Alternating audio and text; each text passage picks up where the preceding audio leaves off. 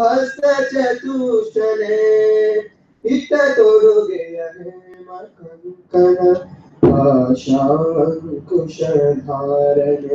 ಇಟ್ಟ ತೊಡುಗೆಯನೆ ಮಕಂಕನ ಪಾಶಾಂಕುಶಧಾರನೆ ಶರಣು ಸಿದ್ಧಿವಿನಾಯಕ ಶರಣು ವಿದ್ಯಾಪ್ರದಾಯಕ ಕುಕ್ಷಿಮಗಲಂಬೋದರನೆ ಇಕ್ಷುಛಾಪನಗಿರಿಗನೆ ಕುಕ್ಷಿಮಗಲಂಬೋದರನೆ ಇಕ್ಷುಛಾಪನಗಿರಿಗನೆ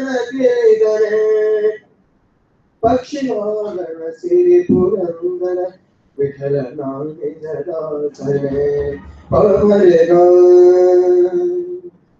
मेरे गमगमगमरे सानि गमगमगरे सा पक्षिमागण सिरि पुरंदर विठल नामि जदासरे शरणु सिद्धिविनायका शरणु नित्यप्रदायका शरणु पार्वती तनय मूर्ति शरणु पार्वती तनय मूर्ति शरणु मूषिक वाहना शरणु शरणु शरणु शरणु शरणु शरणु शरणु शरणु शरणु शरणु शरणु शरणु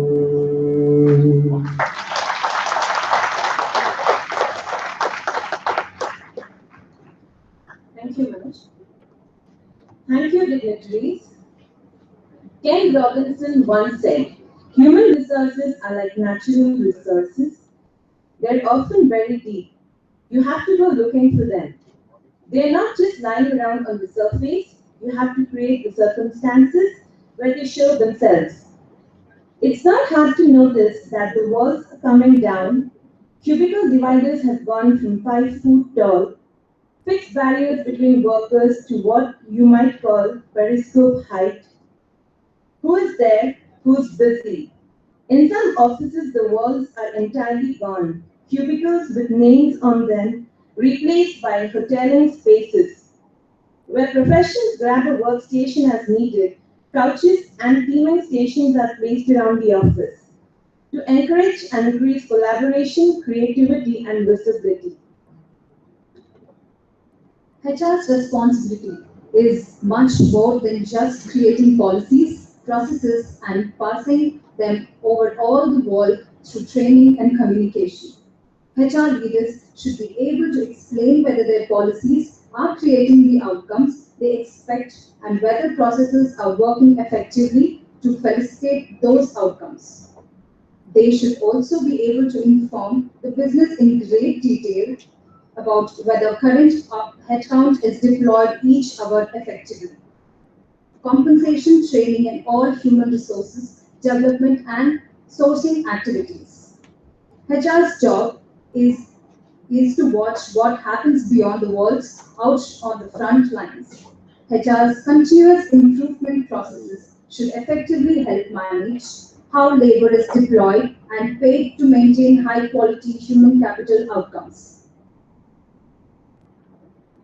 When the walls come down, HR won't see a beginning and end, but a continuous thread of engagement in how its policies, process, and people are interacting and the outcomes they are producing. And the organization will likely see HR as an active partner in managing the workforce day in and day out. And Global Workforce Management Network Forum got together to understand how HR is breaking the walls and how organizations are looking at HR 2.0. This became the basic framework of today's conference. To talk about the Global Workforce Management Network Forum, let's welcome Dr. Shiv Kumar, Founder President, Global Workforce Management Network Forum.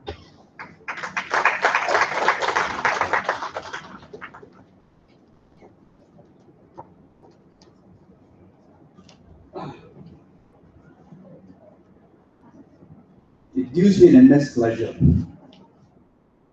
before you. Good morning, ladies and gentlemen. We are all HR professionals. In the jungle, you may see beautiful peacock, and the tallest animal, giraffe, and powerful animal, elephant. But still, you see lion is the king of jungle. Lion is the king of the jungle. Where in a chart, what is the king and what is the lion? Is all about WFM. What is WFM? WFM is global. GWFM is global workforce management. So WFM is workforce management. Most of us see that RNC, RCM, and resource management delivery call, or some of the new companies call workforce management. This is something that taking the driver's seat in the organization to drive the business and also create kind of visibility where giving the complete picture of future for the organization, demand and supply, utilization of the resources, and optimization, and how we can really manage the resources. If you look at the transition happened from 2000 to now, way forward to 2020, is where the WFM plays the key role, which is where we just started this. In fact, a couple of years back when I looked at the HR forums, where HR forums connecting to L&D, core HR, and IR, I fell in love with WFM. In fact, I went to work in Wipro and IBM. I've taken deep dive in WFM and I went to do my PhD in the same area.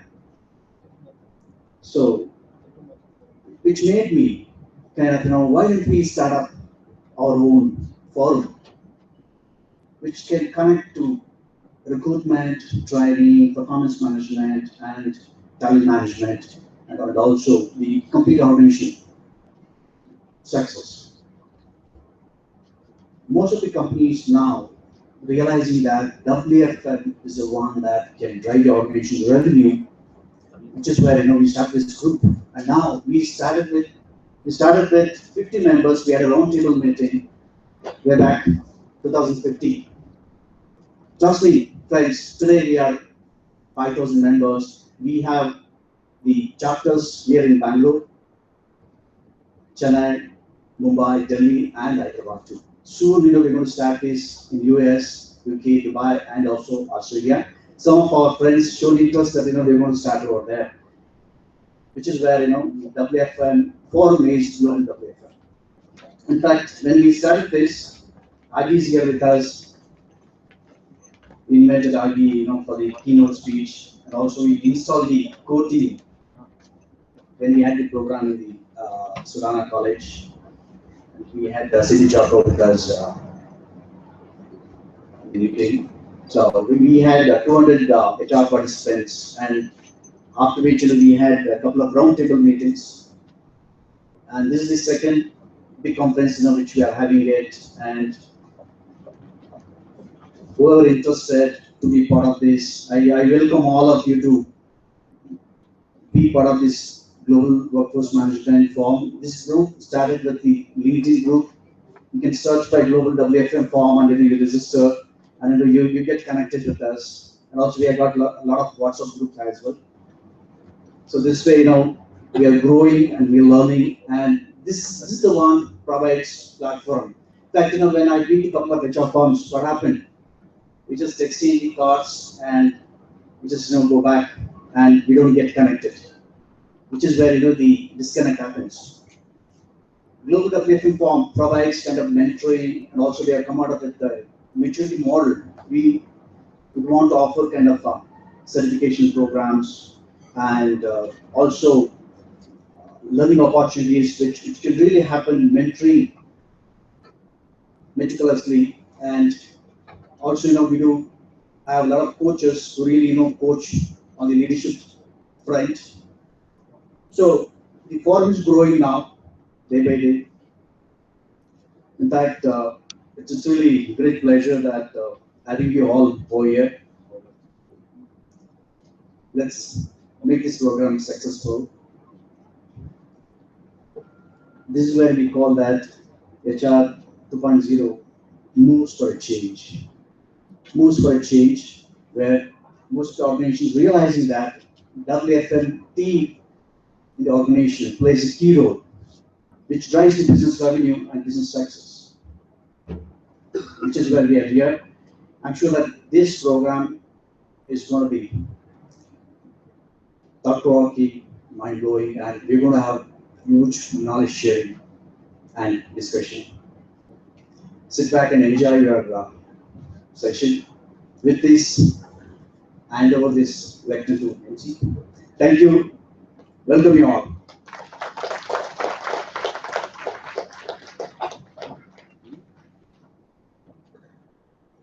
Thank you, sir, for your valuable words. I now welcome Mr. PTV Venkatesh, Advisor Examination, Jain University and Director PU, to address the gathering.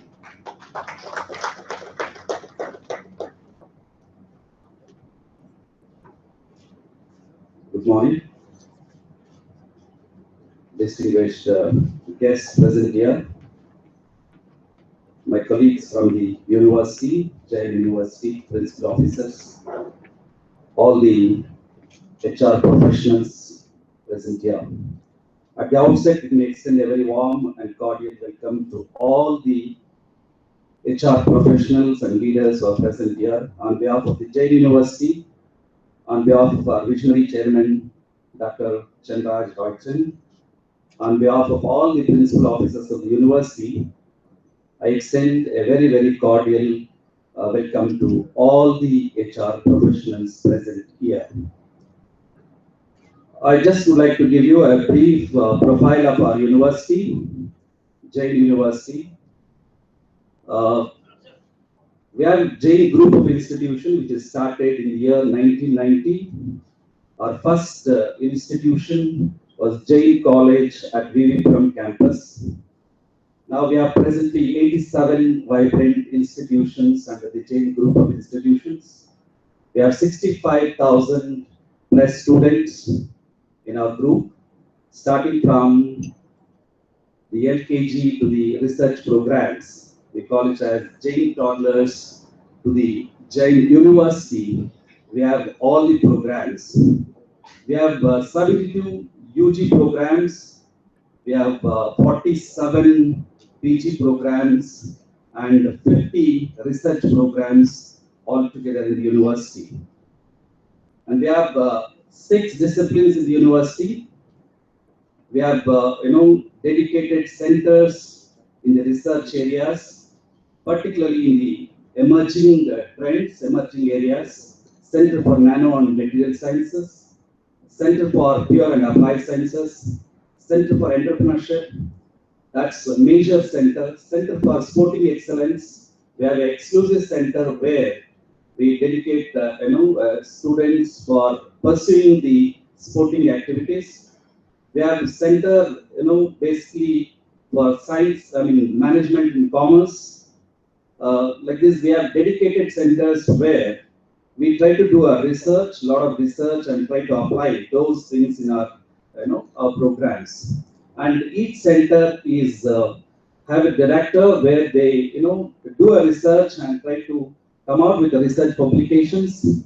We are, having almost 45 collaborations with, different universities and leading institutions and industries. We have on our board, like Board of Studies, Academic Council, Board of Management, and these boards, all the leading industrialists and the educationists in the country. And we are doing excellently in sporting activities. Most of our, we have given so far 7 Olympians. Our students have represented 7 Olympians, and they got highest honor receiving the President medals. 7 of them, they have received the President medals, and 300 students have participated in the international sporting activities. More than 3,500 students have participated in the national level sporting activities, different games. recently that Rio, Olympics, our student Aditi Ashok, so was also participated in the event. Our sporting stars, starting from Pankaj Advani, the world snooker and billiard champion, Anup Sridhar, then Rehan Ponchan, then we have Shikha Tendon, we have Kel Rahul recently, he was in the newest one. In our Karnataka Ranji Trophy, I think most of them, I think 10 or 12 students are there in the Karnataka Ranji Trophy. They are doing extremely well in the sporting activities. And in our NCC, we promote NCC because here in the university we give a lot of importance to the extracurricular activities, and there but we have almost 25, more than 25 students of arts. They are army officers and navy officers, so they are serving Indian Army. And in all our programs, we make it to we see that every program adds a value addition apart from their regular program.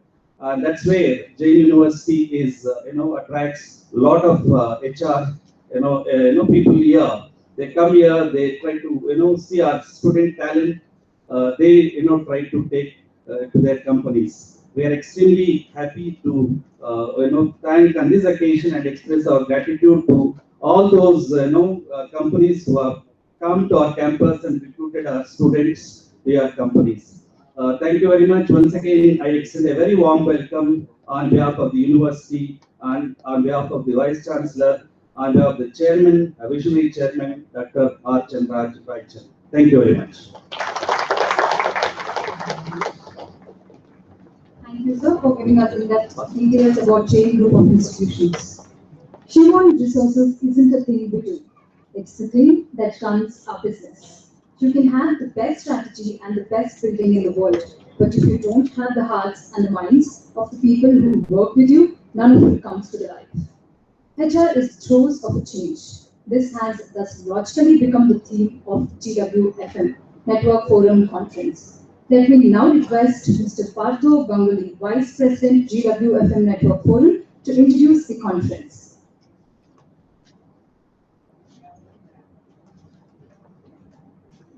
The morning is extremely good.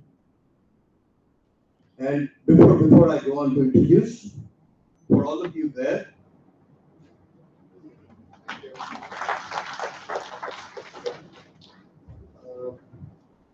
the idea of this conference actually came to something which is completely unrelated to the idea of the conference. Now, 2.0, 2.0. My daughter is extremely fond of cinema. And she keeps talking about the franchising model in cinema. She keeps saying, Dad, there's this fun which is coming on. You watch 3.0. With all those Iron Man and Supermans and stuff. But I said, Vidya, I don't understand too much of that. And during the conversation, she said, ours is a very volatile world, you will not understand. And I said, then how do you relate to people? She says, we relate on a very unpredictable, point. You can't predict relationships these days.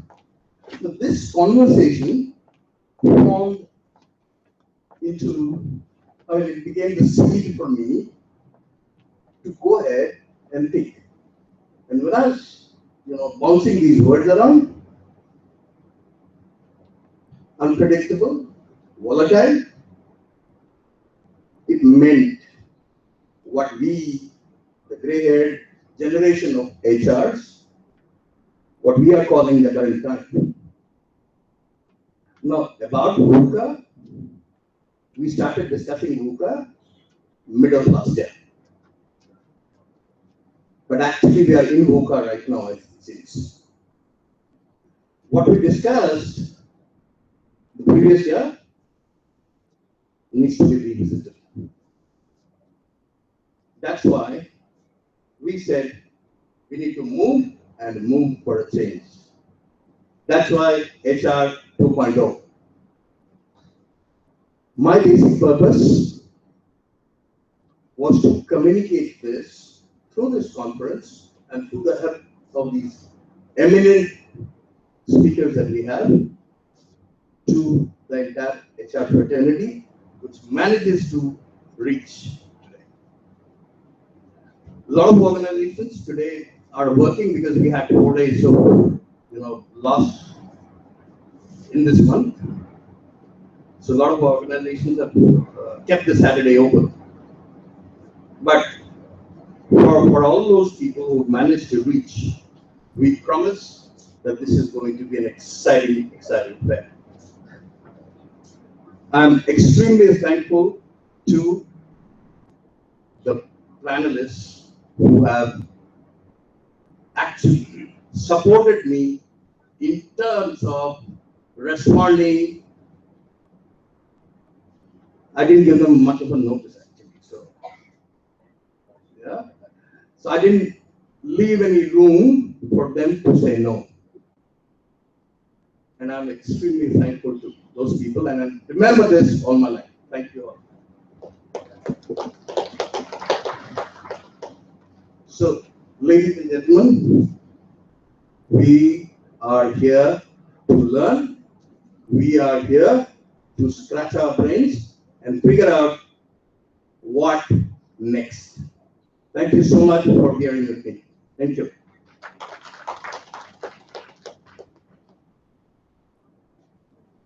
Thank you, sir. The future of work is his interest, and he is convinced that this will revolutionize the way we work and how business operates. He is convinced of a future where political boundaries will blur and talent will become universal in its true sense, at a cost, place, and price that will promote business in a smarter world and wave itself around a common goal to promote sustainability on his planet. After more than 20 years of experience in human resources, he continues to be passionate about people development. He finds this most rewarding and exciting because people are so very different, with varied needs and aspirations. It is a constant challenge to align people's desires to corporate goals and strategy. Ladies and gentlemen, it's our privilege to introduce Mr. Educesta Azaria, Associate Director, HR, IBM.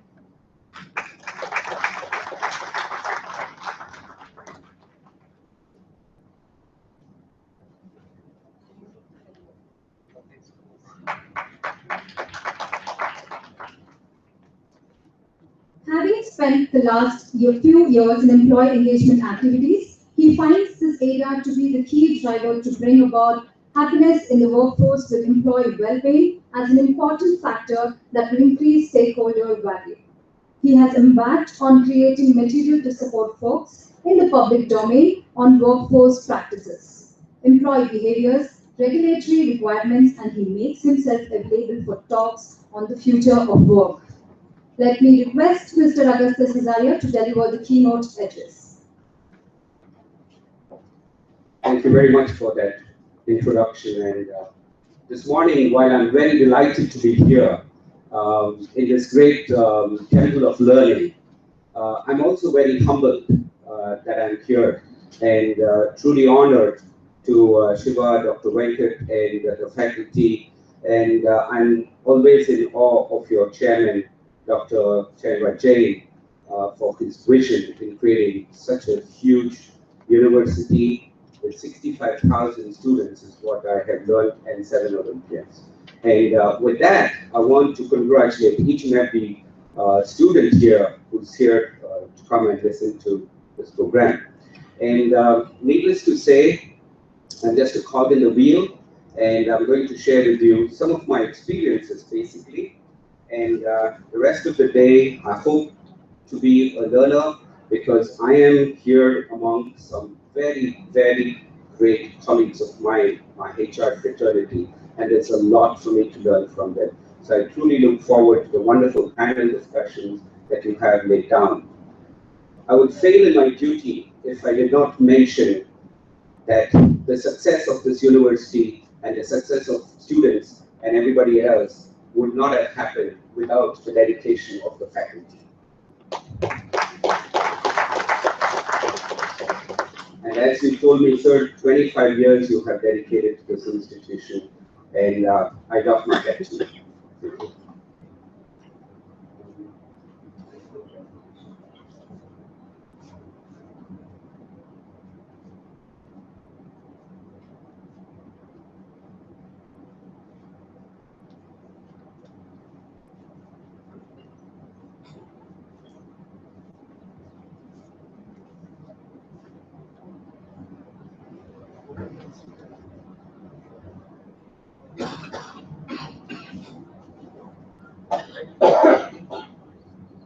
Need some technical support here.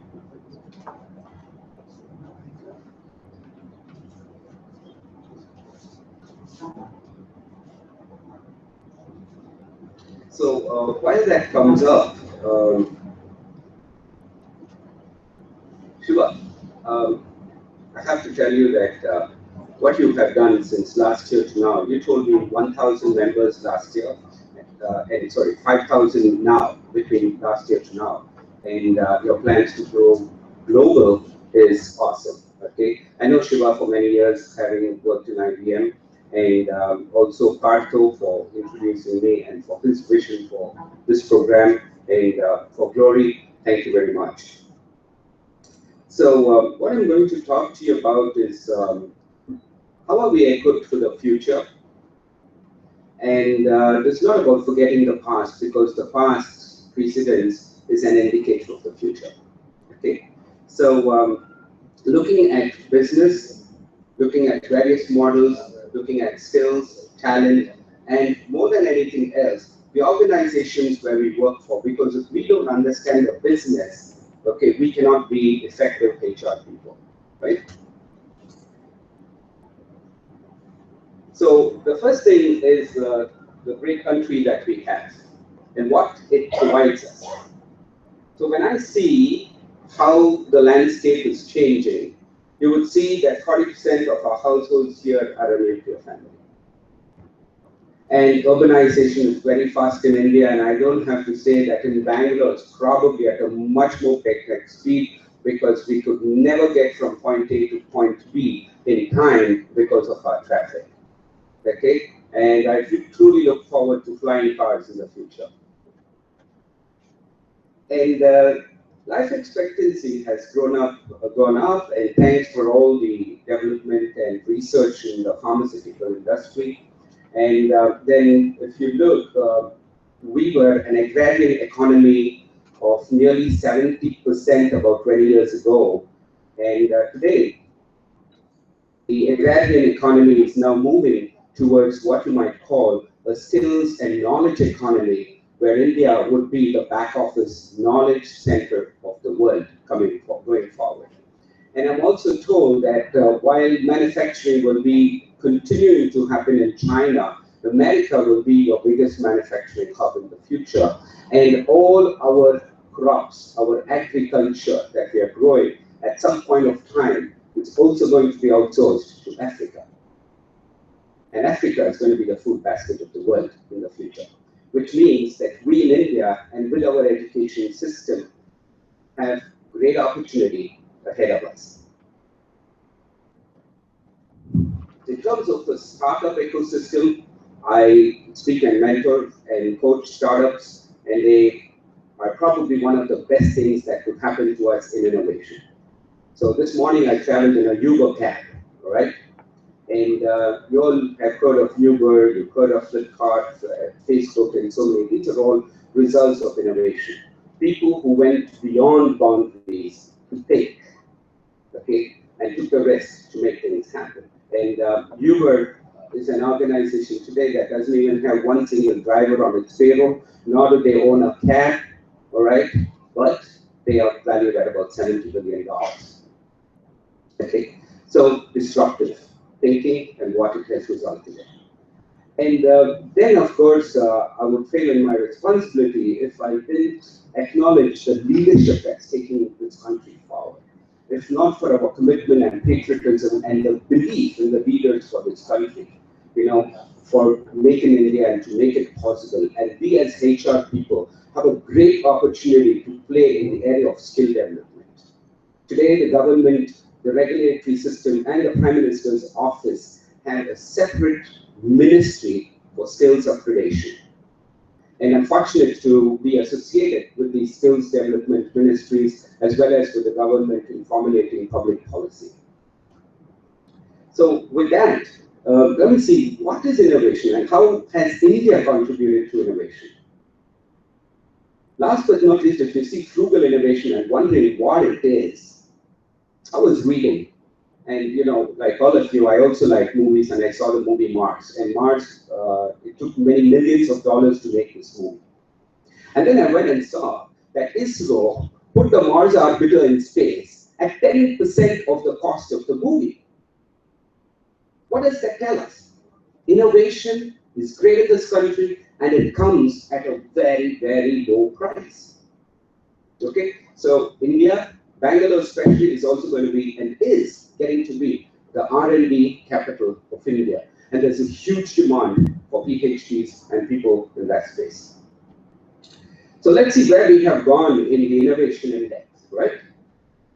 We have actually climbed from 81 to 66 rank. What did that lead to? A lot of people of Indian origin today run global corporations. And that is a great inspiration to me. And these are people who actually had their math and science taught in this country before they went out. And I'm also told that in every financial banking application that is written, and the entire banking financial applications in the world, 96% of people who run that are Indians. Amazing. Innovation is a hotbed in India. It beckons Hollywood. This Avatar, the movie, and so many other movies have been made in India. You've also probably seen Bahubali, another big blockbuster. A lot of that made in India. So, the future is not ahead of us. We are in the future. So, what does it mean that we are in the future? Let's take a look back at what was 10 years before. Can anybody here tell me, 10 years before, which was the industry that was leading? IT, 10 years before? Are you sure? BPO? Okay. I'm talking 2006. Okay. Anybody else? Any other industry? Telecom? Automotive? Apparel? Okay, let's see what we have here. Oil. 2006 was oil, and 10 years from now, 2016, IT. 10 years hence, we don't know what it's going to be, but we can predict it in a few months or years' time. So, transformational shift, completely. So, what will we be by 2020? By 2020, we will have so many devices connected. What does this mean? Take a step back and look at our own HR function. We had what we called annual appraisal systems. And annual appraisal systems were designed to reward people for what they did at the end of that year. So if I did something wrong, I would wait in January, I would probably have to wait 12 months for my manager to tell me actually what I did wrong and why my rating went up. Or even if I did something bad. So a lot of people went and had a better look at appraisal systems, and then we came up with a better appraisal system, right? So today it's 360 degrees, and today appraisals and rewards and recognition are more immediate. More immediate. Why? Do we know why? It's because people are more demanding. The younger people in the workforce, and they're more demanding. And there are so many more reasons to it, which I will come to later. Okay? So appraisals out of the window. So with all these connected devices, what does it mean for HR? What does it mean for workforce management? What does it mean for talent acquisition and all of us? So as you have more and more devices connected, it's very hard for me to stand in one place, sorry. Okay.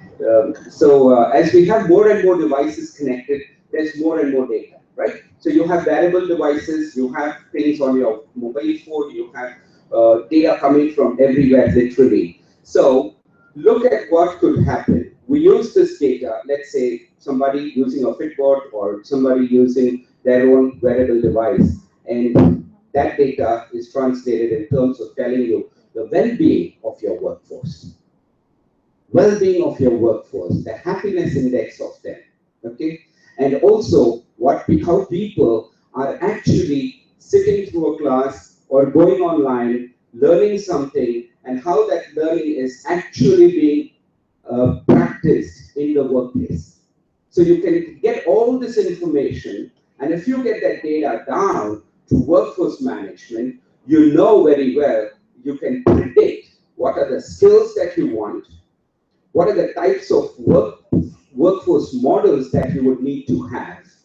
You could also go and see who are those people who are actually plateauing and trending. Thank you so much.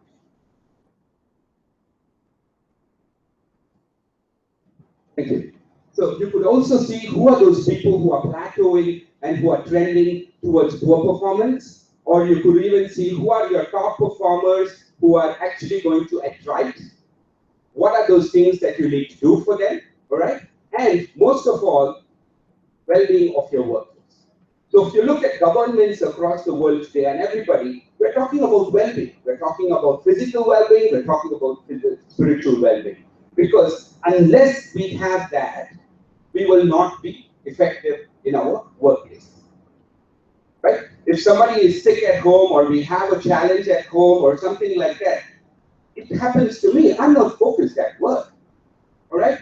So the technology I'm talking about today is not about being intrusive on people's privacy, but in terms of using the data that they can share with you, which you can process and which you can translate into a workable strategy. That's the future. And I'm going to come to how it can happen by cognitive computing, which in other words means computers that can have the ability to process natural voice, okay, natural language.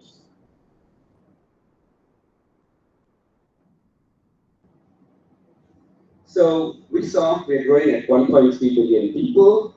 Let's see where are these people and what they are doing. Okay. So if I asked you a question, and that you all have a phone, how many of you all have smartphones? Everybody has smartphones, right? Okay. What do you use your smartphones for? Yeah, of course, making calls. What are those applications that you use your smartphones for? Sorry? Sorry? Mobile banking, okay. Banking, finance, yeah. Then? Paying bills, thank you. Networking, social. Anything else? Transport, reading books, browsing, TED Talks, knowledge, learning, video chats, yeah. Anything else? Art, maths, okay. Let's see how people are using mobile phone, right? That's going to give us some interesting information. Mobile phones have 25% shopping.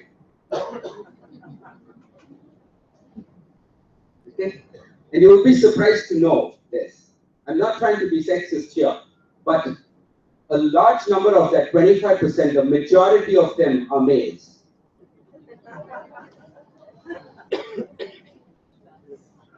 So girls, you know your boyfriends are shopping for you. And spouses, you know your husbands are shopping for you. And I hope they're not shopping for somebody else. Okay? So, why did I put this chart here?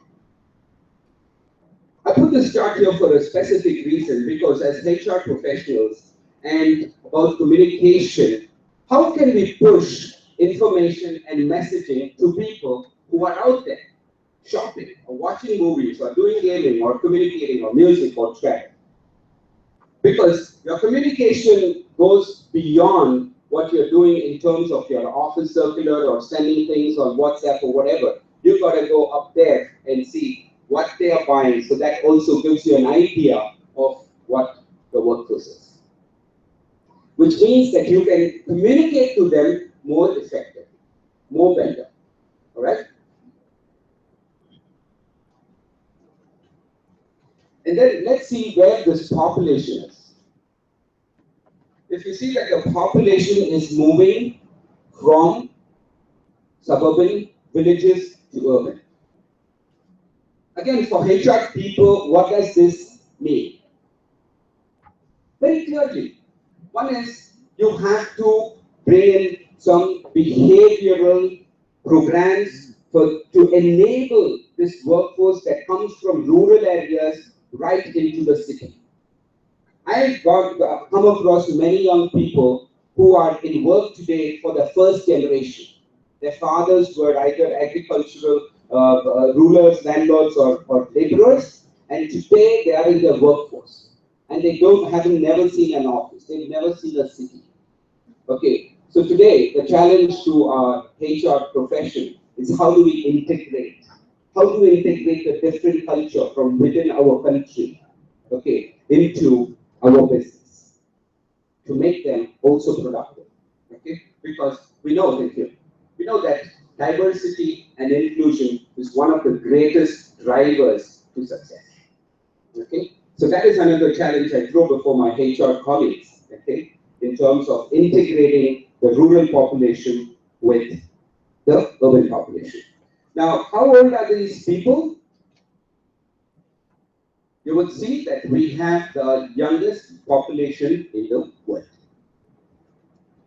Youngest population in the world. That is powerful. When you look at the competition that we have, China, an aging population, great country, I've been there many times. So today, we have to be the leader in this world, okay, and to take on that leadership position in skills and knowledge, and also to sustain what this country can provide, okay. GDP is at 7.5%, the fastest growing GDP, right? It might cross 8% by the end of the financial, is what I'm told, and I hope it does, okay. And we are the only country that is so fast and vibrant that the other countries are looking at us. Whenever I travel across the world, they ask me. If I go to a Walmart store, behind the counter, I see a very aging person. When I come here to Shoppers Stop, I see a very bubbly, bouncy person behind that counter. What does that tell me? What does that tell so many other consumers? Talent, the young talent is out here, okay? And that is the challenge for our talent acquisition professionals among you this morning. So, results in talent shortages across the world. I was talking to you about analytics. I just took one example out here to tell you that for all that is happening in the US and the Western world, they have such a huge challenge for data scientists. And data scientists are available in abundance where? India. So to fill that gap in talent, you have this country. And you have this great institutes of learning. And you have this great campus industry connects, where we hope we'll be able to meet that talent shortage. And when I was sitting through one of the sessions which central government had called and invited us at Tiki Delhi, and we had someone from the PMO coming and speaking to us, and to elaborate on the vision of a skills India. Okay, so if we don't skill our people effectively, keeping the future in mind, what we are going to do, my dear friends, in talent acquisition is that we are going to be hiring numbers, but you know what? We are hiring for redundancy. You're hiring for redundancy. So unless you use some of these tools to predict and analyze, then we're probably somewhere. So with the talent shortages and the opportunity out there, I went and saw what should be the future. So like I told, like you read out, the vision I have is that the future, just like you threw performance management outside the window, and for my friends here from human resources, okay, while you're going to probably disbelieve what I'm going to say and dismiss me as somebody who's a bit loony, the vision I have is that your appointment letter will also go out the window. You know why? People need freedom, people need opportunity, and people need to do it at their own leisure. I don't want to work 8 hours a day, coming in at 9 and going out at 5. My most productive hours are probably 10 o'clock in the night to 5 in the morning. Can employers give me that? That is probably going to be the future. And I can't work without my pet cat or my pet dog. I need to have a pet-friendly place where I can go and work. So what happens to your brick and mortar buildings and SECs and campuses? Are they going to be there? Some of them will be there. Some of them are not going to be there because a lot many people don't want to be traveling large distances to go to work. They want to go to work closer. Some of them don't want to work out of home because they can only be effective if they are working among people. Offices got to come closer. So the future is about offices which will come closer to your homes, but you will not have a board which says IBM, Infosys, or Oracle. You will have offices which will house all brands and talent. You will have Oracle or IBM or Infosys or Wipro and all of them coming and taking space out here where the people can come and work side by side with competition. That will be the future. And how are they going to be compensated? I'll tell you. Compensation, learning and development will be with the learner. Today, a lot of you in learning and development, how many times have we tried to push learning to our workforce? And how many millions of dollars do we spend? And how effective is that? And how much of that money actually goes down in attrition? Plenty of money. So a lot of us, what we do is to put that in the hands of the learner. So if you're spending so many thousands of rupees or thousands of dollars, give that guy that money. Give the employee that money.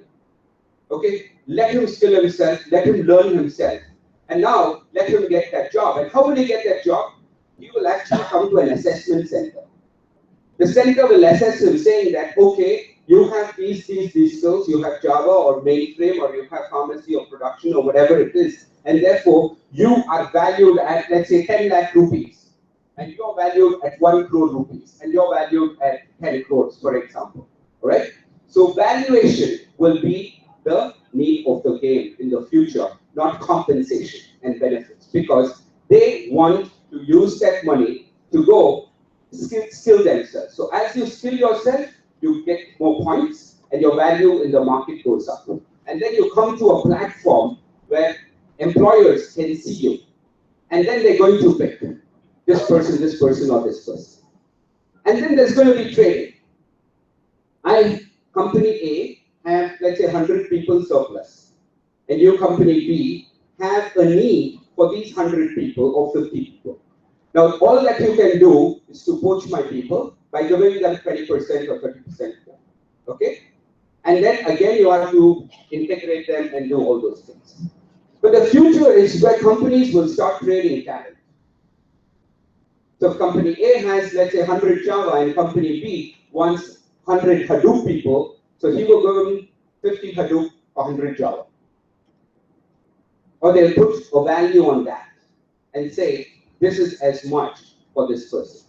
Or you have the best project or program manager or the best salesperson, and some other competition wants them. Of course, there are privacy laws. Of course, there are going to be contracts.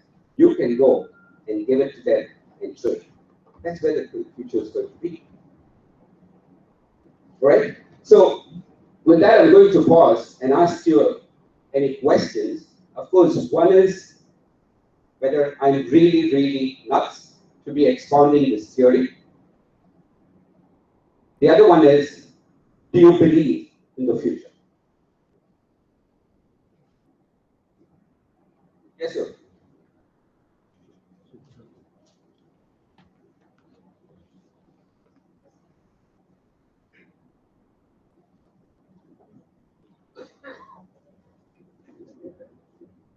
Thank you. My name is Ashish. Yes, Ashish. First of all, the insights that you shared, I kind of agree. So, a club is not as small as you think. But the question is basically knowingly how you're training or how dynamic things are becoming or organization working or the data environment especially. How is an organizations across are preparing for that day, I'm saying. So this is your hard study, a lot of analytics has been done on that. So how is an organization, different organizations and are getting ready for these days coming up? Thank you. Next question. The answer to that is a lot many organizations are not ready for the future. What's that your question? How many organizations are ready for the future? So my answer is that a lot many organizations are just not ready for the future. And the people who got them future ready are sitting here in this room. It is our responsibility to prepare our workforce to embrace the future. It is our responsibility to go and sit in our leadership teams with the CEOs, CFOs, chairmen of organizations and say, this is the future of people. Are we as an organization prepared to embrace that? So the answer is there in this room. And the answer is also that a lot of our organizations are not prepared. Any other questions, please? Yes, sir.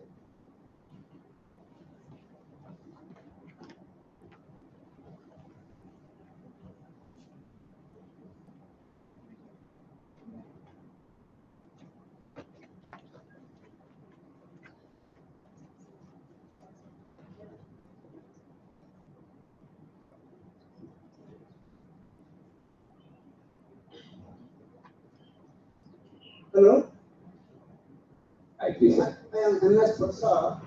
I retired from ISRO and I worked as a professor after that. And my thing about future is about innovation, as you said, is true. But I tell you my experience in ISRO during 60s, end of 60s, when Dr. Sarabhai started the Space Science and Technology Center. Nobody knows, including Sarabhai, how to design a rocket, how to launch a rocket, and what are the required and what are the talents required. Then there was a big debate whether to recruit people en masse and train them, or recruit people progressively as the organization grows. And very surprisingly, Dr. Sarabhai, while many majority opted for recruiting progressively, Sarabhai is the only person who decided to recruit en masse and train them.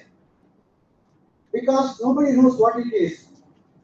Nobody knows how the rockets to design and how to develop the new projects. So, but because it is a government organization, that work as a cost doesn't matter, but it's a costly option. Okay, but today, as you said, talents and matching with the innovation requirements, talent. The problem is, if you hire people, again, that is a costly effort. Where should you hire? And the talents are there at different places. Suppose I am a talented person, I am retired, I may be sitting at home. Another may be in Chicago, another may be in London. So, what is required in the future is pool the talent pool is only database management. Yes, sir. I think there is no cost or subordinate. As the activity generates, you data mine, find the talent pool, and you match the for the project what is required. There is no hierarchy, there is nothing. For the task, you will be paid for the task. So simultaneously, a person may be working for different companies. This is what I feel. You touched the right point. Yes, talent is going to be all over everywhere. So therefore, I said that your appointment letter is probably going to go out the window and be replaced by other guidelines that are going to happen. You said one more point about you being at home and being able to contribute. I think the future is also about using those people out there and having a multi-generational workforce like we are currently doing. Thank you so much, sir, for sharing. There's one more question, and after that question, I want to hear some questions from the students, please. Yeah, sure, ma'am. Sir, sorry, I'm going to provoke your students to ask me questions.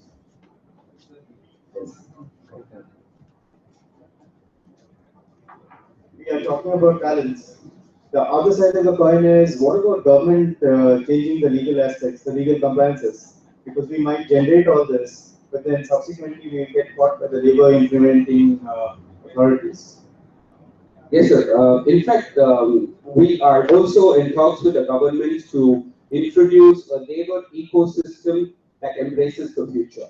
So, to give you an example, unified labor codes and various such things, as well as dual employment laws and things like that, we are trying to work with the policymakers around this so that we have an ecosystem that is supportive of a future of work. Thank you. Yes, ma'am.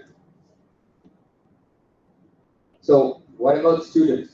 Any questions from students? I'm sorry I'm so aggressive. That's the way I am. I have a sales background, you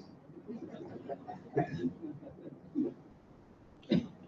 Hi, myself Mahashweta. I have a question for you. The last point which you have touched upon, talent trading between both the organization, are we really practicing?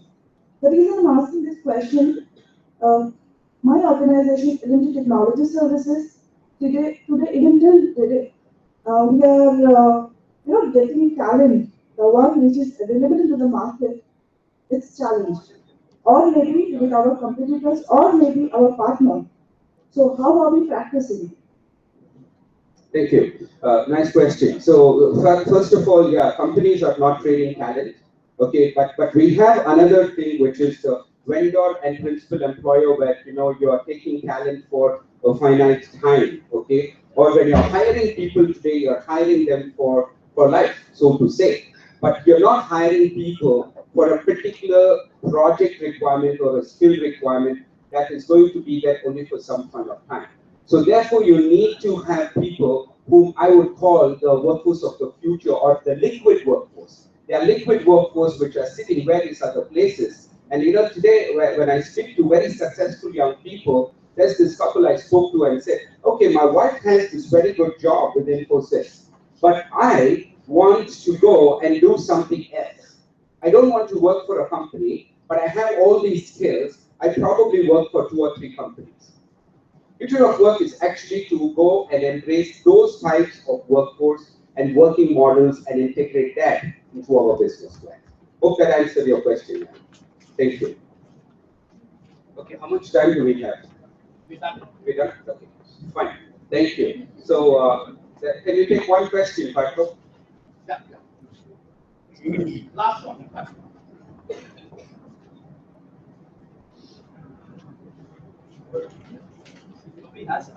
Oh, you have a question? Sure. Sorry, Patrick. I can't say no to a student.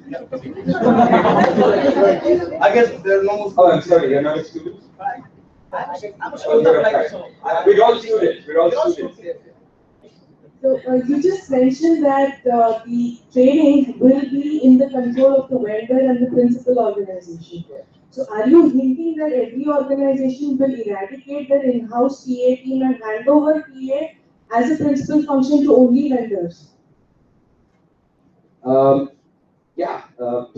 Talent acquisition would happen like what you have like today's taxi aggregators. Okay, that's how it will be. So you will have the person rather than the organization representing that person. So you will go and hire. I'll give you one more example. This won't take me two minutes. Today, if I'll give you this allegory to explain that question. If you have to make a movie, okay, take Mani Ratnam for example, he has to make a movie. He will go and hire the best actor, actress, heroine for his movie, the villain, the music, the cinematographer, choreographer, director, and whatnot, right? And these people will all come together, plan to be there for 1 year or whatever, finish that movie, release it, get paid, and move on. So this is a workforce that will come together, work, finish it, and disband. So the future workforces will be similar. So they will be groups, they will be individuals, or they will be communities. May not be here in Bangalore, they may be elsewhere, but they can deliver for you. Because of what you saw just now, what I showed you, in terms of the internet penetration, in terms of how many connected devices by 2020, we are talking about 11.8 billion connected devices, which in turn means that your refrigerator, TV, air conditioner, and everything in your home are connected, including yourself, who's probably wearing wearable devices, and using all this data, filtering this data, translating that data into strategy. Okay, so with that, I want to end, and thank you for your patience in listening to all the disruptive stuff I had to say. I am not loony, okay, but I have a vision, and I hope that I will accomplish that vision in this lifetime by people like you. I'm so sorry, I didn't need to. Go ahead, ask it. I think we're getting a little late, okay. So I'm going to take a little bit of your break time. Sure. Thank you. Okay. All right, so thank you very much. I had a little movie. I'm not going to play it, but I would like you to play it. Do you want to play it now? Okay. Yeah. I just want you to see what cognitive can do. And basically, Fox Studios came to us and said that, look, we want to make a trailer of this movie. And they didn't have an idea how to make a trailer. And what we said is, okay, we have certain technology, Watson, which is a supercomputer, which won the game of Jeopardy, which actually has also natural language processing ability, okay, and various such features. Predictive analytics being one. So what Watson did is, it went and saw hundreds and thousands of movies and movie trailers using artificial intelligence and analytics to go and see each scene and what it actually meant from an emotional standpoint or from a cognitive standpoint. It went and actually created this trailer. So have a look at it. Thank you very much.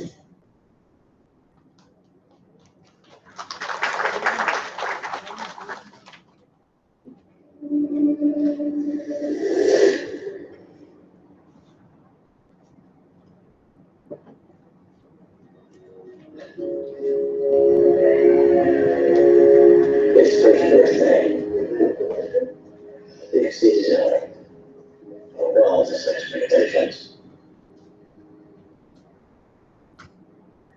Receiving.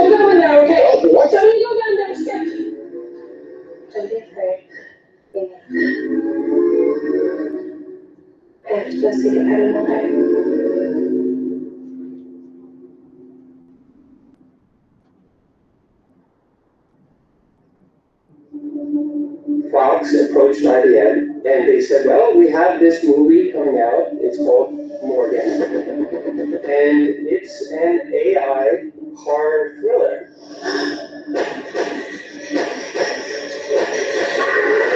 And then what Fox asked was, could Watson analyze the movie and generate a trailer automatically?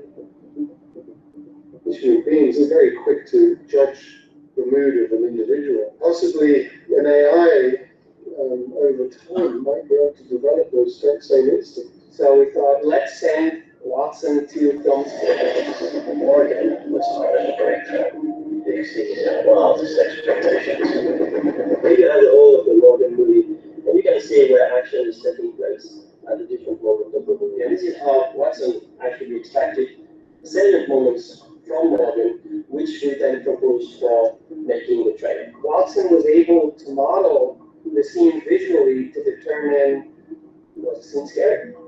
Was it a tender moment? Was there sadness or happiness? Watson is the tool that's helping arrange the visuals, but it still needs the human element so that I can come in and just supervise the creative aspect. I don't think AI has any value until it does start to understand and calibrate those emotions for itself. I think that's asking a deeper question. Will computers be able to create art? Can they create? Period. It's still very difficult to think of how a computer might be capable of original thought, something that's essential in creativity.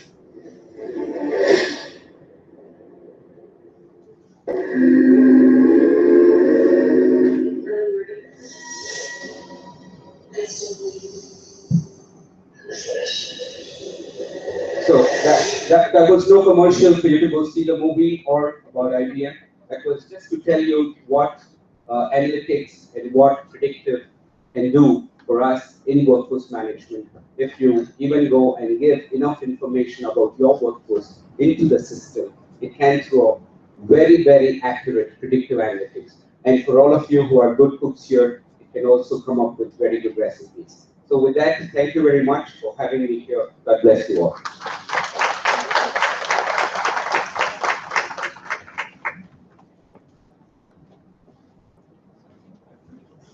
Knowledge comes, but wisdom lingers. It may not be difficult to store up in the mind a vast quantity of facts within a comparatively short time, but the ability to form judgments requires the severe discipline of hard work and the tempering heat of experience and maturity. Thank you, Mr. Hazaria, for sharing the wisdom. I now request Ms. Glory, VP and Executive Committee Member, GWFM, to felicitate Mr. Hazaria.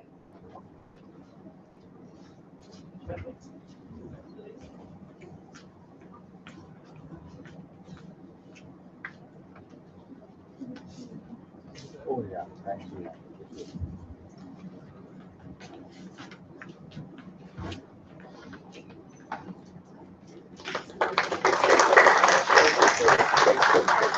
I just hope this is less than $20 because I can't take any good for more than $20. Thank you very much. I also request Mr. Parto to give away the memento to Mr. Hazaria. Thanks.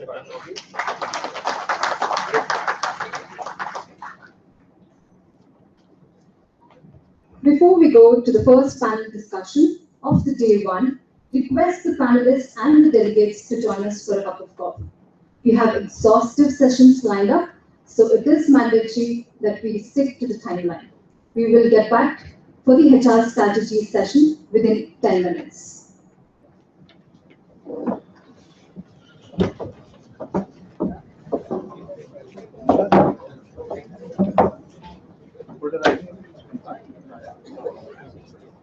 This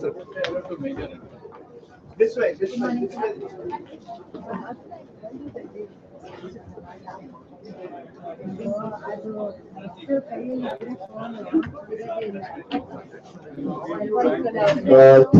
Tea is on the right side. That way.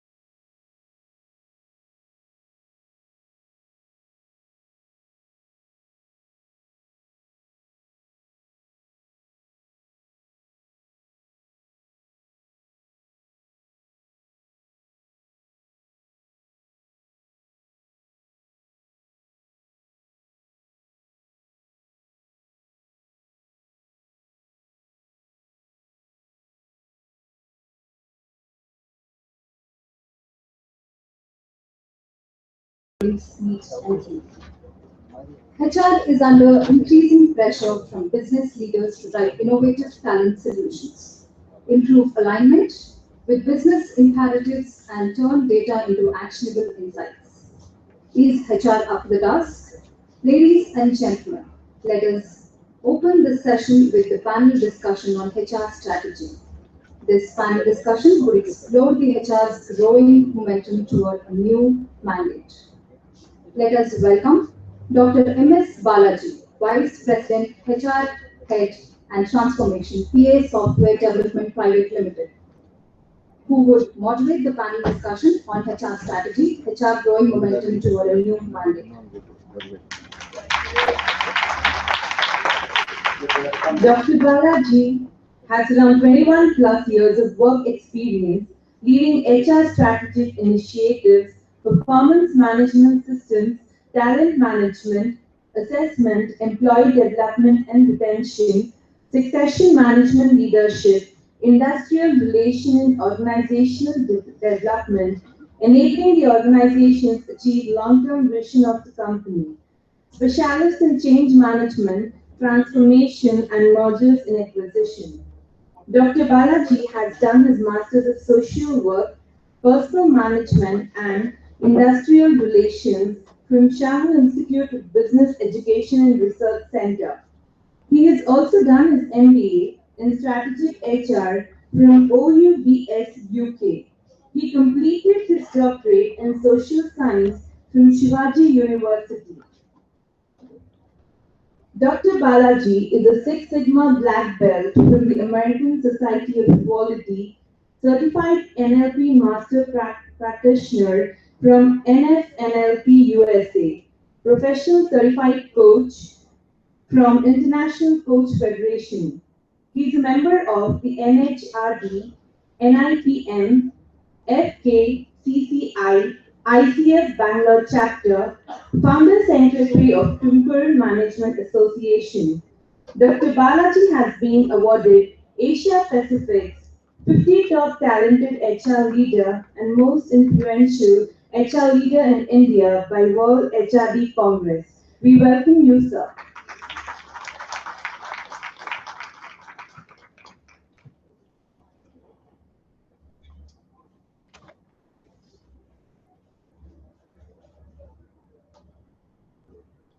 The panelists for this session are panelist number 1, Ranjit KP, Director Human Resource Fortinet. Ranjit is a seasoned HR leader who has over 14 years of experience working with blue chip companies like Intel Security, Cisco Systems, and Fortinet. He has experience working with business leaders across the globe in the capacity of HR business partner. His experience includes leading mergers and acquisition projects, organizational development interventions, organizational culture assessments, HR strategy alignment to corporate goals, and organizational competency development. He coaches and mentors senior leaders to bring out best in them and help them navigate through various leadership challenges. His HR experience spans across business functions, which focus on product development, service, and sales. He has a rich interest in HR consulting, designing of OD intervention programs, and change management. Ranjit currently leads the people function at Fortinet Innovation Center, India. Ranjit is an ardent fitness freak and is passionate about long-distance running, cross-country races, mountaineering, and high-altitude trekking. We welcome you, sir.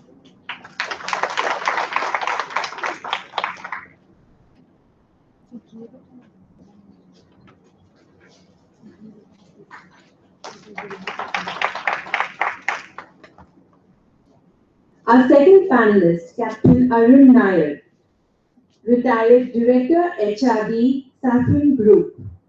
Captain Nair is a HR professional with extensive experience in IT, service and government sector.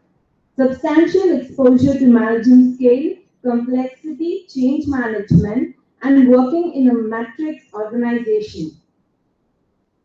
We welcome you, sir. Panelist 3, Ajay Kumar, Head HR, Technical Center Head at Continental. Senior level HR executive with HR leadership experience spread across engineering R&D, IT services and manufacturing domain, based organizations of international repute. Experience-based expertise in talent acquisition and talent management and developing, coaching, leading, change initiatives, employee relations. Highly passionate towards talent acquisition strategy and its deployment to fulfill the business needs. Other top traits: expertise in entire gamut of HR function, exposure to various geographies, strategic thinking, content-based leadership and influencing through skillful communication, successful track in establishing credibility of HR function and aligning with business, command over varied languages to connect well with people of diverse background, associated with people-centric organizations. His experience: Head HR Technical Center, India at Continental from October 2015. Responsible to establish HR function as a key enabler in growth plans of Continental R&D organization in India. General Manager HR at Bosch Engineering Business Solutions for 16 years. Senior Manager HR at L&T Infotech for about 9 years. Officer at HR at Pateja for Engines and Auto Parts Manufacturing Limited for about 5 years. We welcome you, sir.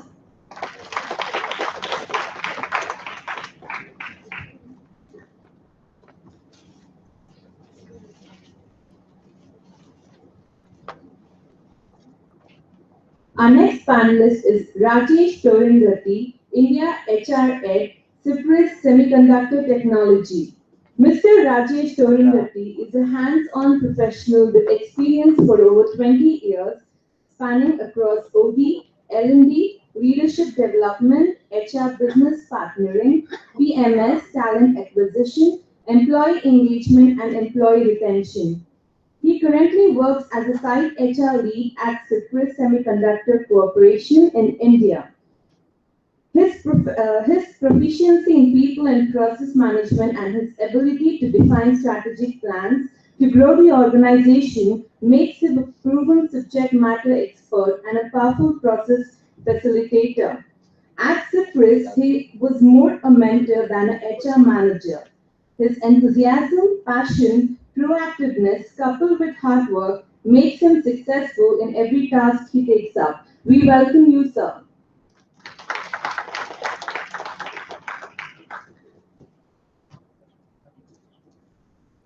Our next panelist, Rohit Mogra, Director HR, Minstra.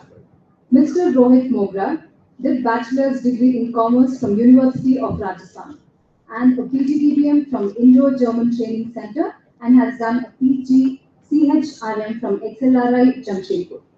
Mr. Mogra has been in roles across all HR verticals: talent acquisition, learning and development, employee engagement, performance management, and operations. Since last 5 years, he is a part of business and HR leadership team.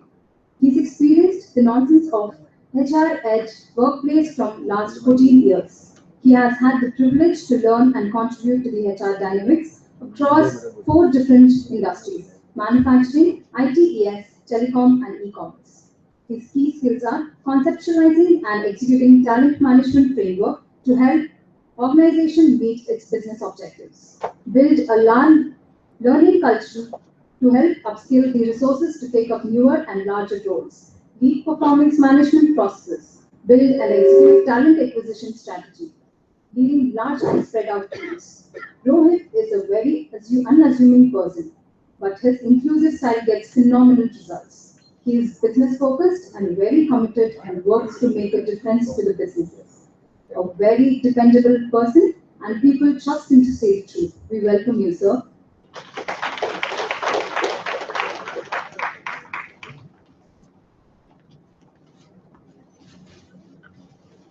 Now we begin with the HR strategy panel discussion.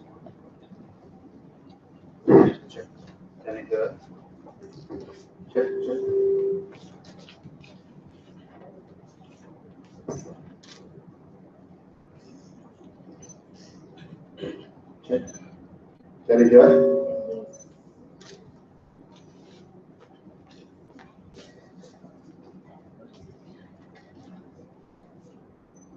So, gentlemen, thank you very much and warm welcome. My name is Balaji, and I will moderate this session on a space what is called as HR strategy. So, how many of you are students here and how many of you are working professionals? Just raise your hands. First, the students. Yeah. So, all of us are students, by the way, but then typically so the pattern of our discussion would be that the questions will be asked to the people, not on the theory. Let us repeat, not on the theory, because 150 to 160 years of collective experience is there on this on the stage. So we'll ask the practical application of how the HR strategy they have deployed across the organization. The questions can vary from the real-time experience to the best practices to the next practices, whatever they have deployed within the organization. And then each of them, my calculation is that each of them get 2 or 3 questions, will be around 12 to 15 minutes. And 5 panelists will be around an hour, and then an average to an hour. And then we'll have a 10 minutes question and answer session, and then I'll sum it up, the summary, whatever we have learned in the last 5 minutes. Is that okay with all of you? Okay? Is that okay? Great, thanks. So, just last week I was speaking on another forum, then my brother's daughter, who was around 5 years old, came to me and asked that, why the bird sings? Why does the bird sing? And I was really baffled, and I just, took some time to answer the question. But at last, after 2 or 3 hours, I went back and said, I don't know the answer, tell me. He said that the bird sings because it has a song. So profound. Ladies and gentlemen, every one of them has a story of success, not so successful, and that comes in a form of explanation. If they are not birds, definitely in the form of a song, they will represent their experience. And all my request is that take care. If you want to take notes, ask questions, but then ask them at the end. Okay, with that permission. Rajesh, I think this morning we never met, all of us met. The first question to you, okay? Is HR changing? And if it is changing, in what way it is changing? So go back to last 1 decade and give us some perspective in less than 2 minutes, and then as we pick up the thread and I'll ask Arun and others. Is HR really changing? So you can pick up your... It is changing, and it is changing for good, primarily because there is a lot of reality setting in. The expectations that were there with the millennials or the Gen X or Gen Y has been fairly settled. In the last 1 hour, I heard this disruptive techniques that are coming at the workplace, and I think that has changed the workforce immensely, primarily because they understand what are the challenges, they understand the global economic pressures, they understand the choppy waters that they need to go into, and they also understand the innovation that is completely gripping the organization, oftentimes crippling the pace, because there are some countries, there are some companies who are good in re-engineering, and unless you don't either innovate or re-engineer, they know that you could be late in the market, and the available market is shrinking, the total market is shrinking. So, organization, along with the groups working for the organizations, are experiencing changes, disruptive. But what is painstakingly keeping constant is the amount of investment in causing the transformation of the future. What I mean is, there is nothing that happens overnight. Companies have invested into technologies, companies have invested into processes, and have built on that year after year. So it's very difficult to keep the young crowd engaged because it is bold, beautiful, and restless, and expecting them to be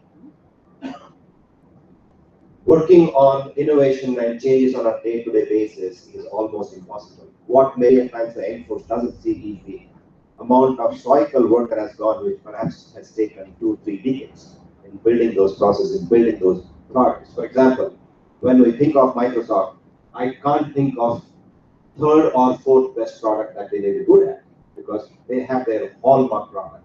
And all the companies that most of us represent have their own hallmark products. And I think it took no less than 2-3 painstaking decades in investing. Just want to end, my part of, or my 2 cents with a beautiful story that I read yesterday. Talks about Pablo Picasso. Heard of this name? One of the best painters in the world till date. It appears that he meets a woman in a train station, and woman interested recognizes this gentleman and says, "Picasso." The guy in unison says, "Yes." "Oh my God, I can't believe that you're here. I just can't believe this." So she's excited because he's that celebrity. And this woman requests for his autograph. And this guy gives. But while giving, he says, "Why you just need my autograph? Do you want me to scribble something? Some paint?" And woman in excitement says, "Sir, please, that will be my luck for the rest of my life and preserve this." So he takes around 30 seconds, scribbles a painting, hands it over with his signature, and then he also makes a stick, says, "This could be $1 million. This could be $1 million, picture." And in awe, this woman looks deep into his eyes and asks, "But Picasso, you took only 30 seconds to scribble this." And the response from Picasso is, "It took 30 years for me to master this art." So summary friends, there is change, but change is well thought of, and there is a lot that has gone behind the change. Great. Thanks, Rajesh. I think beautifully said. Arun, Ajay, pick up this thread. You are from Continental, automotive industry, went through a challenge. You yourself were not doing good, but you're now doing good in the automotive space.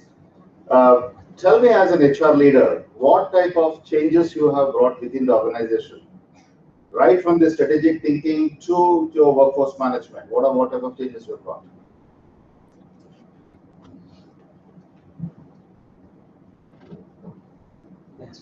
Thanks for having me here. I like the first introduction that now here.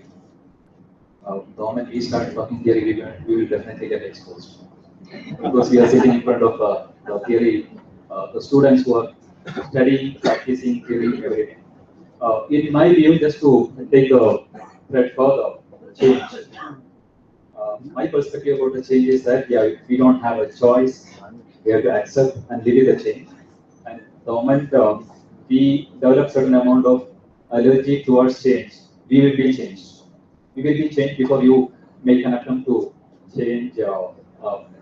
In fact, one of the interesting stories before I get to the continental story of making a big turnaround. In the earlier past, when I started my career, and even now, we call HR people are excellent people. Excellent as in end in Excel. Right? We start with Excel and end with Excel. In fact, in one of the recent forum, a senior executive from an organization said that there cannot be an office without my office inside. I'm sure that all of you have guessed which company that coming person is coming from, Microsoft.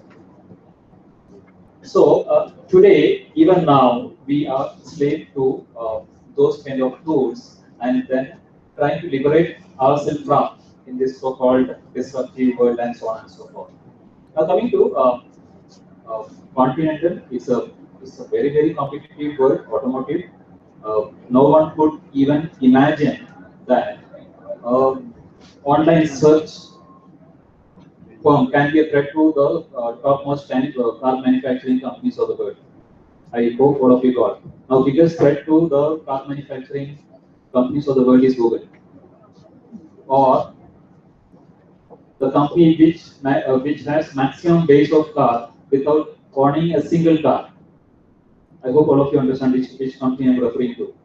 So Uber and Ola and they don't even own a single car, and there's a kind of a change business models which are happening all around us, and those organizations which are which are not able to accept the change, and then change our business model will get easily ignored.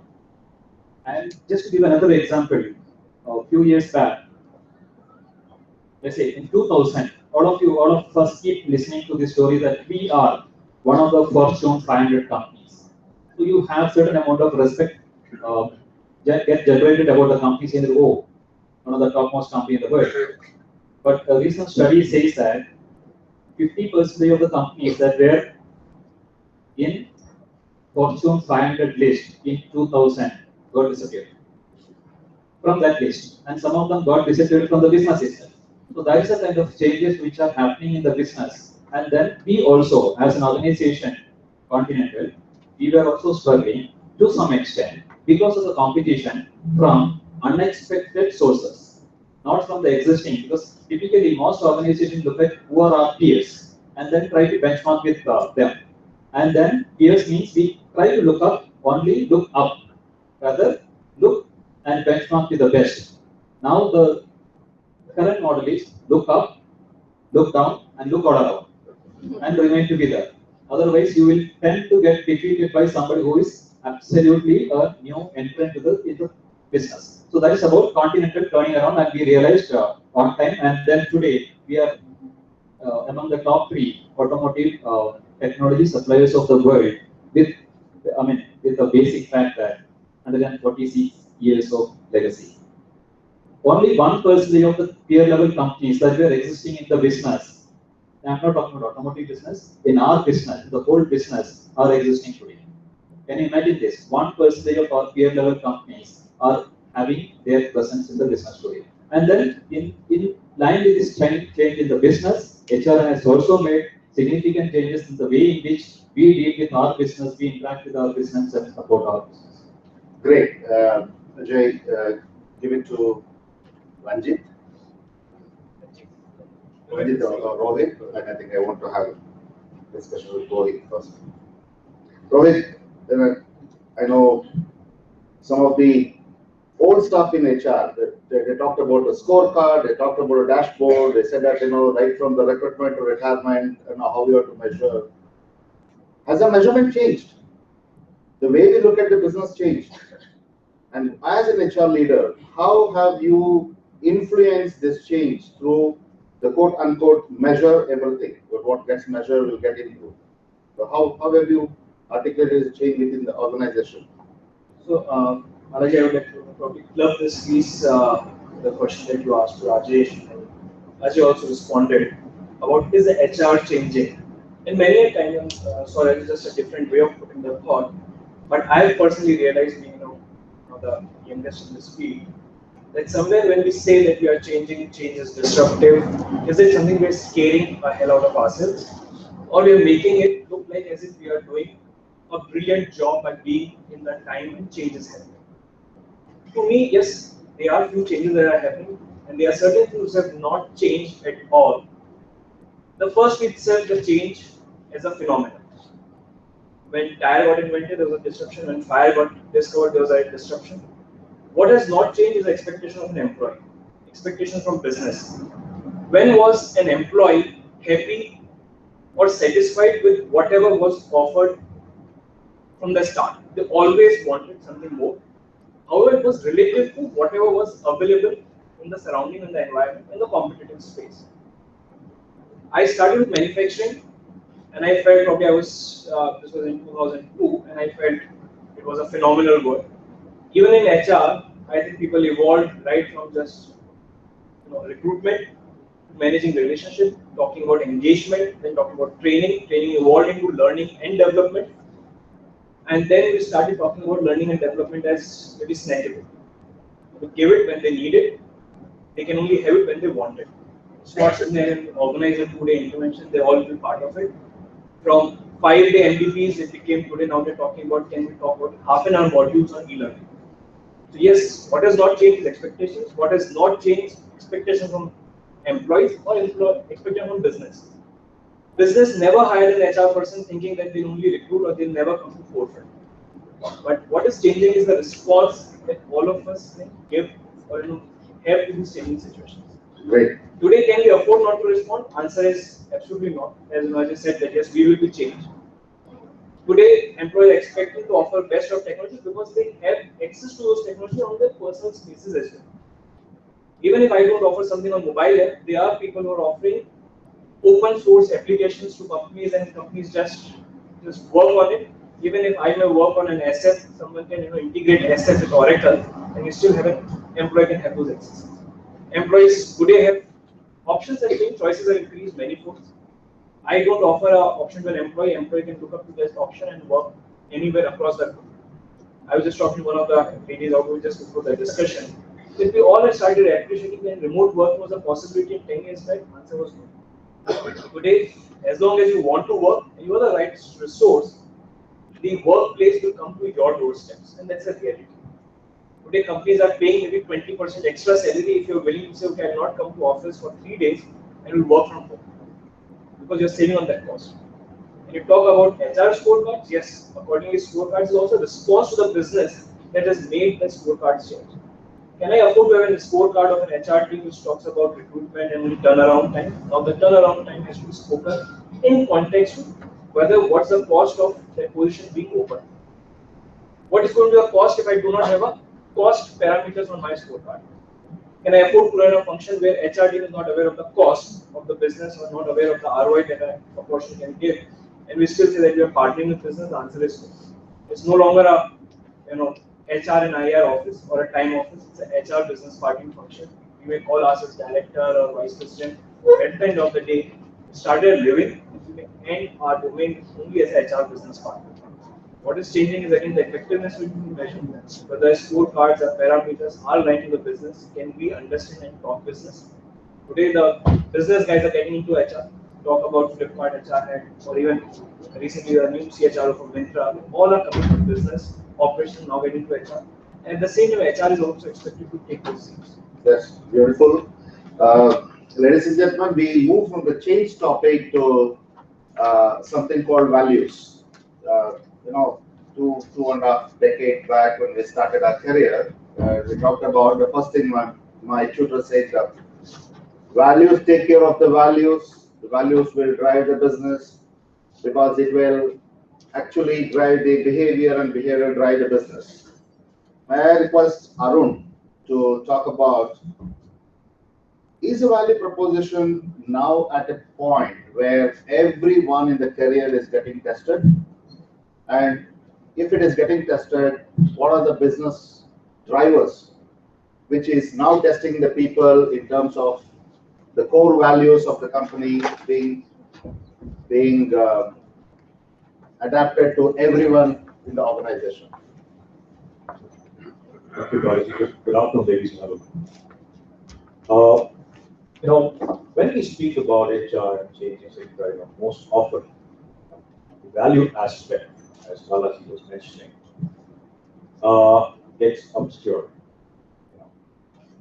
In the rat race that we are in the eagerness to change fast, very often many organizations deviate from their basic value system.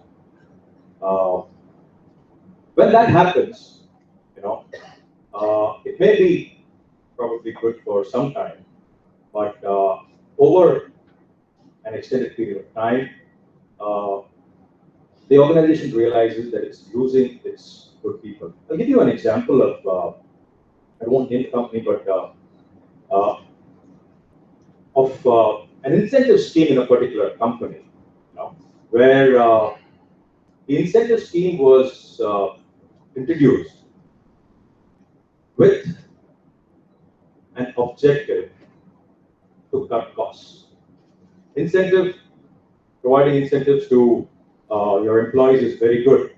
However, incentives should not be introduced for the sake of incentives or with the name to cut costs, right? An incentive should be for behavioral progress, for behavioral changes in a person. Then, as a value-based system, as a value-based company, that will actually meet its goal. I also want to share a small analogy here. Some time back, I had a discussion with, or rather, there was a seminar I attended in the US where there was Admiral David Brooks, who was from the US Navy speaking. And he used the analogy in a different context, all right? And he said, he was speaking about the salamanders. Now, the salamander is born in water. It's called an axolotl. An axolotl is essentially the larvae of the salamander. It's born with gills, all right? It's born with gills, and it needs to undergo a metamorphosis to finally become the land animal that it is, right? So, but during this process of change, most of these axolotls die. Now, scientists conducted certain experiments and found out that in a controlled environment, when the water level in the tank is reduced gradually, right, the chances of survival of these axolotls and converting into salamanders rise or increase drastically, right? So the current situation or the current position that HR is in and the change that is happening is pretty similar, right? It has to be gradual, but at the same time, it has to keep in mind the pace of evolution that is changing outside, all right? But certain things should remain the same. Only then will that metamorphosis from the larvae to the salamander will be complete. Otherwise, as somebody said, companies may lose their way midway. Somebody else from some other function will come and take over your job. It's like the option's choice for us. That particular change has to happen while keeping certain basics the same. Thank you. So Ranjit, you're last. I saw you in different forums talking about the acquisitions and mergers. Is that inevitable? And what's an HR role from the strategic point of view? What's an HR role as far mergers and acquisitions are concerned? I understand the integration, there is an HR role. Do you see that there is a role which is now getting developed right from the acquisition stage? Can you please write on that subject? And then I want you to talk about something on, give a lead to others about performance management. The way it is done is getting changed. The way we measure a people is now seen in a different lens. Feedback is coming in a very profound way inside, in place of something else. So that's about the second question. To start with, what's an HR role from the strategic point of view on acquisitions and mergers? So I think mergers and acquisitions have become the order of the day, right? If you look 10 years, 15 years back, I don't think that term was very, very commonly used, right? You would have seen it very often nowadays. And this is something which you find mostly in high-tech industry of late, because if you talk about large conglomerates like a GE or maybe IBM or companies, they've been doing this, but it's not been on the limelight. But I think if you look at last 5 years, it's become a huge fat term to use and much used in high-tech and information technology space. I think that's the way the companies are growing now, right? It can be an acquisition which is from a strategic business standpoint. It can be an acquisition where the player is going down and that's an opportunity to prowl upon them. People use that as an opportunity. It's also an opportunity to areas for companies to come together and work in common interest, right? So you would have heard about big acquisitions happening, right? For example, as recent as Dell and EMC coming together, right? And a lot of companies use it for their strategic advantage in the business area. And that's something which is in the common interest of the company and how they can come together as a big player and capture the map. I think it is more business driven. Coming to HR, what HR does there, I think, anyway, this is purely my opinion, maybe controversial, but I think HR comes into a very operational role, right? Because the judgment or the decision to acquire comes from a business perspective, right? They decide, the business decides, does it make sense? What is the ROI I'm going to get out of a merger or acquisition at that point? Then comes all HR aspects and other things to come, how to come together, how to flip off, how to take some business off which doesn't make sense, redundancies. All of these things are coming after an aftermath of a decision to make an merger or acquisition. What HR does, I think it, every time the textbook says that HR plays that the biggest failure factor in M&A is the people, right? I don't discount what they say, but I think the biggest failures has always been the business angle, right? Somebody makes a decision to acquire a company based on certain logics, certain data which comes in, and then the cultural aspects. But a lot of things fail apart when the business itself doesn't make relevance. Coming to people, yes, because it's a lot of people decisions involved, emotions involved, there are a lot of politics also many times involved, right? So it makes sense for an HR guy to understand how closely it makes sense, how does the basic things in HR integrate right from your cultural aspect, your business alignment, how HR can play a role in that. So it's more operational in that side, though we have a strategic way of thinking how HR plays a role in M&A. But I think the efficiency or the best way to roll it out is more about operational, ensure that this is alignment, people are communicated well, they understand, they are all pepped up about what is coming down the line.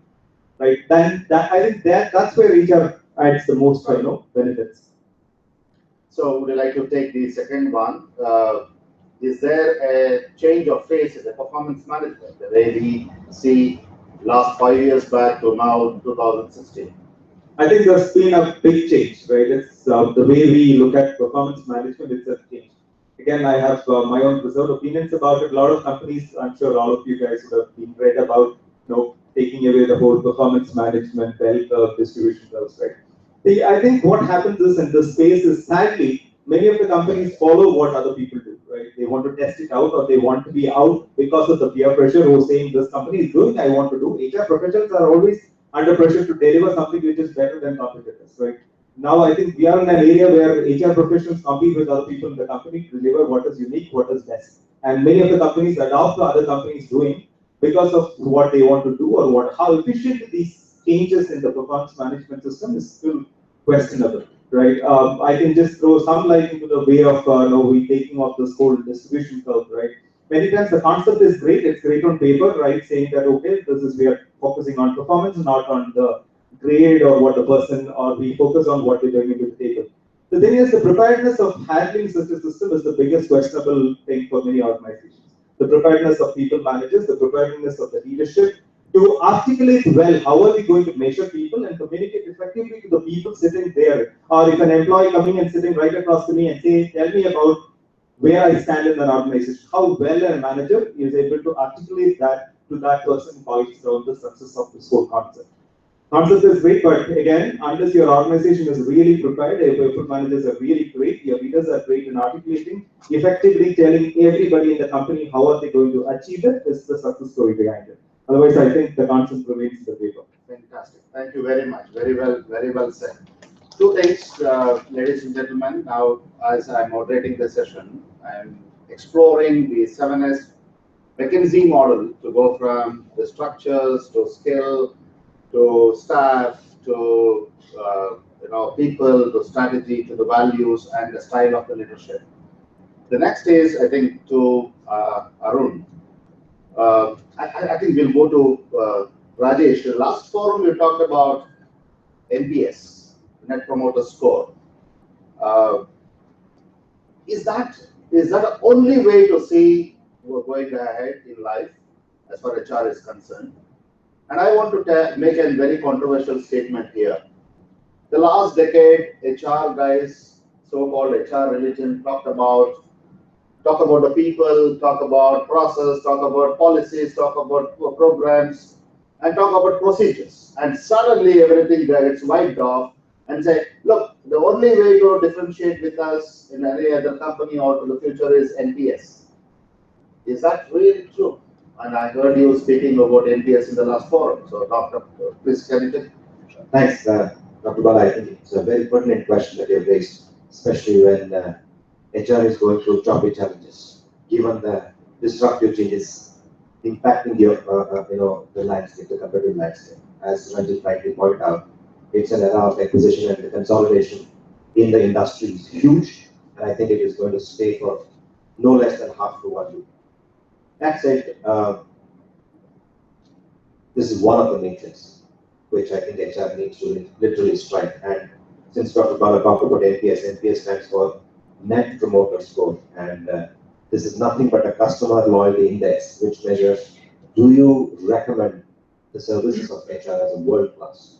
For example, if there is a relocation or if there is a promotion that one of my HR information system guy does something, the applicant wants to see the work proceeding, and the applicant wants to be appraised that where he or she stands in terms of the progress. It's the responsibility of the information system analyst to keep this incumbent posted that how is the case proceeding and close it. And then ask, with the kind of services I've offered you, do you recommend that my service is good? And then the recipient of the services will eventually evaluate my performance, and that becomes my NPS. Would that become the only criteria to grade or measure the success of HR? Not wrong. I think one of the key things which most of us as HR business leaders understand is business partnering and performance consulting. Both surprisingly are linked to the strategic objectives of the organization. Think about it. Somebody was talking about Walmart, or somebody was talking about the stores.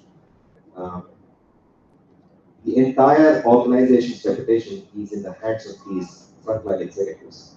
How they behave is directly proportional to the cultural norms which are deeply embedded with the organization, and also the core values that they profess.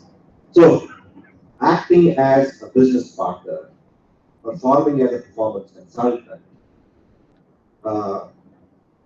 enabling all the employees to be on the common ground, especially from the technological, financial, organizational, and cultural perspective, are few more areas that HR needs to be very, very concerned about. So, truth be told, there is no one size fits all. It largely depends on the organization and the challenges that the organization faces. Thank you very, very much. Arun, yes, please add. Very well said. Yeah, actually very well said. Just two bits to add on to that.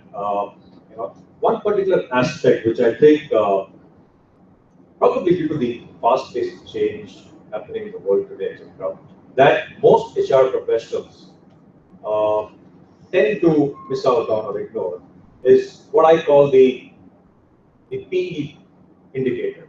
PE in terms of the stock market is your the price to earnings ratio, right? But in the HR context, it would be process to empathy ratio, is what we define it as. For example, politicians in times of a crisis have a great empathy value in that PE. They come on the media and say they empathize so well with people. But after that, the process is not there. In terms of HR, it's quite the opposite. We are very strong on processes, but we lack at times the front ending of the empathy, which I think is becoming a rare commodity, and we should not lose, because that is one of our USPs, right? We should not lose that. Arun, please stay here. I think I have to ask a couple of questions. I think you said it very well. I just wanted to bring the discussion to the ground zero for the student state, which talks about HR competencies, HR systems. These are all the things that we'll be talking in the theories, right? We talk about the best practices, how to create the next practices, and all those things. And of course, I have my good friend Shiva here. He will ask some of the questions on these areas of competencies. This question is for Arun. If an youngster has to start an HR career,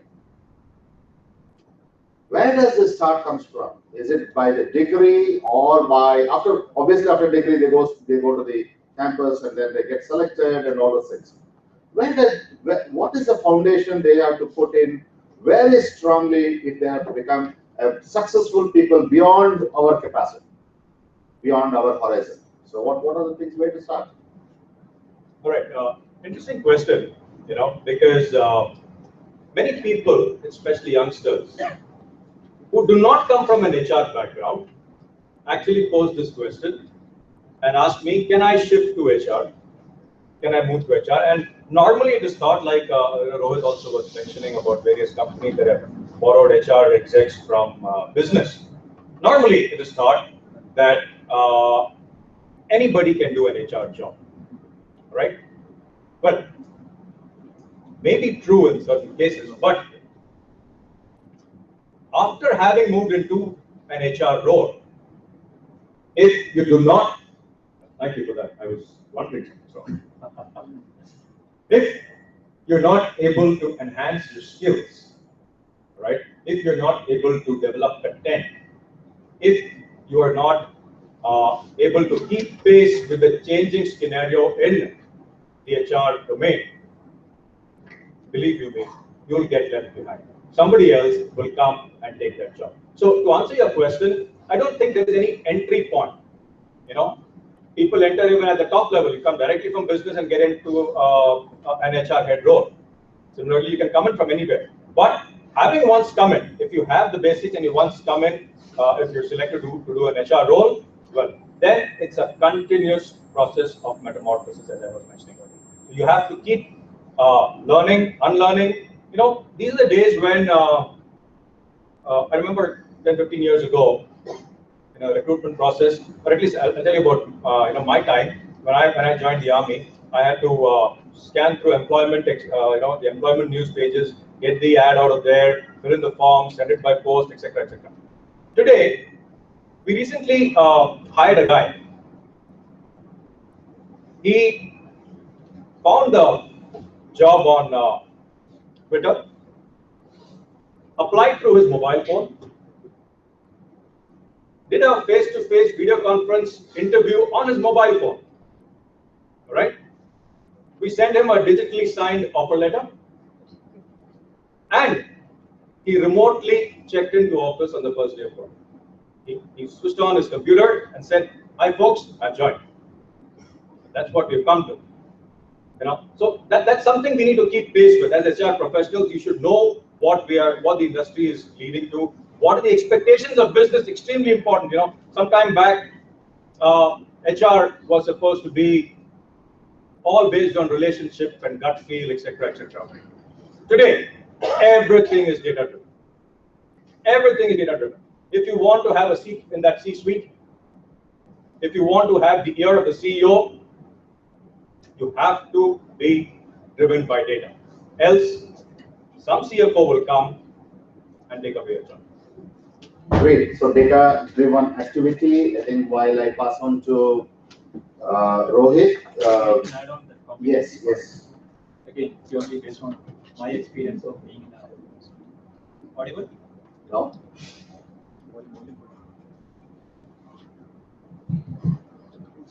Okay. What Arun was talking about was competency. Just wanted to add on to from my experience being a large German multinational. One is what we look for when we hire fresh from the university as an HR professional. There is one part which is already answered. Most companies have started something called 3/3 principle. Not a theory, not a theory. 3/3 principle. What it means is that 1/3 of new set of HR people who are coming inside will be outstanding HR generation, who will take care of the whole experience part of employees, managing the employee experience.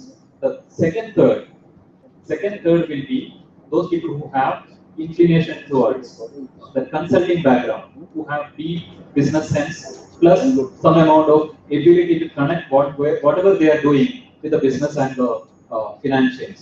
And the third, meaning the last third segment, will be those people who have analytics background, because it's all about predictability. It's all about imagining what can happen in the business and therefore the impact in the HR pattern. So what we are talking about is 1/3 is HR generalists. The second third is more about those people who will be able to connect the business with the people with the business, and the last one is about analytics. And then finally, key definition, as we used to hear from our school college professors, was competency means us, attitude plus knowledge plus skill. Okay? attitude, skill and knowledge. Okay, just to follow the same pattern. Now today, if you ask any one of us, we'll say the success factor. What you bring to the business as your success factor is the competency, which is always undergoing change. Beautiful. Thank you very much. I'll explore two other areas with the panelists. One is on the communication and one is on the retention. The world is much talking about. But before that, let me go to Rohit. When I started my career, the only measure to be successful in HR is PK percentage, promise kept percentage, equivalent to 150 and more. That means whatever you do should be more than 150%. That's all. Nothing else was there, anything as my measure. The rest everything was in the hands of my manager. That's all it is. I want to touch upon a topic which is called digitization. It's really changing the apple cart of everything. Made in India concept is talking about digitization. Modi's dream is talking about digitization. I myself in my company, we are seeing digitization in a much profound way, the way we do our business. In our HR, all my scorecards and dashboards is on my Android. Since you are from Mintra, the e-commerce industry, this is turning out and challenging many of the organizations, the way the business is done. Are we ready? Is our HR present education system ready to adapt to the digitization era? Yes, to a large extent, because I think the way entire technology is moving forward. Today, if I just go back to when we started, most of us started our careers. When we first stepped in, I think it was very important for us to even learn Excel, that also in company sponsored training programs. I don't think it was part of even our curriculum in MBA. Today, I'll just tell you a real-time example. Till a couple of months back, my son used to bank upon me for his computer exam preparation. Because he was only working on PowerPoint, Excel, so I was feeling, yes, he's doing it, he's in class 7. That okay, at least he's looking up to me, for otherwise it's all, he has to go up to his mother. And I realized that till Excel, I think I was looking to him like his guru for teaching computers. But last week I realized that now they have graduated from Excel to VB and now HTML, which I'm still not used to. His next set of chapters, by the time I believe another year, then we start talking about query languages, for which we end up hiring computer analytics professionals in our company. And so I have given an ultimatum, now you need to start focusing in a class. Because every time you don't focus, you come back and you start challenging me. Better you start doing it because now I'm not going to teach you old enough. The answer is he is not old enough. Maybe I think we are lagging behind. So one piece, whether the economy, new age employees, are they ready to embrace technology? Yes, they are very much. They are well ahead of now, I respect. Because today you talk about any technology, whether they will be learning in their curriculum or they will be learning it through internet on their own. You have organizations like Simply Learn, which are providing you open learning platforms. You don't give them an education, they will pick it on their own. However, as you move toward digitization, there is an extent to which only processes can be digitized. Still, from an HR point of view, can the digitization replace the human touch? Answer is no. Because no matter at what remote location your employee is sitting out of, but even then he's expecting some amount of human touch. Whether that human touch happens over Skype, over a Google Hangout, but you can leverage technology, but you can't replace that with digitization to take care of human touch. No matter how much we move forward with digitization, how much we move forward with predictive analysis, but even to put that predictive analysis, there's a lot of human interventions or behavior just playing a role. Well said. Thank you very much. I'll just go to Ajay, who comes from a large automotive industry, intercultural German company, and this is one of the successful business across the globe, the continent. Now, you were part of the other German company earlier as Bosch, and now we have shifted to another family of the German company. That's all. Now, I just wanted to ask you two important things. One, on the culture.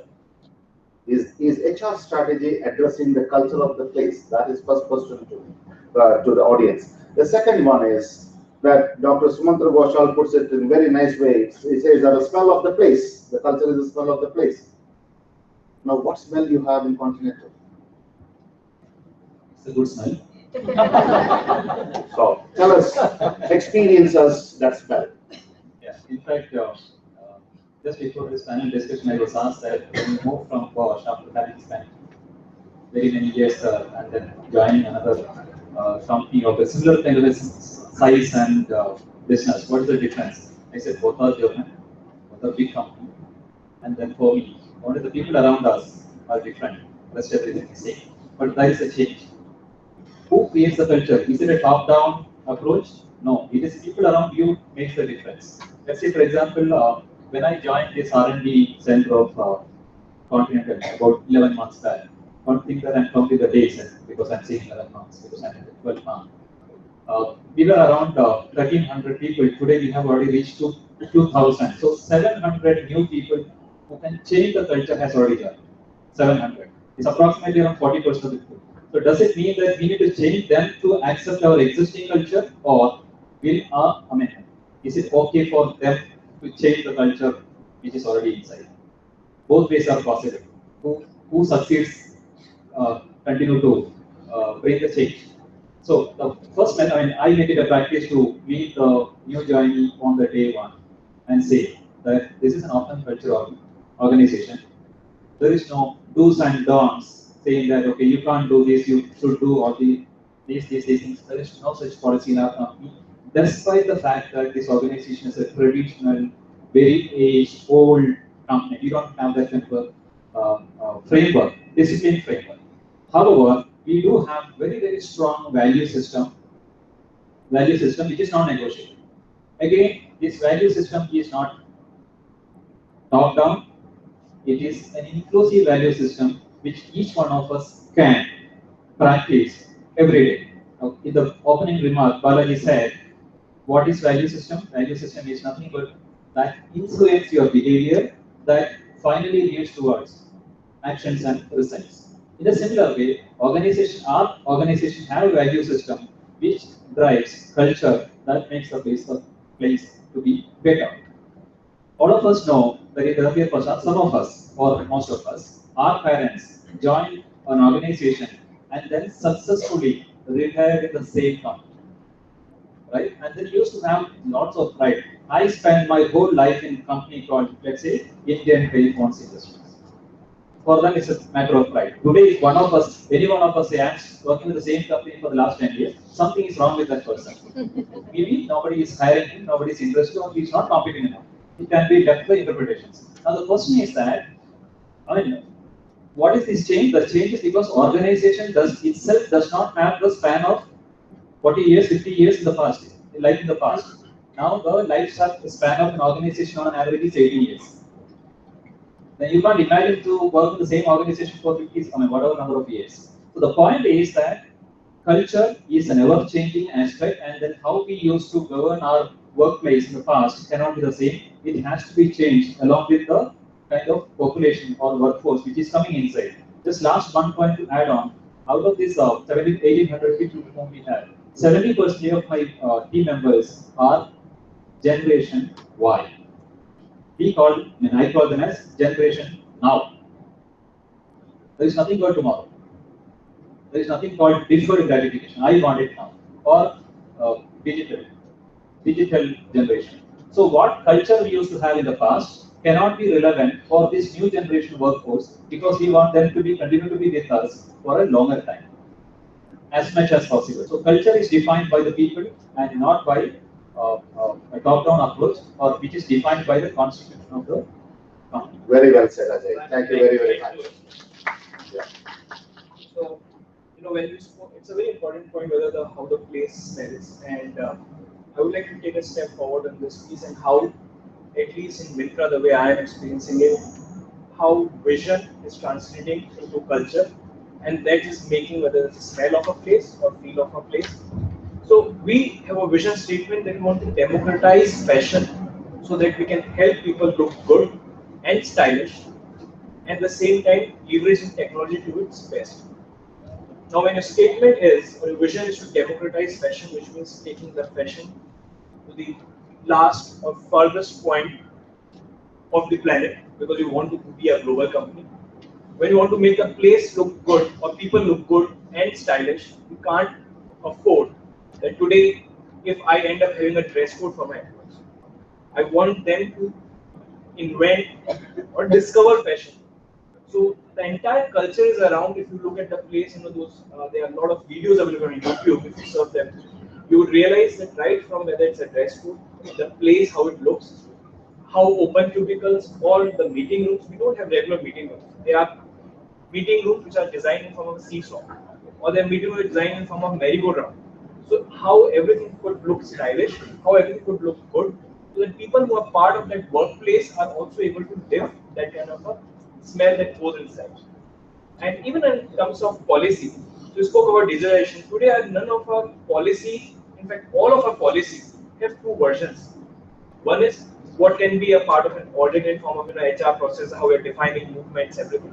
And there's something which is a front-facing or an employee accessible policy. Those policies for a moment, like a travel policy, it will not talk about any limits. It will not talk about how many days before you need to apply, what all eligibilities or entitlements are.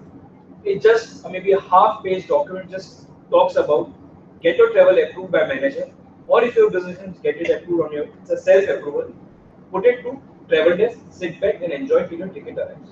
Thank you. Spend what you believe is right, come back and submit, and you will be paid as your entitlements. Thank you. Just the next question is yours, only, Arun.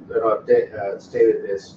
Ladies and gentlemen, few of the myths which were governing the world of HR is that HR guys never speak the language of business. The second one is that you are a second-class citizen in a first-class country. And the third one is that you are not very strategic. You are very operational excellence people. You do all HR operations, and the data is important, that is important, this is important. By the way, they say that data is not important at all. Is HR part of the roundtable discussion when the business is discussed?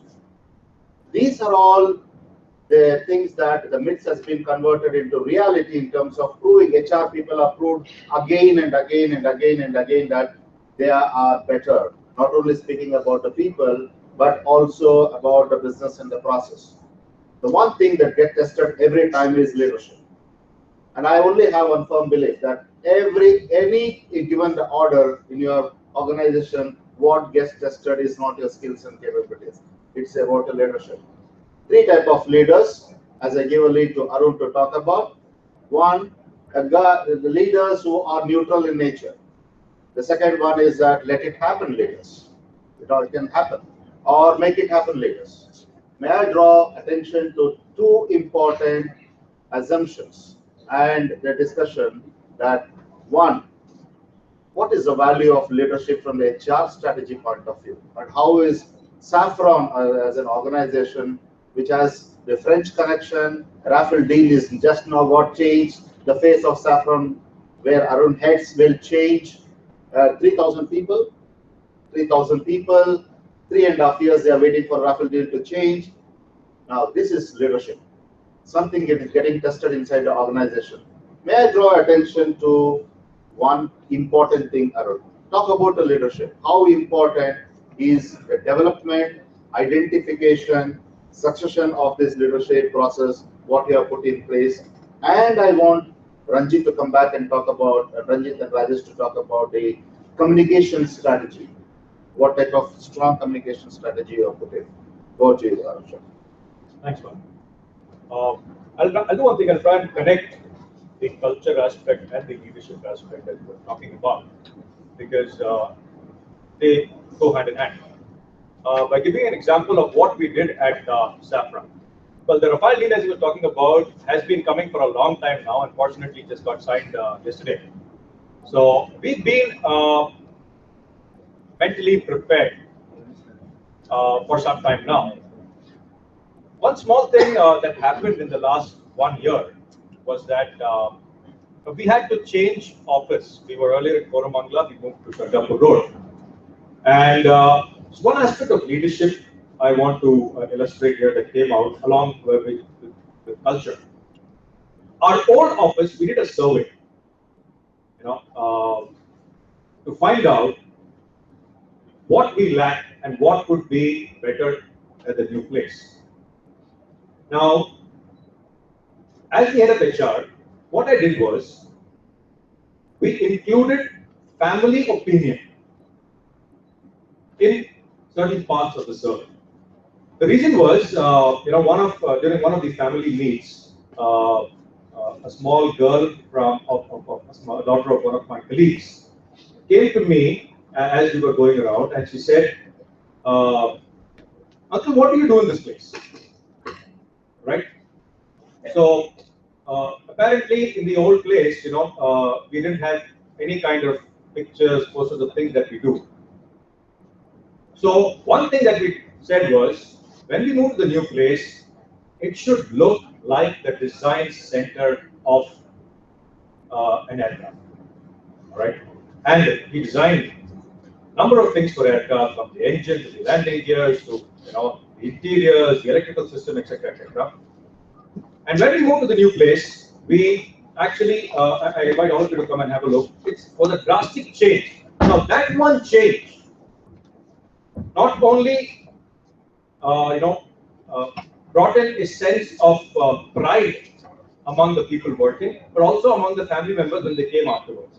Okay, it triggered just the one question from one little girl who said, "Uncle, what do you do over here?" Okay, and now we have the A380, the Rafale, the other aircrafts of Dassault everywhere, all on of the walls of our office. So that was one where leadership made it happen. Made it happen to change a slight bit of the culture of the organization. Second aspect, we're a French company.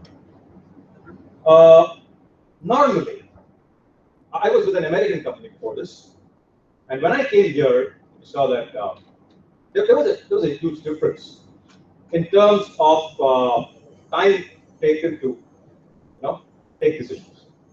Americans love speed; they want everything done yesterday. What? The French take their time to take a decision, but once they take the decision, it's like everything is hunky dory thereafter. But the decision-making process itself, so it's all okay as long as the company is doing very well and stuff and all that, all right? But the moment you hit a slump, is a time where decision-making becomes more important, where speed to market becomes more important, all right? Now, because of the kind of culture that was developed over the years, we had a set of middle management where things used to come and stop. We had to take certain tough decisions. Fortunately, I had a very make it happen boss, all right, who was pretty much aligned to the way I think also. So both of us decided that some things have to be done, and we made a lot of changes. We made a lot of changes, took some certain very tough decisions, moved out a number of people, so that we could change that culture of going a little slow, all right, to be able to quickly take decisions. And well, we're doing well, pretty well now. 45 seconds each, ladies and gentlemen, on communication. On each 45 seconds, then we'll close. Are you open to the floor for questions? Yes, we'll open. Before that 45 seconds, you open it better. There are guys who would love to ask them questions. Okay, then we'll. I started one, yeah. Shiva, I think the most important thing for us in the strategy is about communication. Just throw a light on it for less than 45 seconds. How important and what has been your success? And then we'll open the questions for the floor. Two friends, one is blind. Late in the night, this blind friend asked the other friend after the dinner, "Would you just hand over the lantern so that people don't stand onto me?" And the response from the friend who can see is, "My friend, you can't see." The response from the blind man is, "At least others can." With the lantern he goes, and suddenly there is boom. This guy shouts at him, "Can't you see?" "Sir, I can't see you." "Cannot you see the lantern?" "Sir, you are holding a lantern, but it's not lit." Metaphorical meaning in 45 seconds, Dr. Bala. Keep your lantern lit. It's not just skip level meeting. It's not all hands meeting. Consistently, the lantern needs to be lit in terms of ongoing communication. 45 seconds is too small, but anyway, let me try to see what I think it's a lot dependent on the top leaders of the company, because many times its communications are top driven, right? The issue is how good they are articulating it. You can see a lot of communication differences in terms of leadership styles. There are people who is very cryptic, there are people who is very extroverted, there are people who completely misses out the point and tells everything what is to be told, right? So it depends upon a lot of the styles of the people who is doing that. Very important to cascade it down in the right way, right sense to everybody working in the company, right? It makes it much more stronger.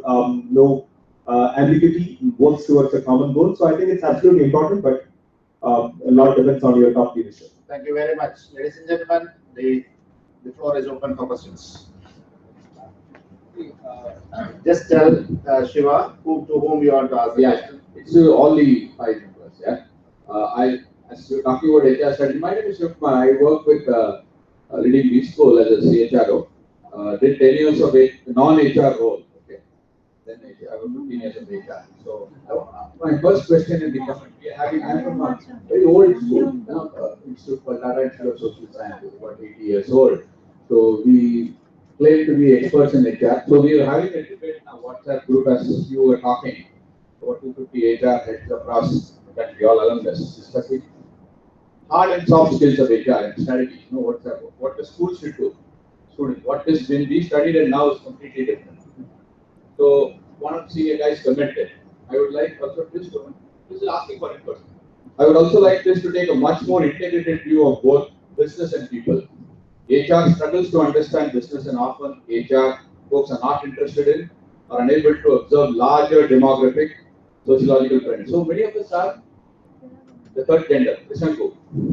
Neither here nor here, there. Or worse, equally bad at both. We can bring a unique perspective to organization, example, designing humane processes, enhancing org design by providing insights on career trends. We spoke about the future of this thing in the morning keynote address, even psychological needs, etc. But almost nobody has the time to do. And another guy comments, a senior guy, you have put it succinctly. He always feels marketing and finance understand business better than HR. Maybe the future of business will do better. I want to know how many of you have done a line role other than HR? You're talking about strategy in your careers, and how many of you encourage, except Captain Army make a hire, correct? Okay. So Balaji also. I just want to state the point that when the credibility of HR in any organization enhances only when you encourage HR to participate in a business role or partner and things are changing. And I would like to talk about what you spoke in the morning. Our roles will completely change in another 5 years. Skills are coming down. Young business coming in. I am Bangalore, 44 years institute. Less than 5% of grads are in HR. Nobody wants to choose it. Good. So the question is, the first question I heard is that have you done any line role? The credibility of HR, understanding the business and the people. Okay, first comment is TASS is not very old. Even now we consider that as the best institute in India. 80 is old now. Yeah, even now that produces the best HR minds in the country. As 2 questions, one is about whether I worked in line. No, I was always put in line. And the line was drawn by business, right? And but the reverse is always HR migrating into line while handling HR as well. And so in the earlier past, it was just impossible for an HR person to find a place in the table of decision making. Today, including my own organization, the HR head is a part of board. That takes most important all strategic decisions, not only about the people, but about business. The question is that do you need to have line exposure? I'm not sure. May not be. I'm not sure. Yeah, I think Balaji is very confident. You don't have to. If you don't have to be a priest only to practice the religion. You can be a follower also of the religion. And HR, we are all having the same religion. One religion is called HR. Yeah. So. So just a small, interesting piece of, in my previous organization when I was interviewed by the CEO, he asked me, so what would you bring? What would your job be? So I said, because my job would be to make my job redundant, in terms of enabling the line guys. In fact, I have told my CEO, the same question he asked, what would your job be? In 5 years, I have to replace you. That's my job. So, Shiva, I think beautiful question. It's not about a thought process, what it has done. It's a beautiful question. HR has evolved. HR has evolved the last decade, 5 years back, whatever it is. HR has evolved. And I think what we have done today is to always, we have explored the 7S of the McKinsey model. You can go to Google and then see, and every aspect of it they have answered. If you have taken some of the notes, the rich experience of 150 to 160 years of collective experience, I think it could be benefit. We have some questions, and I think that we have six hands raised. Yeah. I was just listening. Where are you? Behind the camera. Oh, okay. Okay. I just have a question with respect to attitude, skills, and knowledge that Mr. Ajay spoke. When ours is being moved to success factors, it is moved from competency to success factors. How do you measure the performance in an employee? So, do you measure performance and potential, or do you measure both? It's a question to you. Okay. What matters most to the business is that the impact what you create to the current expectations. That is what we say performance. Your ability to make an impact to the expectations that is being set on your board. The second part is that how much you can expand your presence in the organization. That is potential. Both are important. One is from a futuristic perspective, one is from immediate the purpose and the very basic purpose of being around. Now the question is that how do you measure the performance? That's what the question is. Yes. How do you measure the performance? Do you measure both or do you measure just one? Because right now we Do you measure both or? We don't measure, we only track. We track in such a way that, finally, why are we measuring that? Measuring is to identify, are we utilizing, because the basic purpose of HR is to enable superior performance from each and everyone. Right? Each one of us have huge potential, huge performance capability. Whether we are supporting enough to unlock that potential capability and then that will lead to the result is something which we. So that is the reason I said, instead of measuring that, we track. We track in such a way, if the person is not in the right place, reposition himself. If the person is outgrown to the position, enlarge his role. This is the basic purpose. Thank you. I think we are running short of time. Any questions, you can engage with the panel outside. That's important. A quick recap, if Partho. Hello. My name is Ashish. I have a question. Ashish. Okay. I'm so sorry. The next panel is waiting. Yeah. Okay. Can we take it offline, please? I apologize for this. Yeah. I came on just to say this because I do not want any one of you to miss out on the lunch, which is also getting delayed. Yeah. Hunger demands attention. Yeah.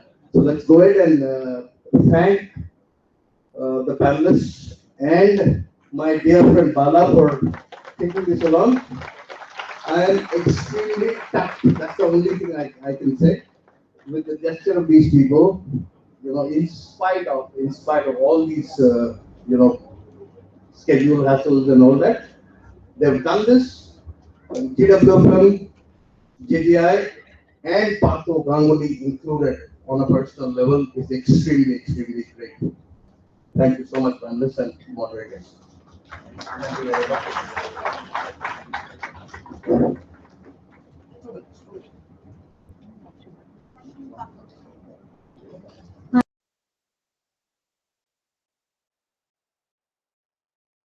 For all the panelists now.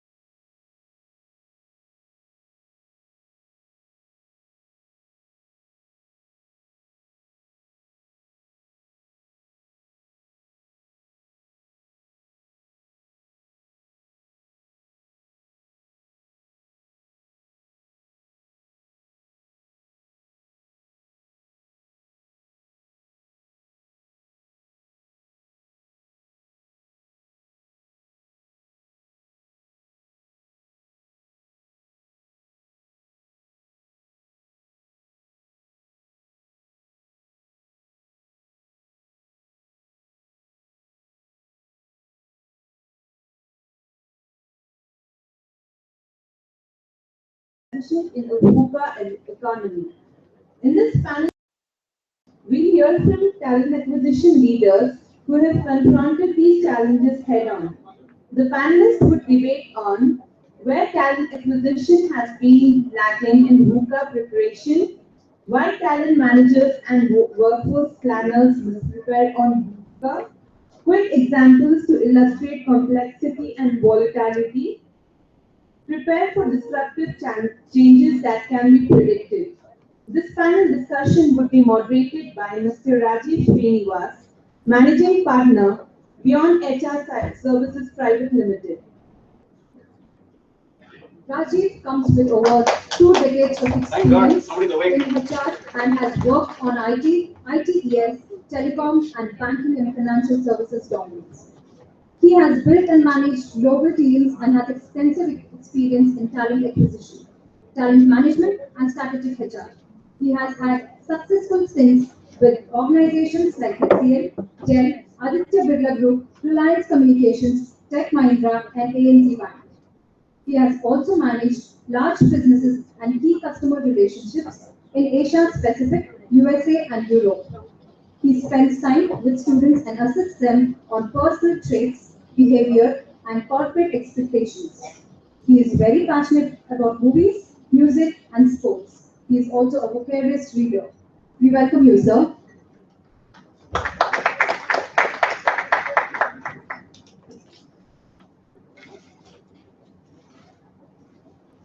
The panelists for this session are Xhirehrconsulting, Vice President, the Human Resource at Northern Trust. Xhirehr works as a VP Employee Resources with Northern Trust. As a journalist, Xhirehr has experienced performance management, compensation, benefits and training, attrition management and employee engagement, understanding of business and ability to connect with stakeholders at all levels is Xhirehr's strength. Jain is a civil engineer of 93 batch from Walton College of Engineering, Senegal. Worked as a civil engineer for 4 years prior to his master's from Sindham Institute of Management, Mumbai. Specialties, employee relations, employee engagement, talent acquisition, C&D training, HR consulting, coaching and competency framework design. We welcome you, sir.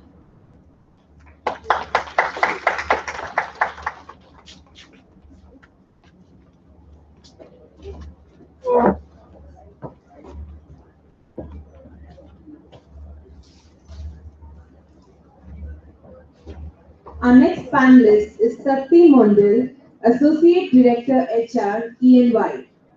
Tapti has 18 plus years experience in HR.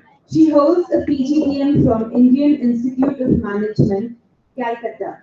She started her career with Hero Honda Motors Limited, Birla Soft Limited, JP Morgan Chase, Grayson, Aditya Birla Group, and is currently with E&Y. Specializing in talent acquisition, Tapti is known as an extremely diligent and meticulous professional and displays exemplary levels of patience and perseverance. We welcome you, ma'am.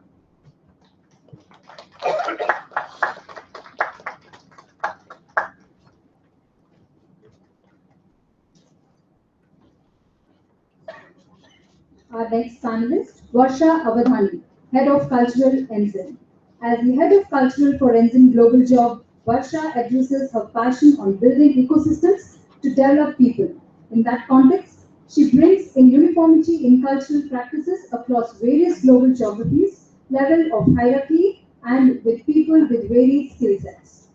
Varsha has been an accomplished professional for 16 years with an enriching experience in social development, corporate social responsibility, risk management sectors. Varsha has worked with cross-functional teams at all hierarchical levels to establish a reposed CSR functions. She has also worked on brand building strategies of the firm internally and externally of the firm. In the initial phase, Varsha worked on various social development projects on issues ranging from women's health and loss, adolescent health and education of rehabilitation of people with disabilities in tribal, rural and urban areas. We welcome you, ma'am.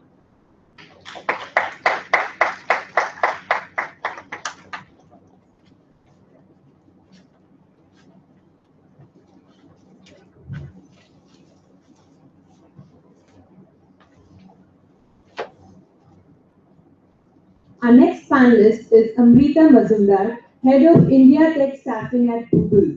Amrita Mazumdar is a human resource professional with more than 12 years of total experience, which includes experience in hiring for product development, ERP, support, consulting domains.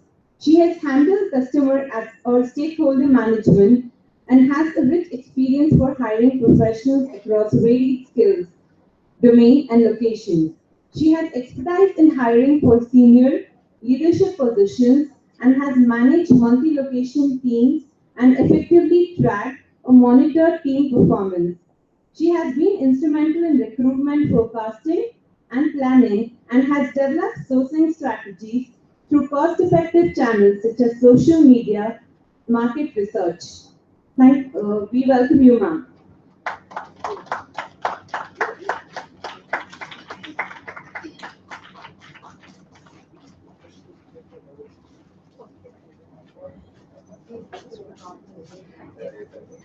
Our next panelist, Mr. XhirehrConsulting, General Manager, Compensation and Benefits and Recruitment, Trice Social.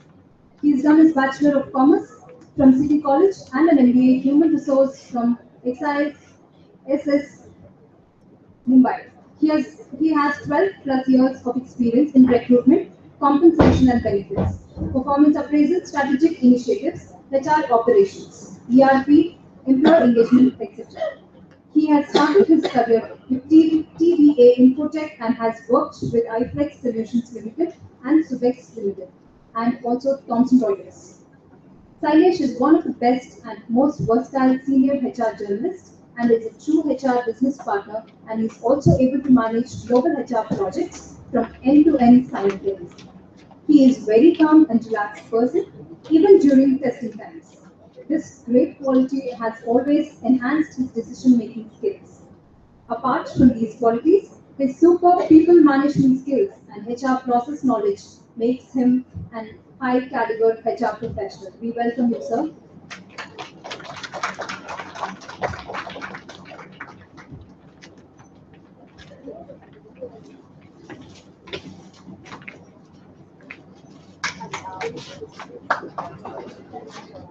Our next panelist, Suraj Chetri, Regional Director, HR, Airbus Group, India.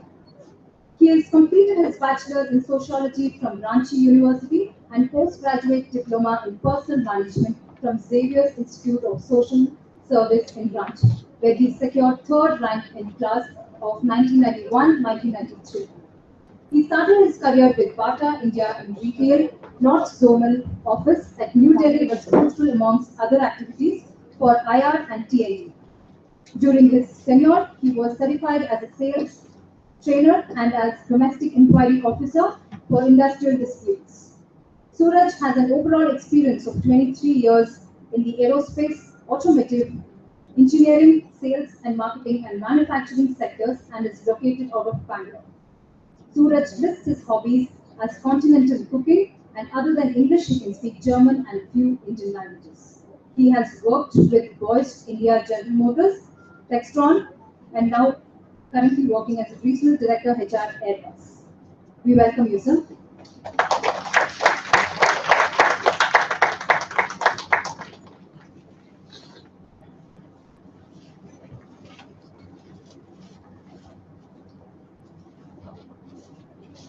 We declare the panel discussion open now. And we declare it closed. Thank you very much. Well, this has been quite a wait for us as well. We've been practicing, rehearsing for the last 1.5 hours. And we came up with 3 different versions of what we will share and what we will not. Now, and we also see a lot of people vanishing. So should we wait another 30 seconds later? We all can go for lunch. Good afternoon. How much time do we have? Though this is VUCA, I think now it's VUCA. That was thanks to my friend here, and I stole his words, but honestly, how much time should we spend? Bullshit, who said one up? Let's be clear, guys. This is a very, very distinguished panel. So let us make use and let's be focused. So we don't digress, we don't speak. How much time should we speak now? So can you let us know? And how many people will still sit and not walk off? Thank you very much for that. Okay. So, not very often. It's not every day that ladies left, right, and center, and left to me, right to me, and this is an opportunity to cherish. And for 1 hour. For half an hour. And some of you may have the misfortune of seeing me again back in the afternoon because part of the afternoon find everybody else looks like. I'm also going to talk about something in the afternoon with Kavita. So, we'll keep it very close. And this is a very distinguished panel. There are people from different industries. There is aviation, there is energy, there are people from technology world. So I will try to keep it very, very crisp. I will try to ask people to stick to the point. I'm sure people are hungry this side of the panel as well. So we'll not hold anything between you and lunch, and hopefully come back and do some afternoon sessions as well. So I will start with what has been the topic given to us, which is how does talent acquisition behave in a VUCA, which is probably all of you would have Googled enough, and I didn't know it because we have been almost living in that state for decades and lived in denial till now, saying that we never have any uncertainty, we never have any volatility, we never have any ambiguity. Ambiguity in Bangalore, I still don't know what time I reach my office because there is no certainty about it at all. And how do people cope up with this? So I'll start this with a simple question to Amrita, who probably can take a shot at what is somebody doing today in terms of a new model or a strategy to keep it pace with the changes which is happening and the volatility and uncertainty of the business itself. Well, how are people coping up with it? Before that, I also like to make a statement here saying that all the views expressed here are absolutely individual. They're nothing to do with the companies they represent and cannot be quoted out of context. If we still do, we can't help it. Okay? So, Amrita, you can. Hi everyone, I hope I'm audible. So yeah, that's a very unique question that everyone is facing in nowadays. All companies are facing, and it is not that talent acquisition is, Am I audible? Yes. No? Is it okay right now? Okay. So I was saying that it is not alone talent acquisition which is facing this problem, but I guess every business is going through this massive change. And with this change, there is a requirement or there is a need for us to, change our strategy, redesign our strategy and business models.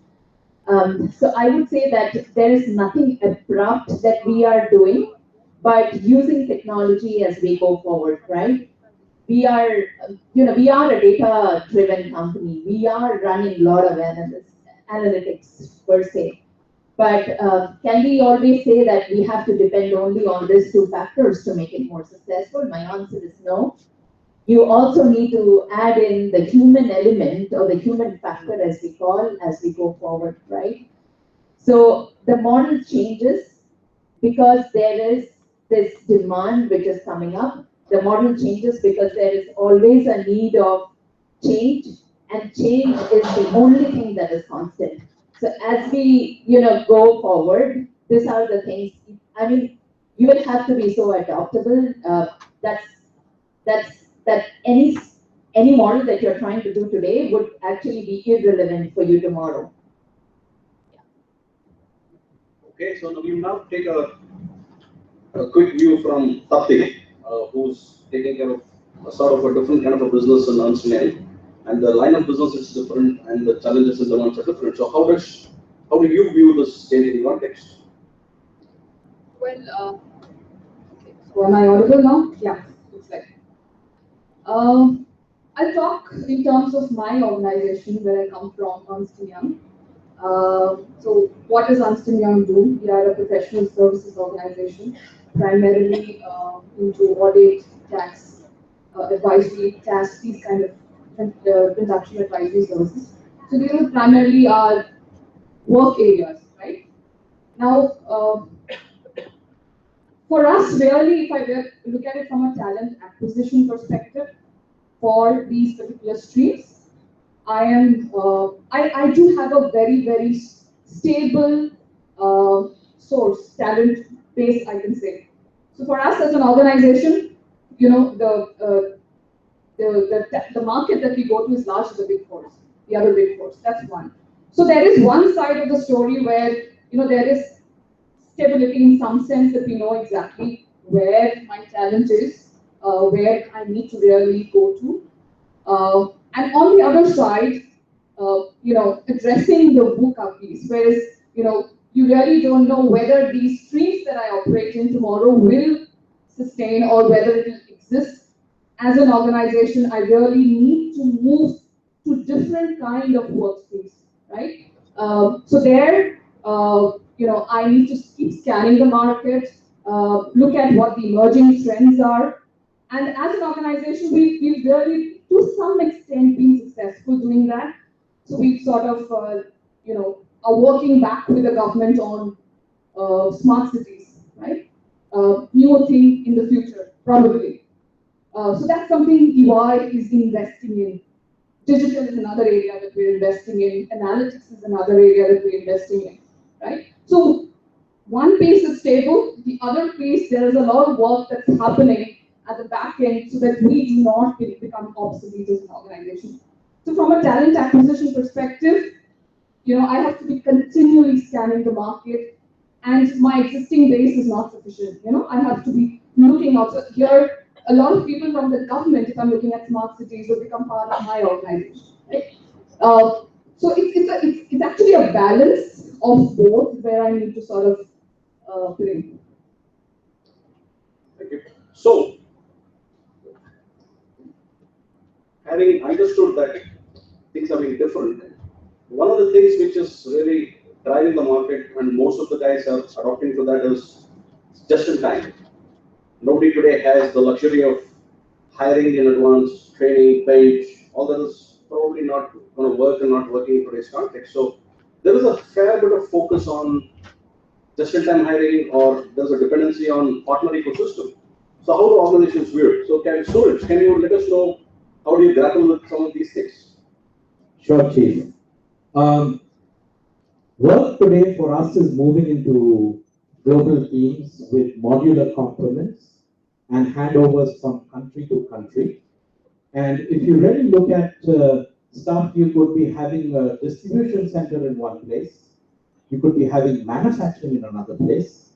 You could have your technology center in a completely another place. And all over the world, you could have your suppliers. Now that's the little bit of complexity that we deal with.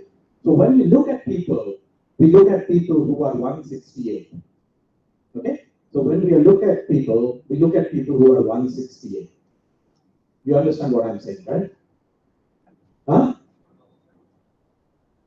Oh, you don't know 24 into 7 is 168? Okay, so we're looking at 24/7 people who can work anywhere, everywhere, all the time. Now, what do we do towards preparing ourselves for JIT and not SHIT?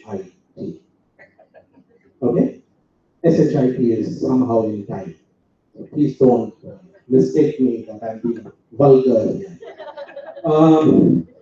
So I'll talk about two concepts. One is something called what we call HR ecosystem that our chief talked about. Now, when we look at an HR ecosystem today, we try to predict and see where is our organization going to head 5 years, 10 years, 15 years down the line. And then we look at technology. We look at internal roadmaps within the company, business opportunities within the company, and see how HR or how talent acquisition can be ready for such opportunities that will come in the future. To give you an example, because it sounds very philosophical and textbook style, if I am looking at someone who's got expertise in 3D printing, and I need that 5 years from now, I will look at countries where 3D printing exists. I will look at the ecosystem and see where are the suppliers for this 3D printing, where is titanium found, where is aluminum found, which are the universities that are teaching towards this discipline. Thereby, I will be well prepared for the future that I can attack this problem today itself before it stares me on my face tomorrow. I'll talk about that a little later when I talk in details in my next session. The other thing that I call is HR bounty hunters. You've heard of headhunting, right? This is the most specialized form of headhunting that we do, whereby these bounty hunters try to predict the patterns and the behaviors of birds and how these birds migrate from one place to another. Do they follow the same trends? Do they go to the same countries? Or because of climatic reasons, that they move from one country to another, or because of war or geopolitical reasons, these birds migrate from one country to another? Is the population of all these birds reducing, decreasing? Where do you find these birds? Where do they breed? Etc., etc., etc. The only thing you need to do is replace birds with talent. So that is the expert bounty hunters that we talk about, which kind of prepares us for the future, and thereby we can have someone called POWs that are on our radar. POWs, not prisoners of war, but people on watch, that we can have an active interaction with, so that in the future, when we require them, we can easily tap into all the knowledge and expertise that we have to hire them on board. Back to you. Super. Thank you. So, Hiren, can you take a shot at how are you grappling with just-in-time and partner ecosystem and dependency of people, and how are you able to still meet the ever-changing and ever-complicated requirements? Good afternoon. Let me take a step back because I believe in here and now learning. So, instead of taking you out of this room and trying to answer anything that is thrown at me, I would just say, just look at this panel. Your recruitment is done right. Diversity is included. Okay? And I'm not only talking about the gender, the gender diversity. Just look at Shailesh and look at me. Okay? You'll find out what I mean by diversity. Apart from that, what is VUCA? Look at my career and you will understand what volatility. A guy from a small city does civil engineering, works as a civil engineer for 4 years, does MBA, does labor laws, works in recruitment, then goes into talent management and then comes back to labor laws. That's volatility. What the organizers are trying to do, very uncertain, Raji's job today is very complex because an hour before we started this panel, we didn't even know if any one of us looked green. Okay? So he didn't know what we are, how we look like, what we are going to talk about, and then he had a job of distributing questions. So look at the complexity there. And I know if we don't let you go out in the next 20-25 minutes, there will be a volatile situation in this room. Because as he said, he started with a phrase, we'll have a lot of bukas in the room to make the room volatile, right? We'll avoid that situation. What you do today is going to change in the TA space, because I heard the keynote speaker say that the offer letters are going to go on. Believe me, I believe in a system, and I was part of a startup a few years ago, where we are saying interview 3 people if you have 2 positions. And the system will give you the entire stuff done. Where is the TA team then? The business is going to interview 3 people for 2 jobs that they have open. Where is your TA team?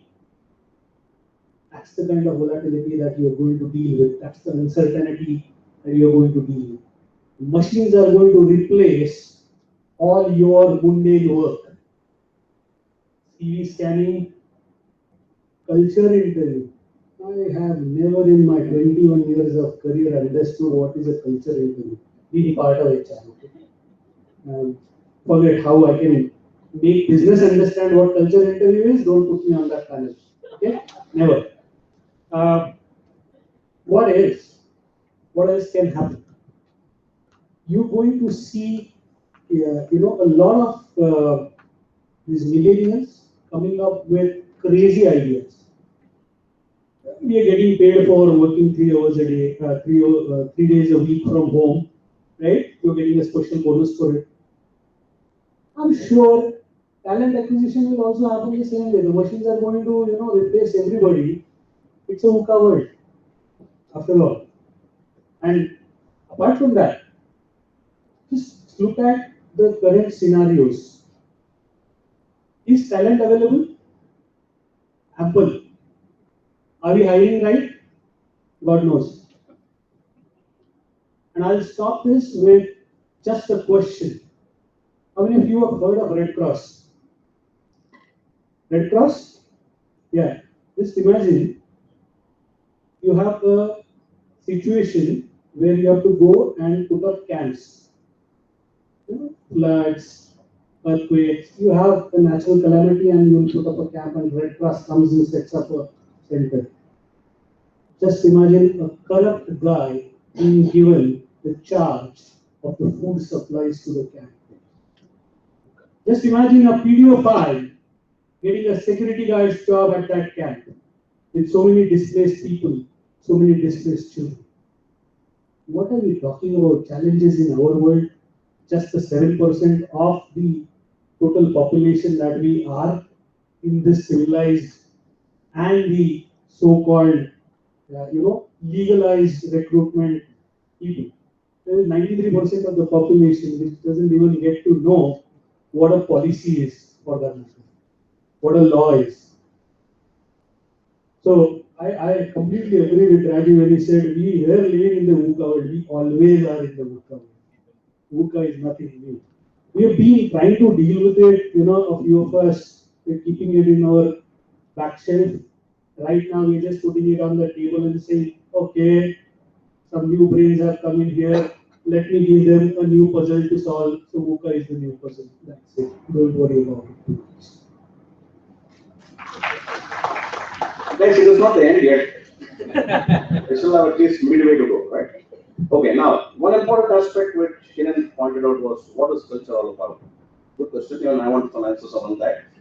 So, when talent acquisition puts people to various assessments, one of the things which gets done is organizational fitment, ability to fit it on culture. So, we've also seen various pressures, some of these gets compromised, and it comes back to hurt the business at some point of time, and a lot of focus around that. So I'll ask Varsha to take a shot at how much of a difference does a cultural fit make when you are assessing a person across levels, and how much focus emphasis is given on that, which makes it very important for you to make the right decision.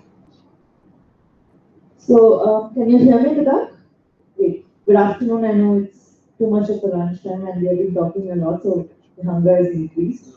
Rajiv, just to steal your thunder and even Suraj, how many of you believe HR is required?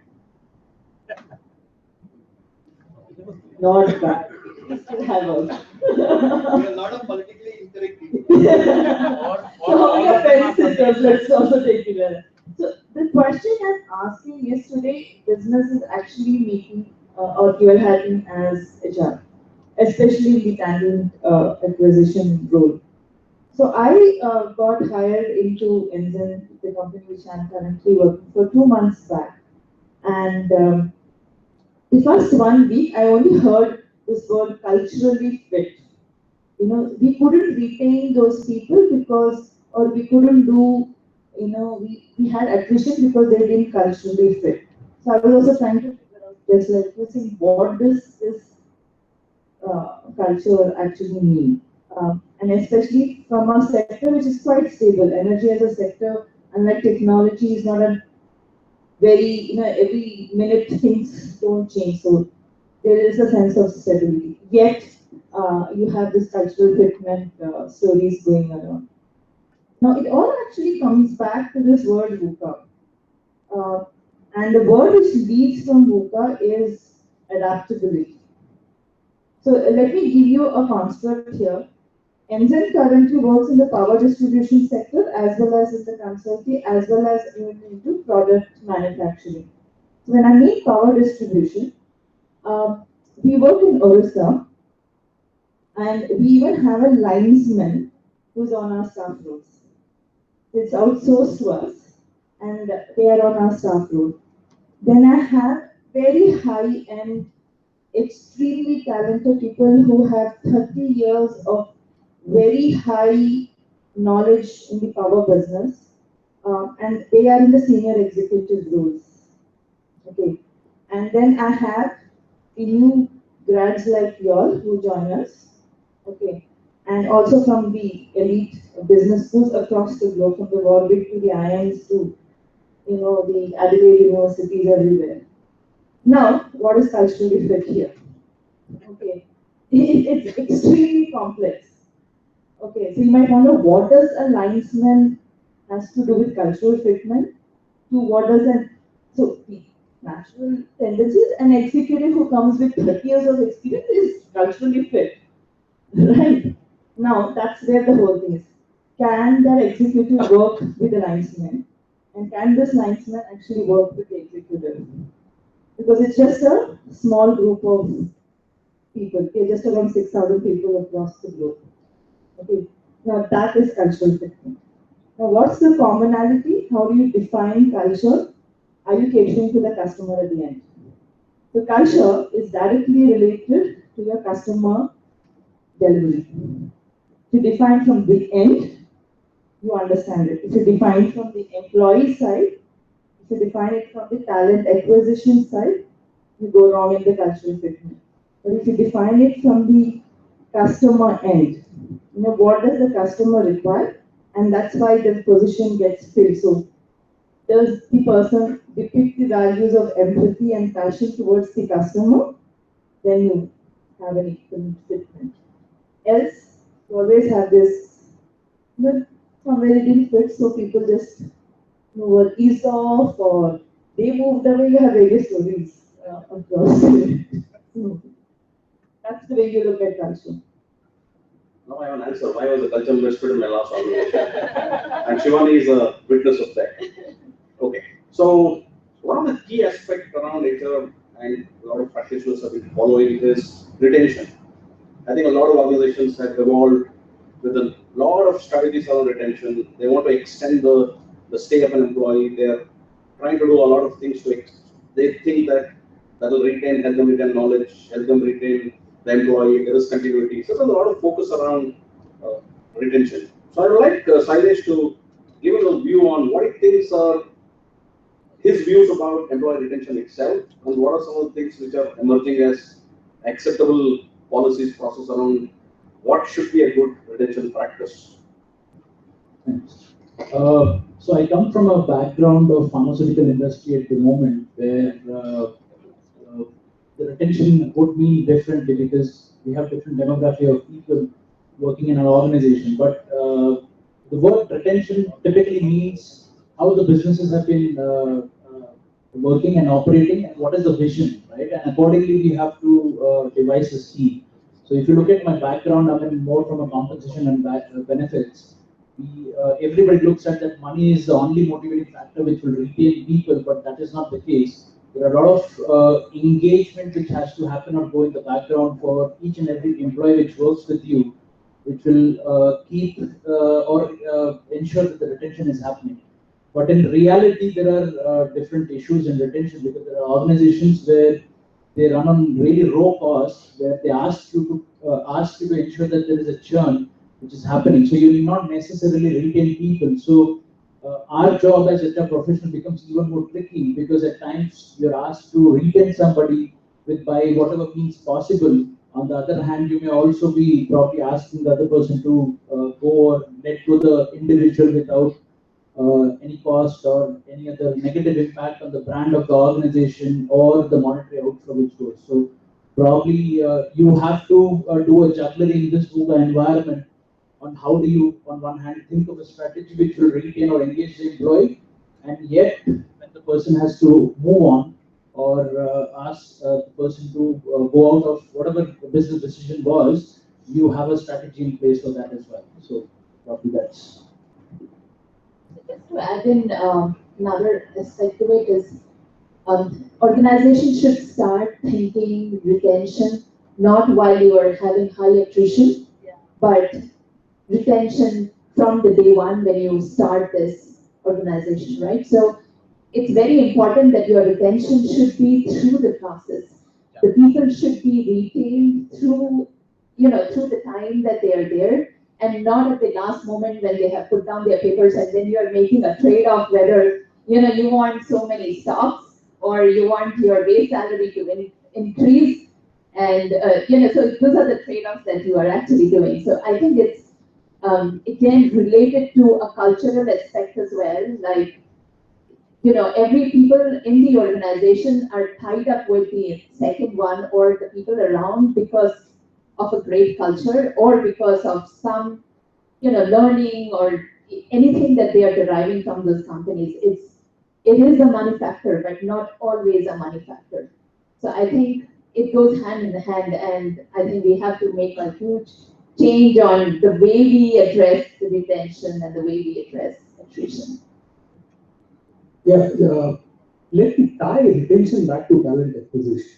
You might be wondering why retention is key. So, unless and until you go out and hire people with multiple skills, believe me, it's a headache for retention because after 3 years, 4 years, 5 years, what is this guy going to do staying in the same body? You are supposed to give them lateral movements, and unless and until you hire people with multiple skills and multiple talents and readiness to do more or different, you cannot retain people. Economically, as Shailesh pointed out, economically it is not viable to give you that incremental salary year on year, right? And still sustain my bottom line. Because today, if the talent acquisition guys don't understand how to read your balance sheets and what impact their expenses making to the organization, you're not going to survive. Okay.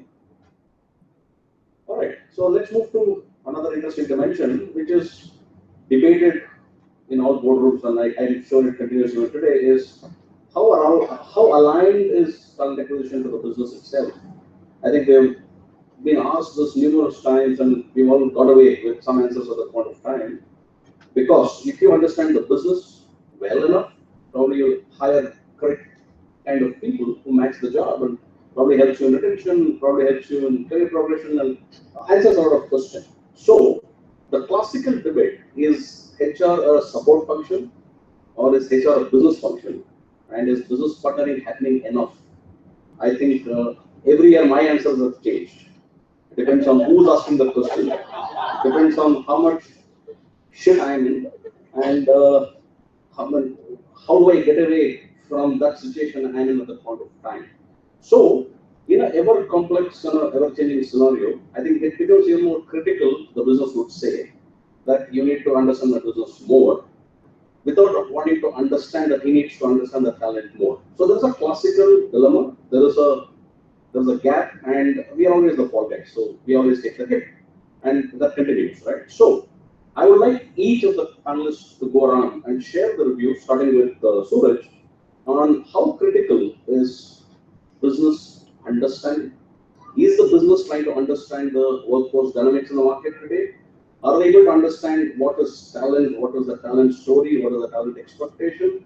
Are they able to work as a team? So that's a very big question to answer. And why is that the HR always gets the blame? Will that continue forever? I don't have an answer.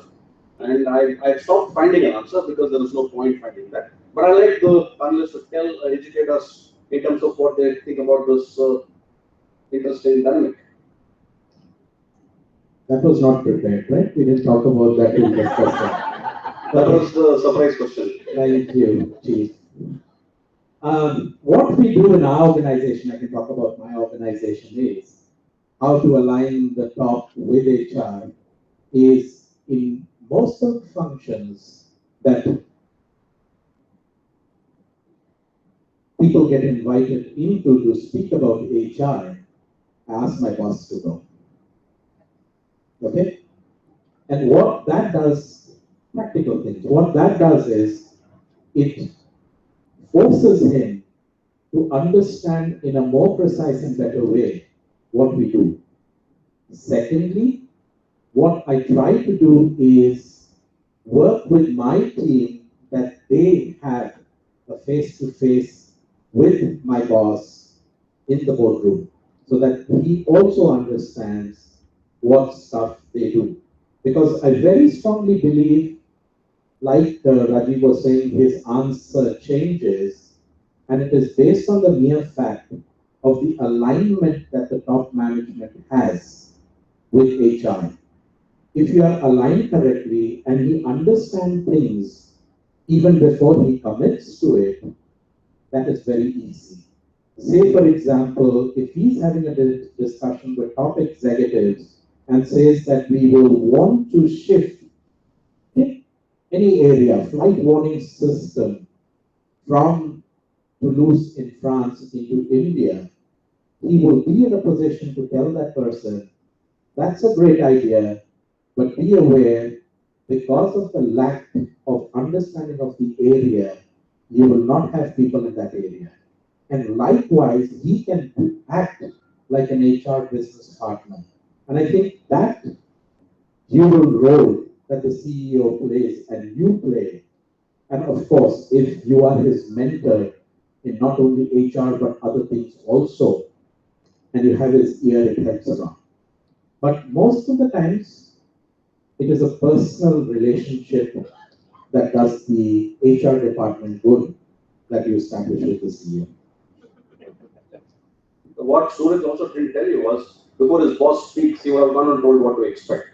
So he's already done the balancing act. Okay, this is a very tricky situation, and it results back into what a consultant is supposed to do. So sometimes what happens is, as I support functions, the business starts so much relying on you that they say that you start thinking for us. So you know us, you figure it out for us. So it's like there is zero participation from the other end. So that's the thin line that we need to be very closely watching when you're doing a business partnership. You're supposed to look at, are you facilitating or you're doing thinking on their behalf? Most of the times, it's like it's your problem, so it's a business problem. So, and it's very easy to shift the entire thing onto us and say, you make it happen for us. And the second piece is relating to, us as ego-filled warm bodies, we love controlling things. So मैंने वो किया, मैंने इसको ले आया या फिर उसको ले आई. So it's like I did it, and that results into all these confusion of, are you business partnering, are you a support function, on all of those pieces. So if you are a practicing, talent acquisition or a business support function, you have to realize where you have to let go that entire piece and allow the other person to take over and take charge, or are you building partnership in the right way? So if we balance this piece, and that's why I allude to the entire piece which Suraj said, it is very person-centric. It's your relationships. It's very interpersonal piece. If you are able to balance this whole letting go and building the partnership in a manner that both ends are kind of respected, then, because there are times you need to be in the front, there are times that you need to take back, as you also said. It's not a very black and white scenario. It's only a gray area. I strongly believe it is gray. It is not black and white. So, more darker, right? So treating it as black and white and as a VUCA kind of a mode is helpful, rather than thinking, oh, I'll get the clarity as soon as I enter into the boardroom. It never happens actually.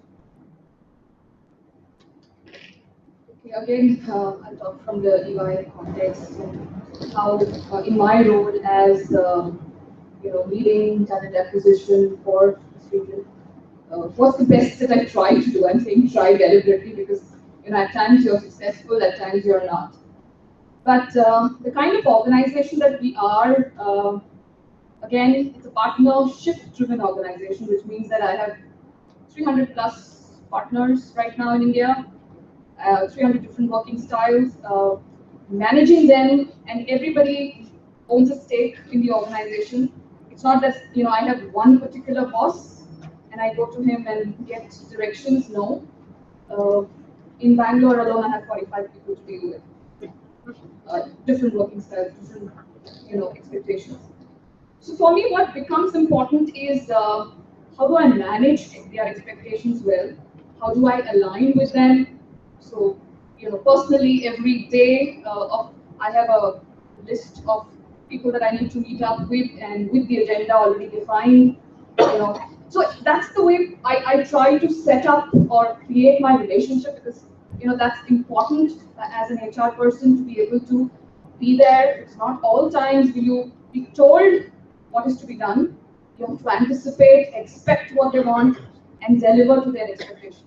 So without me communicating regularly, without me, meeting up at times, you're made to wait 10 minutes outside the room. That's perfectly fine. But it's you've got to be active. So it's like running on a treadmill. Somebody said you have to constantly be at it and not give up really, right?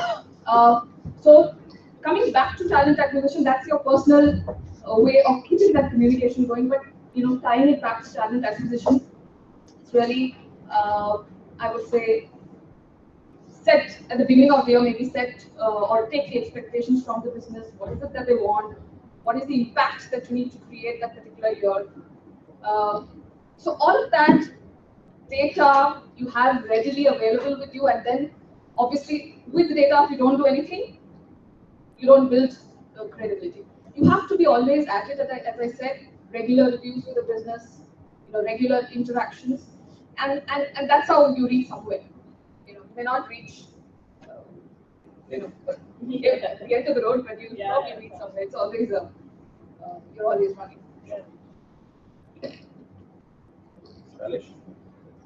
Right. So I think my understanding or my experience personally has been with the business alignment. I mean, we are in the support function or HR or driving function, whatever you can call. But I'll quote a recent example. The business says we have to do it ASAP, right? And our typical response is, we'll do it ASAP, right? But the meaning is, the business expects as soon as possible, right? And we respond as slow as possible. Right? So that's the alignment with which we are working on a day-to-day basis, and that's the ground reality, right? And probably at times, I mean, I think my take is, or with my experiences, we have to be, I think I'll not add on more to it, but we have to be a magician, right? As an HR, on the spot, can you think on the feet, and you take out the hat and pull out the things which probably is what the business is expecting, right? Even if it is not, you have to sell it, that this is it, what you're looking for, right? So that's how I look at it, that our alignment would be closer if you can think on the feet, and we talk the business jargon and reiterate what they are expecting, right? So there should not be a misalignment that they said ASAP and he also thought it's ASAP, but there is a difference in that. So I think I'll leave it at that. Thanks. So I have only one difference here, that in our world of technology, they don't say, I want to hire ASAP, they say, hire them as on yesterday. They should be onboarded as on yesterday, right? So that's the big difference that we are always running with. And yeah, so I'll just deep dive a little more, because we are more on technology and the eco space right now. The entire India, I think everyone is a competitor, and everyone is trying to do crazy, stuff. There is a startup, next door, and there are millions. They are actually growing like mushrooms, right? So should we say that, oh, it's Google, and everyone will just get wowed and they would just come to our company? My answer sometimes is no. Sorry.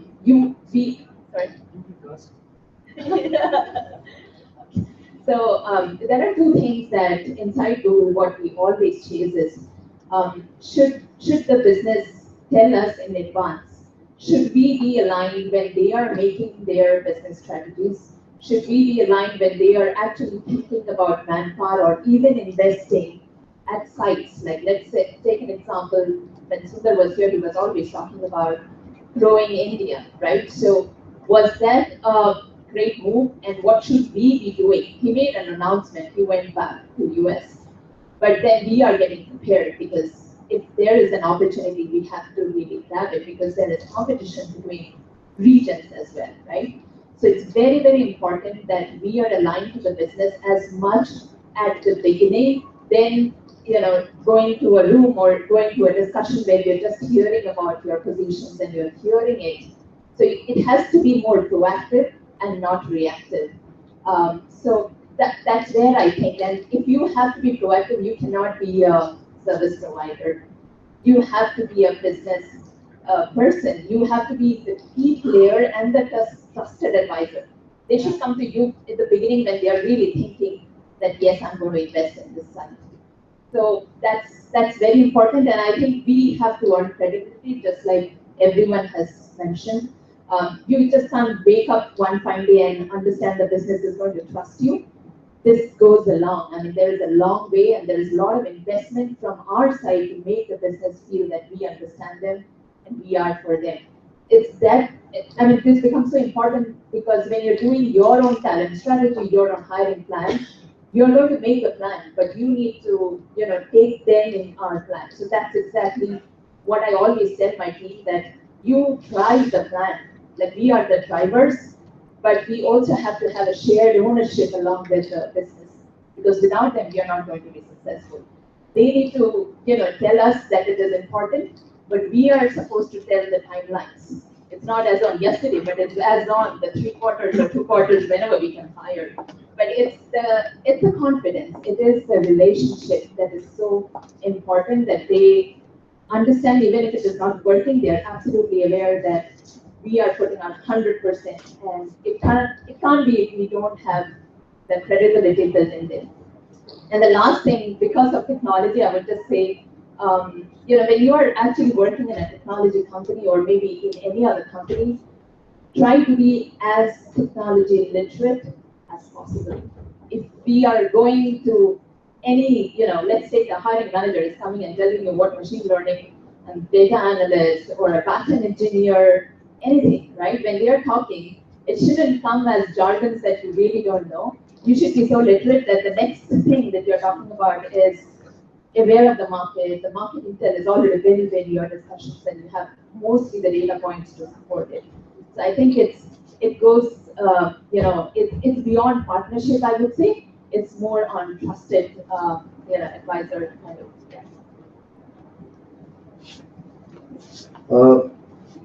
Scripts for writing your questions have been circulated for this panel. So you have got? You've got? What I am suggesting is you write your questions on these slips and we hand it over to the moderator so that he can take a pick, and depending on the time constraint, there may be some questions which will be combined together and one answer provided. Is it fine with the audience? Since we have extended on the time, that is why we are trying to do this. Yeah? Even I am very hungry, that's why. Finally, yeah. Okay. So you all heard from all the panelists that the organizations have to be proactive. You don't have a choice, but you have to have alignment with business and things like those. I'll give you 2 quick examples to prove that, and those are from my personal life. A decade ago, when I was working with another bank, they trained me into fraud evaluation. I was a talent acquisition guy. They trained me into online transfers going wrong, like how do you track online transfers that go wrong and bring back the money. So I learned a lot of these stuff being part of HR or talent acquisition. The current banking organization where I work, and this is something which I'll disclose now. I'm a CFA 2013. What made me do a CFA? My organization said HR guys need to understand banking and finance the way we operate. So go and do a course somewhere. We did it from Claritas University. 4 of us from HR passed. Apart from that, current organization that I ran with, a country COO was brought into as a head of HR global for 2 years, and currently he's the CFO of the organization. Now that's, the proactive part that you hear about, what my colleagues were talking about, that the organization has to be proactive, not reactive. That's the proactive approach. You have to invest in your people. You have to cross-train them to bring in that alignment. You can't just call up a PA guy, grab him by the collar and say, align with the business. Can't happen. That's not happening. Sorry, Major. Okay, I think we have accomplished something which is to keep you awake a pre-lunch session. I pity the guys who want to go post-lunch, so we'll try to make it easy for them. So thankfully we are not doing that. So I think some questions are coming. We'll answer that. I think this also motivates Partho to give us a better slot next time, and not a pre-lunch or a. Yeah.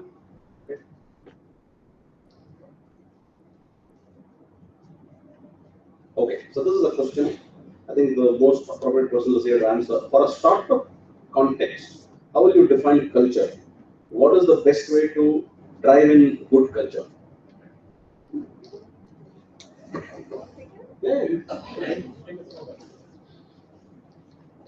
Honestly speaking, culture per se is the amount of disobedience that your top management can digest. Okay, so in a startup, now you can make your own parameters. Thank you. You just summarized it completely. So it's again, I was just talking about the customer value. What do you want to drive? Do you want to drive innovation? Do you want to drive service excellence? That's how. I mean, and again, so for example, there's a term which we use in values at Enzen. We call it as rebel for a cause, or rebel with a cause. That's one of the values that we have, by the way.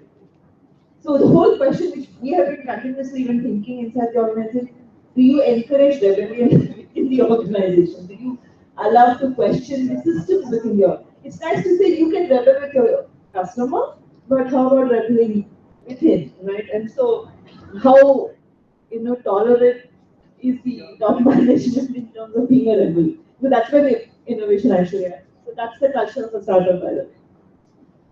But this is a million-dollar question. I hope it has a million-dollar answer as well. In general, we know why people leave organizations. But can somebody tell why exactly they leave? I would love to answer this, but I'm a moderator, so I can't. I'll leave it to Suraj to take a shot. That's a nice way of saying I don't know the answer.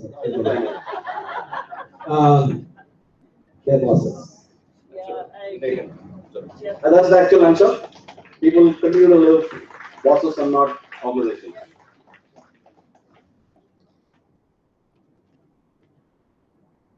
Let's take another question. It's a very long question, but we'll keep the answer quick. I'm sure the answer will be one word. But this is open to all, so anybody can take a shot. What are the best practices in India that a startup company should adopt in order to stay ahead of its competition when poaching becomes the main issue from competitors? So don't allow them to poach. So do something very unique. But anyway, that's a very great. Question 2. What are the competencies that a startup company should look in for candidates towards ensuring stability of the new hires? Do you need to incubate them, and how do we incubate the talent? You talk to me offline. I have a proposal, so I can make some money. No, exactly. That's what I was going to ask. Rajiv, they're just going to give you some business, right? There are a few startup guys out there who want you as their consultant. Actually, want to take a shot.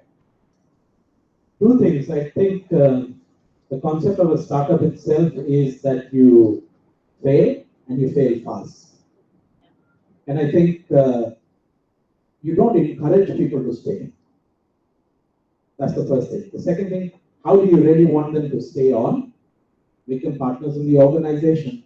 If they believe in the cause, they will invest in the cause. Plain and simple. Yeah, I think offline we all discussed and touched upon this point as well. For a startup to succeed, I think that's going to be the goal, growing or the next challenge for all HR folks is to allow an employee to work with multiple organizations, because that's probably is going to be the future, and that's going to be a challenge as well. But that will also address some of the questions, right? I mean, somebody is asking, but we should allow people to work with multiple organizations at the same time. So that's going to probably help resolve. Last question, and the two ladies will conclude this, Amrita and Kapil. How much have the new startups in hiring space impacted the talent acquisition space itself?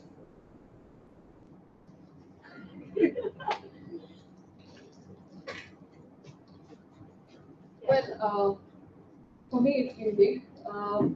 well, I have a lot of my people actually in Bangalore being the startup hub in the country. A lot of my people are leaving just to startups. And being a consulting, the consulting skills that they have, I think they are equipped enough to get into those roles. So for me, personally, it has impacted big time. Again, as I mentioned, startup is definitely the thing in India, and I won't say that we have been directly getting an impact because of the startups, but I must say that there are so many strong technical people who are actually getting involved in startups, which kind of makes me think that we have to have equally challenging work in terms of technology in our product line in our own company so that we can make it as attractive as a startup. And it is also that we need to be really scrappy. That kind of culture, like we are already talking about culture, we need a startup culture even in big corporates. So yes, I mean, to answer it short, we definitely have a threat from the startups. All right, ladies and gentlemen, thank you very, very much. This has been a reasonably decent afternoon. Have lunch. We'll see you again later. Thanks.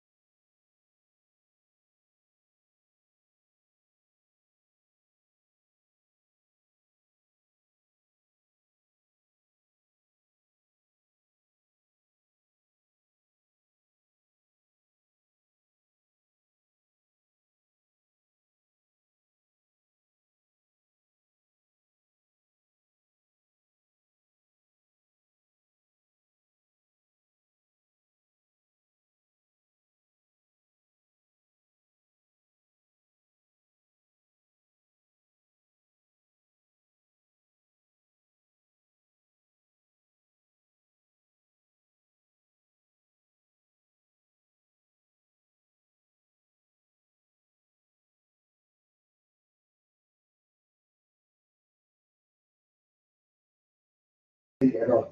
I had seen this presentation in one of the summits where Suraj had presented it. I requested him to present that again. So that, because I personally felt that data analytics taken to the level of identification of talent is a huge, huge exercise. So I would like to invite Suraj to come and present. Thanks a ton for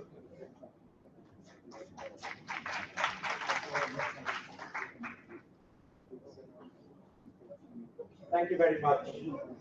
Check. Check. Check. Check. One. Check. Check. Check. You can hear me at the back? I think I've got a loud mouth, so you can even hear me at the back.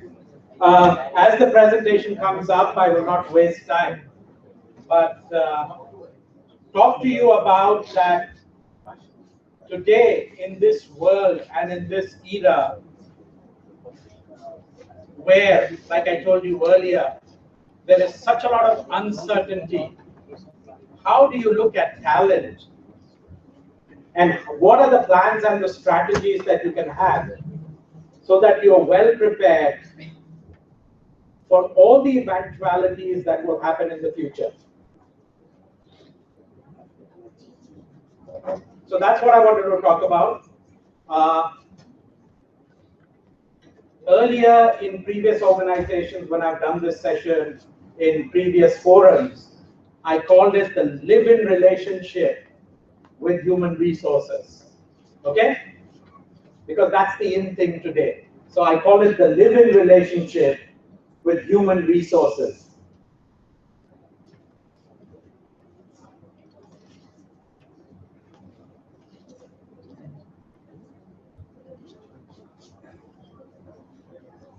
And I'm very comfortable speaking from here because since you know that I am horizontally challenged, when I sit or stand behind a podium, it makes me look good.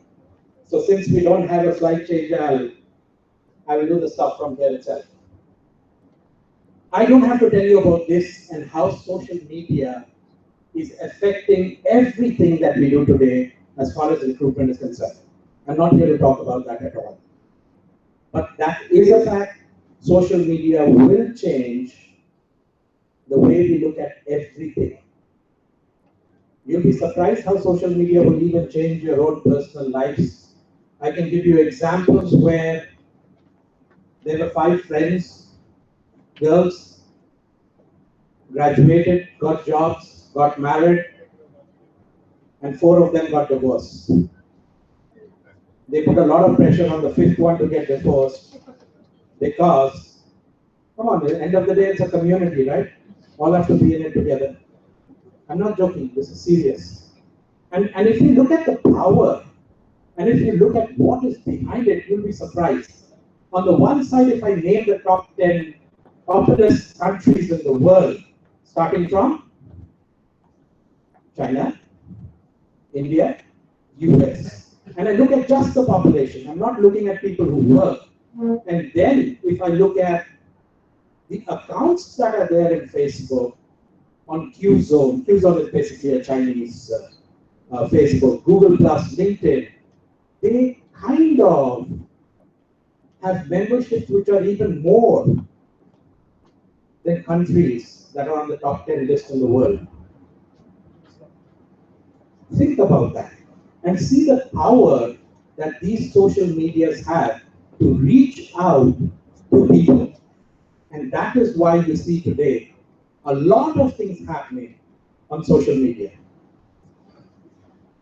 Digressing from that, how many of y'all have seen a geographical map, something like this, in your school days, talking about where bauxite, iron ore, gold, or silver is found in the world?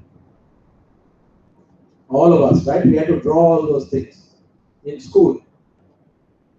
That is where technology is heading tomorrow. when you get into human resources, you will be drawing this and saying, if I am looking at a flight operations person in engineering, if I'm looking at someone in design and modeling, where in the world can I find these people? That is where talent acquisition is going to. And if there, what is my focus and what do I want to look at or which particular country? So I say, okay, let's look at India.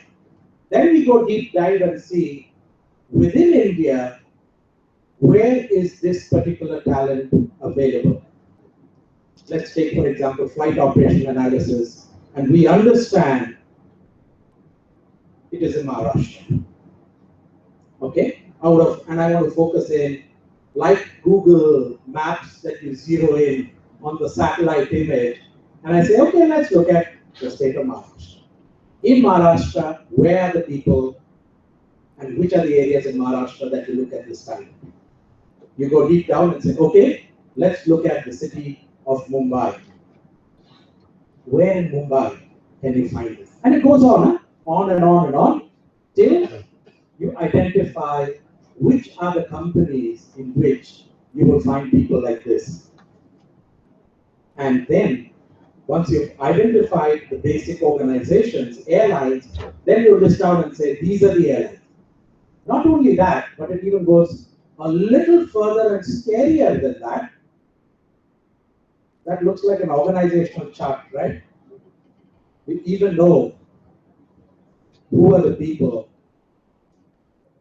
that we want to hire.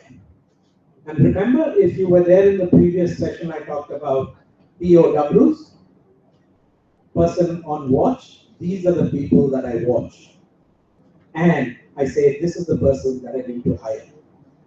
And when I hire him, not only do I hire him, but I also keep a track of who has replaced him and probably when will he become employable with me in the future tomorrow. Scary? Unethical? Crazy? But everything today, thanks to the interest of our people, means you and me, to be known and to be visible globally, we put anything under the sun on platforms that are available to everyone. If you look at these things, where do we get all this stuff that I have got here? LinkedIn. It's available to everyone. Furthermore, if you look at whether he's married, spouse, what's the spouse doing, what's his interest, Facebook. You know, right? I don't have to tell you stories about 1 equates to how many, and it is just 2 degrees away if you want to reach anyone else in the world. But even further, if you look at what is his social presence? Has he visited your company? What are his areas of search? Even it goes to records of criminal and things like that. It's again available on Facebook, and with a little bit of help and an excellent algorithm-oriented IT professional, Google Analytics will tell you the rest. So, welcome to reality. And that is how we keep ourselves abreast that if in case we lose someone, how we can backfill positions like that. And if I know such a lot about that person, would it not be easy for me to catch him at the right opportunity, to encourage him to join my organization?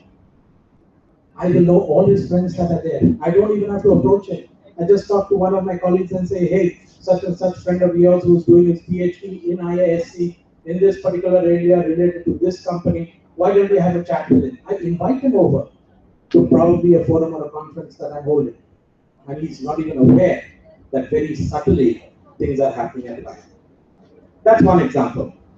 The second example that I wanted to talk about is if I look at the crystal ball and predict talent acquisition for the future, what do I see? And I have not read Arthur Haley or Robin Cook or James Hartley Chase before coming here, okay? This is reality because in our company, we have a department which is an innovation cell only for HR, where we test crazy things of what is going to happen in the future. How many of you all recognize any one of these photographs that are there? Ashley Madison? The folks with gray hair are hiding their heads. You know what Ashley Madison is, right? It was a cheating website for men and women who wanted extramarital affairs, right? Now, why am I talking about that and I'm talking about talent acquisition? If a website like that can open up, think in HR, if you can have a website for all those people who want to have an extramarital affair outside their company, see the amount of revenue and see the amount of opportunities that you have. Not joking. Today, I agree, there is, what is it called? Glass door, window, what is it called? Glass wall, huh? Glass door, sorry. We have Glassdoor, and we have a lot of other websites that talk about your experiences within the organization. But there is no website today that leads you and encourages you that if this is your problem, if this is what you're looking at, this would be the right organization to go to. And an Ashley Madison kind of a website could marry, on the one side, organizations and people who want to leave the organizations. End of the day, all of us, whether we realize it or not, we search for a job when you have already quit an organization, right? You search for your next job when you have quit the organization, right? No. Isn't that extramarital again? That's what you do, right? You're in a relationship with an organization and you want to get into a relationship with another organization, which is illegal. Minority Reports. How many of you all have seen that movie? What does it talk about? Pre-calls predicting the future, right? And if we can keep a track of all that is going on in the life of a person, we will exactly know when and where and how a person will be ready to move from his current job to another job. I won't talk about the others because I'll be only sitting and standing and chatting. What are the things to watch out for as far as talent acquisition is concerned? Very soon, like you do Google, no? You want to find out something? You get it, right? Same will be for profiles that you want to find. You do Google Analytics and you will be able to find out profiles that you want. And this will be linked to communities of practice where a recommendation will come from people that they are effective and efficient. Even on surveys, questionnaires, feedbacks that you generally fill up. If I'm interested in a company, probably I will hire an agency to do research and sell blades, shaving blades or fairness cream in front of a company. And with the power of equipments like DI and the other analytical tools in psychometry we have today, I can ask you to fill up simple things like, what is the color you like? Do you like the word small, big? And get an analysis of you and then take it further. So be careful when you fill up questionnaires and surveys.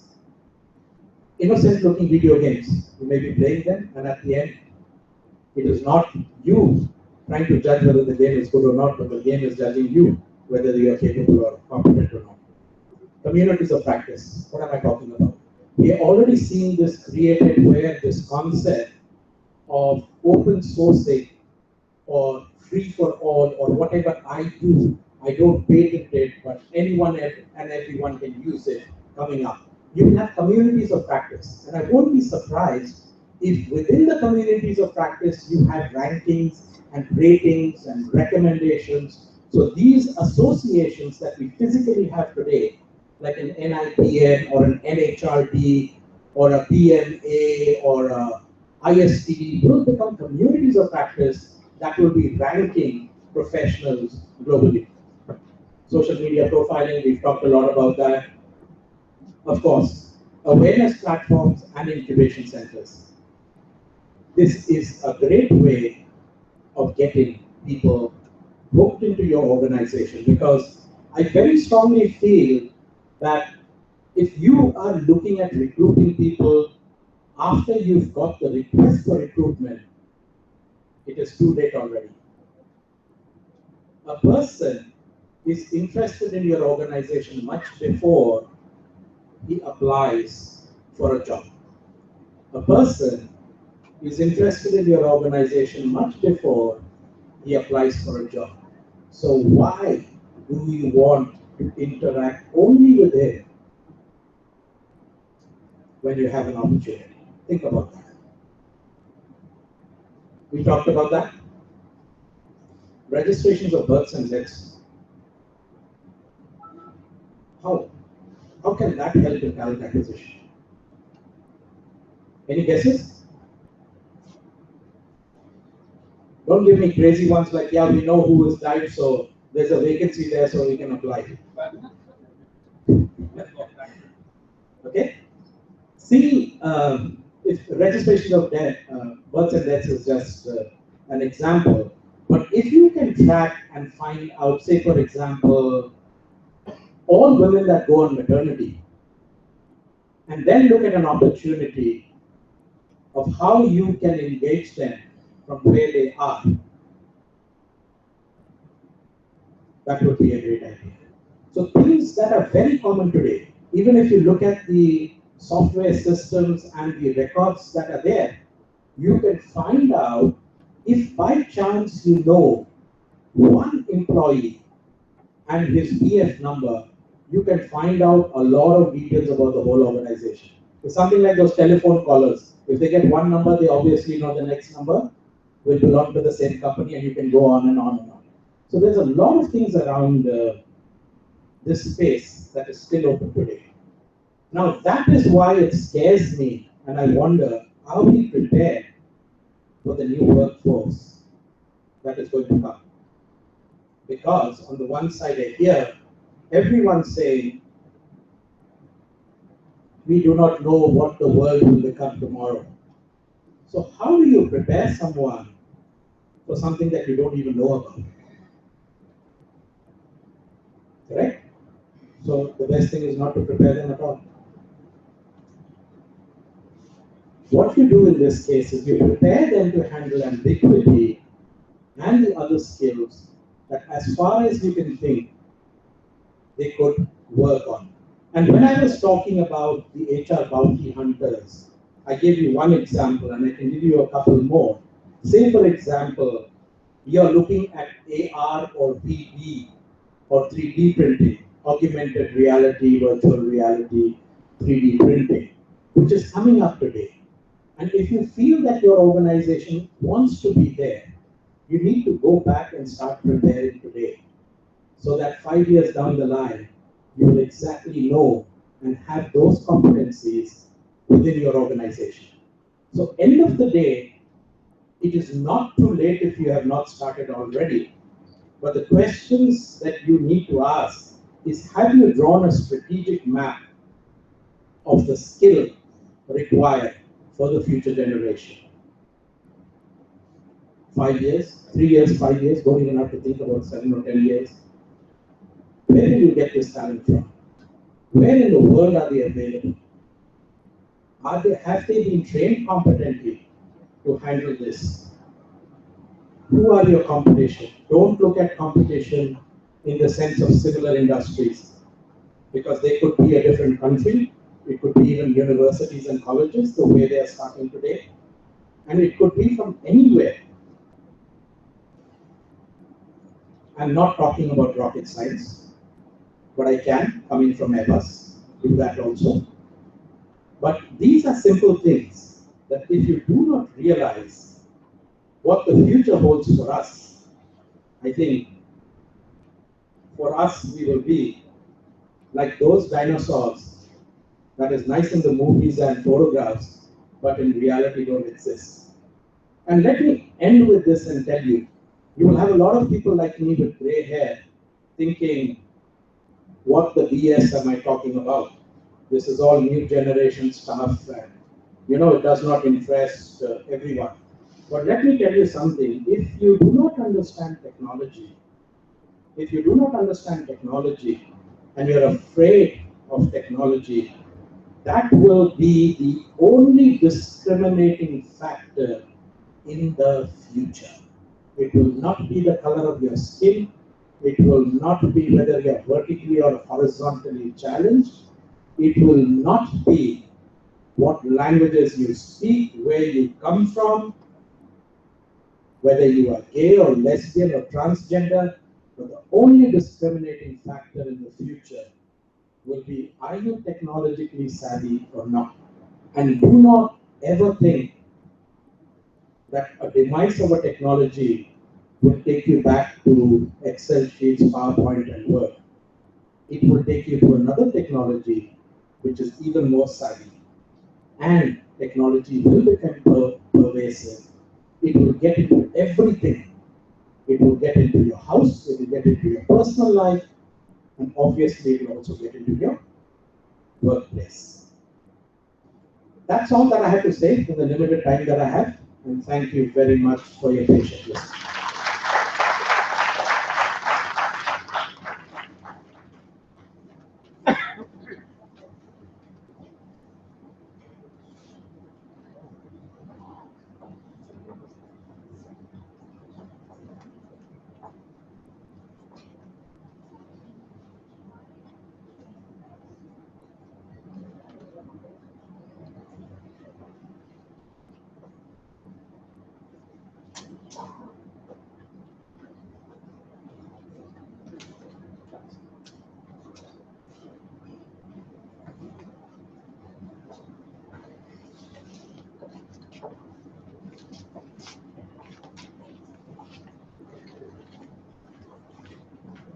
Thank you so much, sir. What if your organization could improve everything about how it delivers customer service? What if you could serve customers better, more securely, and more cost effectively across multiple channels while gaining deeper insight into the areas of your business that either directly or indirectly impact the customer experience? With workforce optimization tools, you can. Workforce optimization and business impact solution can work in different functional areas or across the entire enterprise. These tools can help capture customer interactions and sentiments in multiple channels while providing insight on the performance of people. To present on workforce optimization tools, let me call upon Vijay GK, CEO, Innovalues Technologies. We welcome you, sir.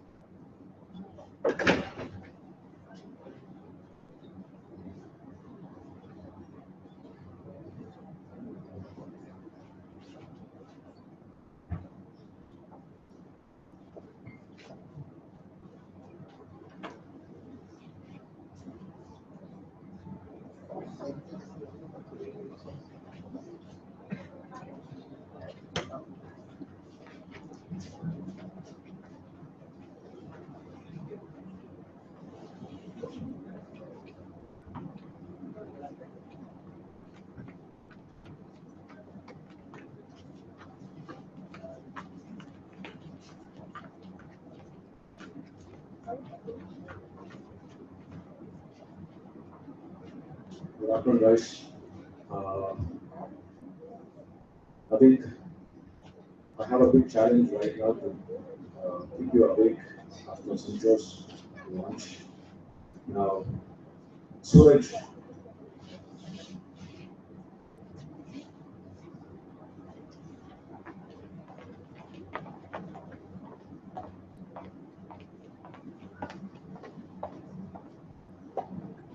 so Suraj set the stage in terms of the importance of technology tools in workforce. So what I'm going to do now for the next 15 minutes is to give a perspective about what are the trends that one can see and one is saying right now in the area of workforce management, and probably touch upon some technology trends that are really getting implemented at this point in time.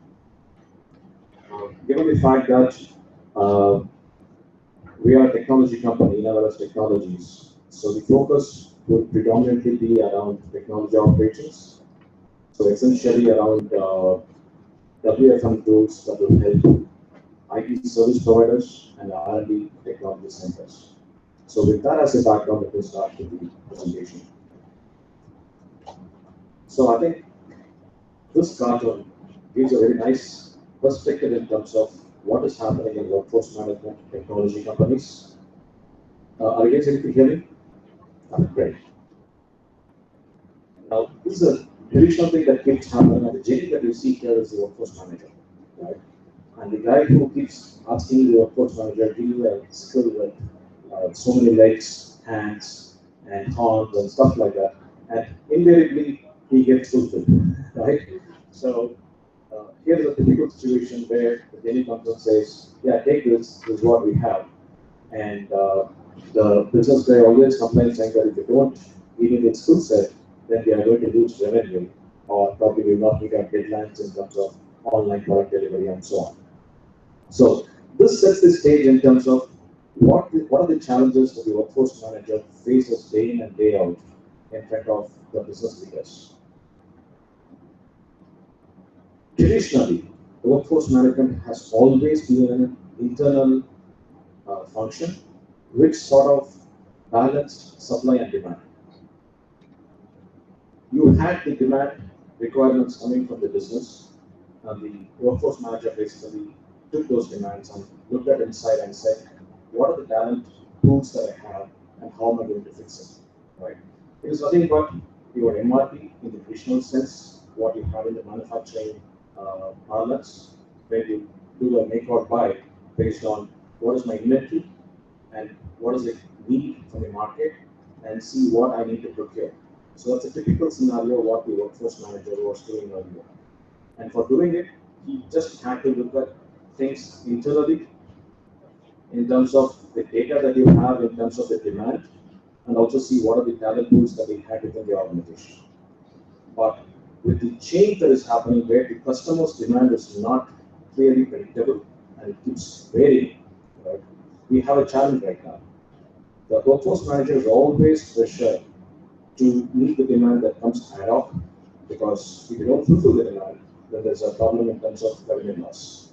So essentially, the workforce manager has to look beyond the supply and demand parameters to see where the opportunities are. So I'm just setting the stage for the tools and the trends that we are going to see. But if you ask me, is this the approach that most of the companies are adopting? Yes and no, in the sense, companies which are large, which have a very big workforce of talent in terms of technology, they may use some advanced tools. But companies which are small, which has a smaller workforce, may be still using Excel spreadsheets and still looking at supply and demand as the two components for driving workforce management.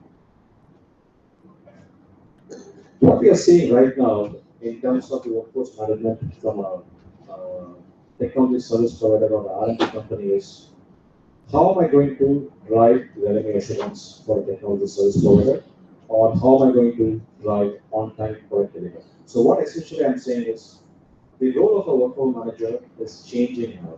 It is no more question of, can I fulfill this position within this time?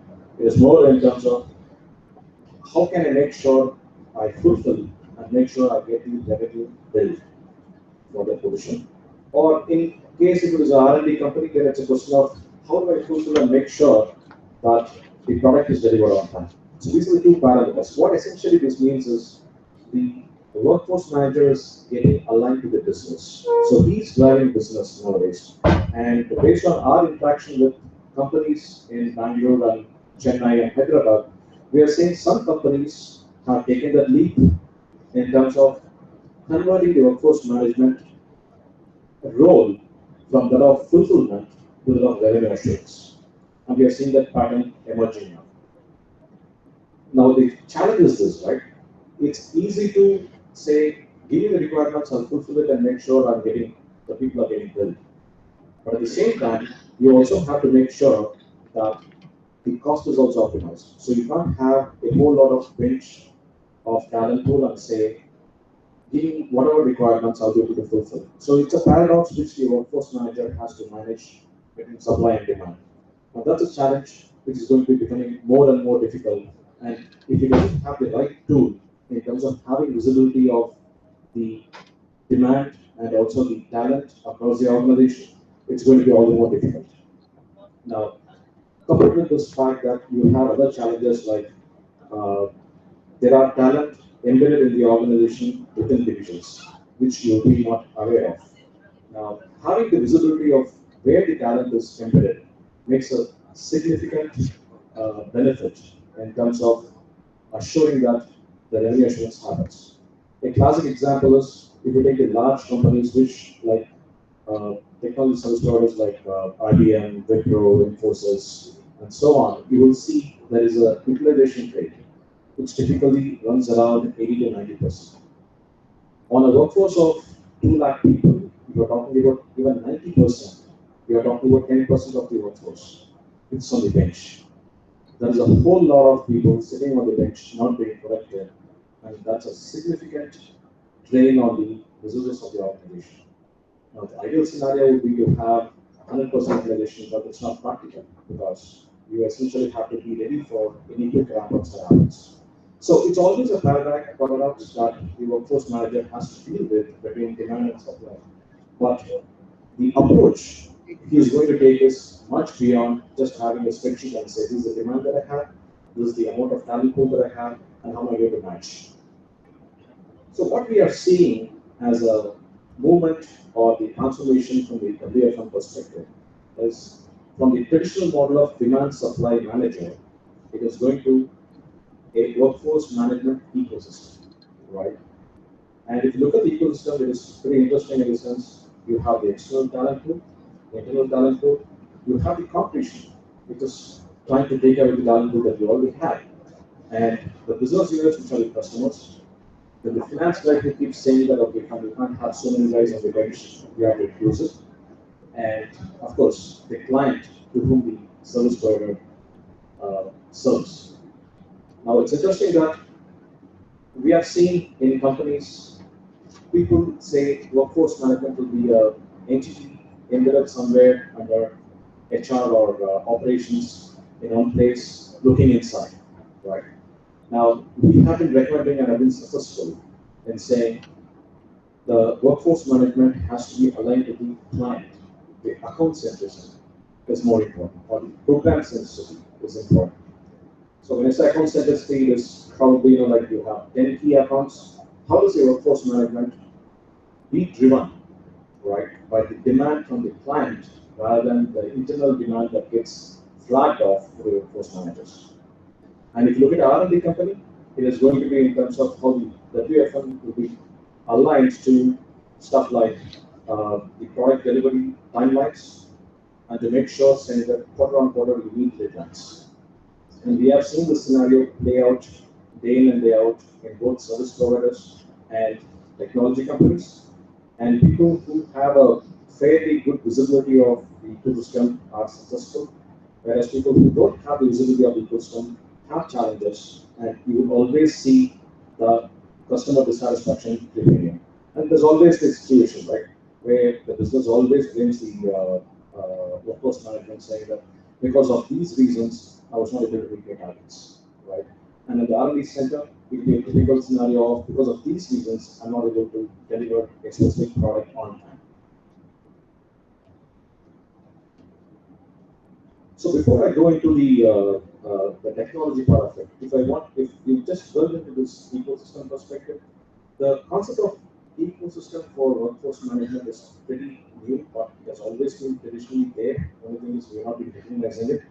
Not because we didn't want to do that, because I think the main reason why we are not able to do that is the availability of tools which can give you the visibility across the ecosystem components. You typically had RDBMS where you had a list of people in your organization. You typically had a list of open positions in your organizations, and that was easy to work on these two things. Now, with the concept of ecosystem coming in, you are essentially saying, how am I going to access the demand patterns of the customer? Let me take an example. If you look at a service provider, the objective of the service provider is to serve the client. When I say clients, typically most of the clients are in US or in Europe, large Fortune 500 companies whom they are addressing. Now, the typical approach would be trigger off a forecast, right? And based on the forecast, I will have a plan in place for fixing the talent, and I'll start fixing it. The challenge is this. I don't think in the past 10 years we've ever figured out a way to get an accurate forecast of the demand. Right? It will never happen also because there's always a challenge in knowing what exactly the client wants. So the way you can approach this and what we have seen in some of the customers is look at demand patterns. And demand patterns need not be coming from your business unit. While you can certainly take that input, you can always get the demand patterns of the technologies from the client from the net. It is possible. I think Surat set the stage for it. If you put the right crawlers with the right keywords, you get the demand pattern for Fortune 500 companies in your database. Now, what essentially we are talking about here is you have a whole set of information coming from multiple sources, not necessarily in the same format. And the whole idea is to get those information together to make sense out of it and decide on what should be the deployment plan for the talent, what technologies, what specialization, and so forth. So I'll leave that as the base for this ecosystem. And given 15 minutes to 20 minutes, I don't think I'll be able to cover the entire thing. But let me straight away jump into what are the typical technologies that we are seeing that can help this approach. So if you look at it, essentially, it is about technologies that can take unstructured data from the market, make sense of it, and give inputs along with the demand pattern that you have within the organization. So the approach here is looking internally and externally to plan for WFM. Let me give an example. I think, again, I refer to Surat's presentation earlier. He talked about how can you map the entire world with respect to where the talent is available. So we did an exercise. So we work with a lot of R&D companies in India. So we did a complete mapping of the R&D technologies and the associated talent, skill sets, and also the locations where the people are present across India. So we mapped Pune, Chennai, Hyderabad, and Bangalore. And today we have a database fairly comprehensive in terms of the R&D talent across India. And R&D people are pretty unique compared to our IT talent for the simple reason when you talk about embedded systems and C++, you can't laterally recruit them. You have to bring them from the bottom actually. Right? You pick them up from the college and start developing them. So once you map them, then we also analyze what are the drivers for these people. Now, if you look at these information data points came in from external sources, not from what you call as companies who are looking for people, right? So today, if there is a person available in this world, his signature is there somewhere in the net, right? So identifying that information and collecting it and making sense out of it plays a very important role from a WFM perspective. That's only one dimension of it. So we did that and we realized saying that there are very interesting insights about the R&D team in India, to the extent saying that which building has what talent, like Manita Tech Park. What are the talents you can find in Manita Tech Park? Now that information is killer for someone who is trying to recruit people, whether it's a startup or if it's going to be like an R&D company trying to get a new product. It makes a lot of sense. And believe me, all this information is available right now on the net. You don't have to necessarily go and buy it. So that is the power we are talking about. So essentially, what we are seeing as a pattern is you will see more and more ecosystems getting formed for companies. So you take Wipro or you take IBM, they will have their own ecosystem of vendors, partners, and stuff like that, right? So, and each company will create their own ecosystem of talent around that company and keep monitoring and making sense out of it so that you keep engaging with them. That's where we have this concept of monitor, this is called ecosystem monitor. Then model the ecosystem. Now, with the advent of unstructured databases that have come in, the modeling of ecosystem has become very, very attractive and easy. You can actually model anything today from an ecosystem for WFM or for a business or anything for a model. So once you model it and get the right parameters, the question of driving insights from those parameters are easy, right? And so I was very impressed with the VUCA concept that you guys came back with. It is a US war concept. Fundamentally, what you're essentially saying is nothing is known or predictable, right? And typically, when a firefighter goes into fighting a fire, he doesn't look at what options he has and picks up the best option. He doesn't do that. He looks at a pattern and starts working on it. Now, the point I'm trying to make here is, with the modeling of ecosystem, your ability to make decisions based on pattern recognition becomes much more easy.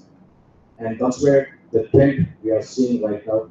So if you're asking what are the key technology components that are involved in this, you will have NLP, machine learning, unstructured databases, and analytical models, right? Now, in what way and shape you're going to implement it depends on the need. And what is that you want to get out of that entire modeling can help you move to the next wave of WFM itself. So that in a nutshell is what I thought I'll just cover in this few minutes. Any questions I can take up? Yeah.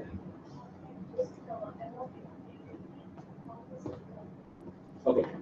So if you look at like the traditional approach of any talent, right? What you used to do, pick up a resume, do a passing, right? Pick up the key skill sets and start going to the market saying these are the guys and you can basically map and stuff like that.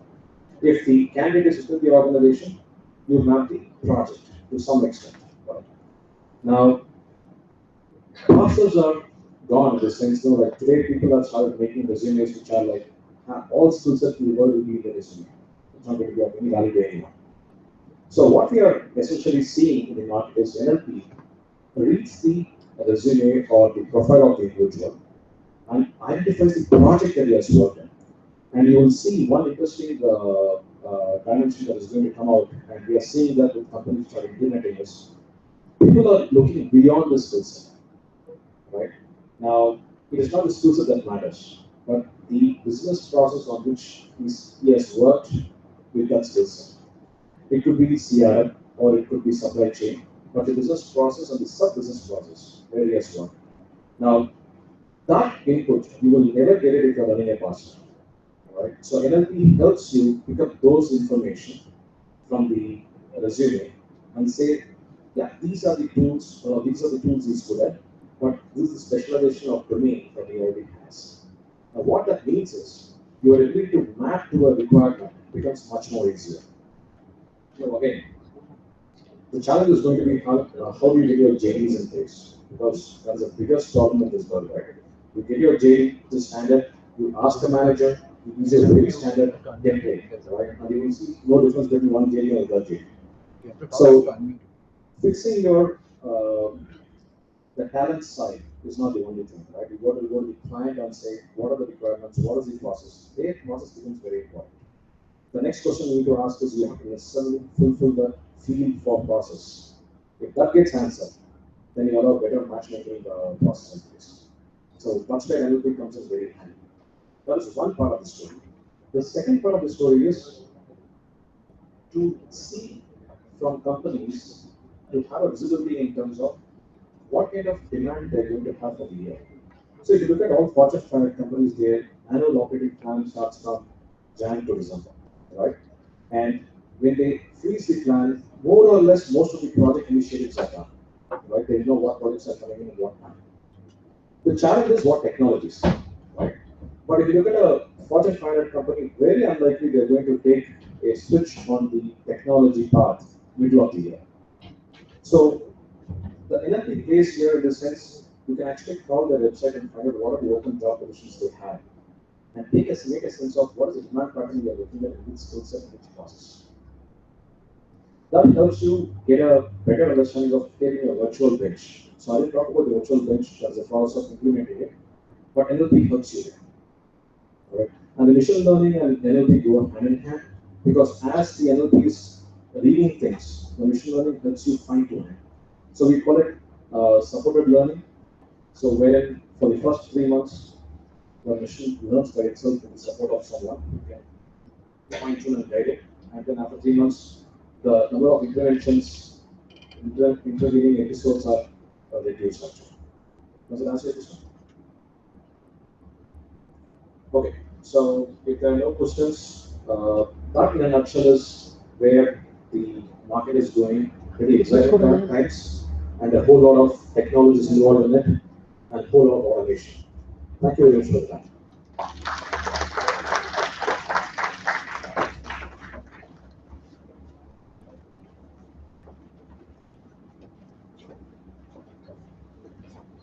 Thank you so much, sir.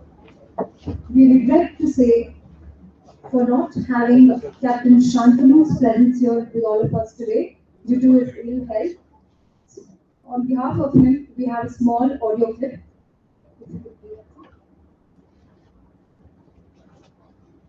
Shantanu couldn't make it because he's got admitted into one of the hospitals because of his back problem. He sent me an audio clip because I asked him for a video clip actually.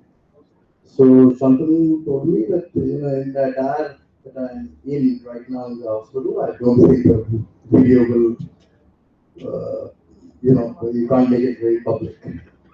So I decided to take the audio clip. Yeah. It's on my WhatsApp, so I'm playing it from there. Maybe a little distortion in the volume, right?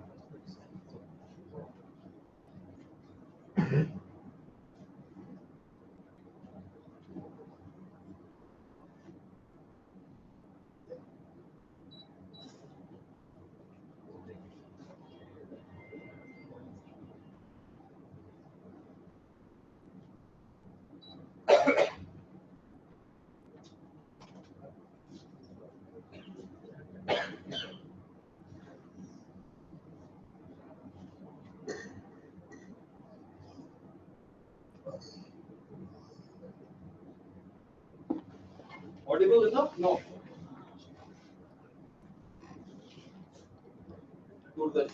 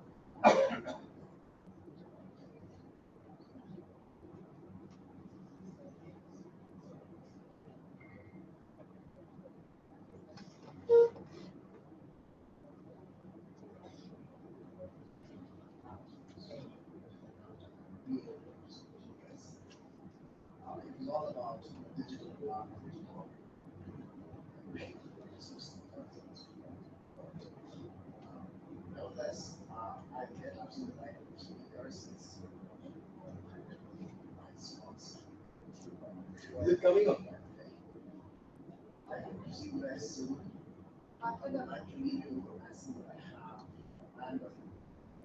Good afternoon, everybody. I hope to be there, but couldn't happen. My name is Captain Chakravarti. I guess the nurses out in the hospital want to see me more than you got.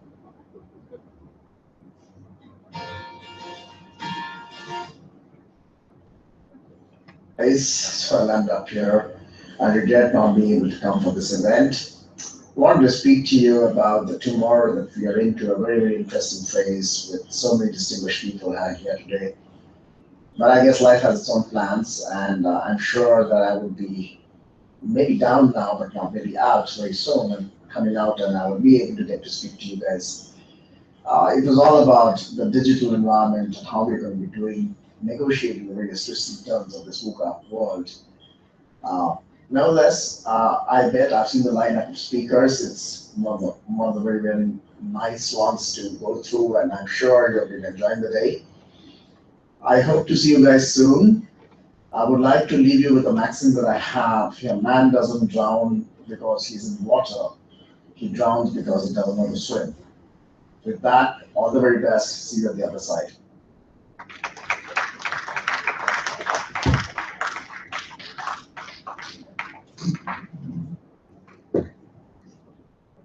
On behalf of all of us, we wish you a speedy recovery. Ladies and gentlemen, presenting the third panel discussion of the day on workforce management, connecting workforce data and organizational outcome. This panel discussion will cover how articulating the value of the workforce data analytics as an enabler for better organizational performance lies at the heart of acceptance, progress, and leadership buy-in. The challenge of building capability and capacity in workforce analytics. Some examples of how quick wins and insights are shifting the conversation around the organizational performance and workforce planning. The moderator for this panel is Ms. Kavita Venkatachalam, Lead Workforce Careers and Talent Management, HCA. Kavita is an alumnus of Bharatiya University and has 16 years plus experience in HR. She started her career with Indichalam Inchem Collanet Accenture before joining HCA. We welcome you, ma'am.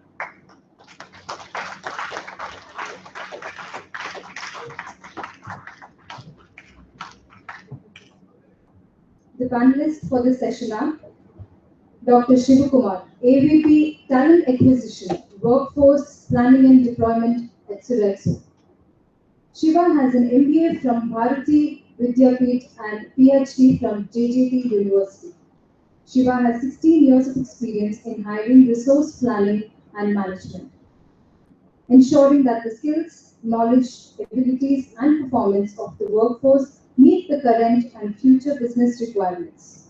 Design and implemented world-class staff process to manage the big business growth and ensuring sustainability. We welcome you, sir.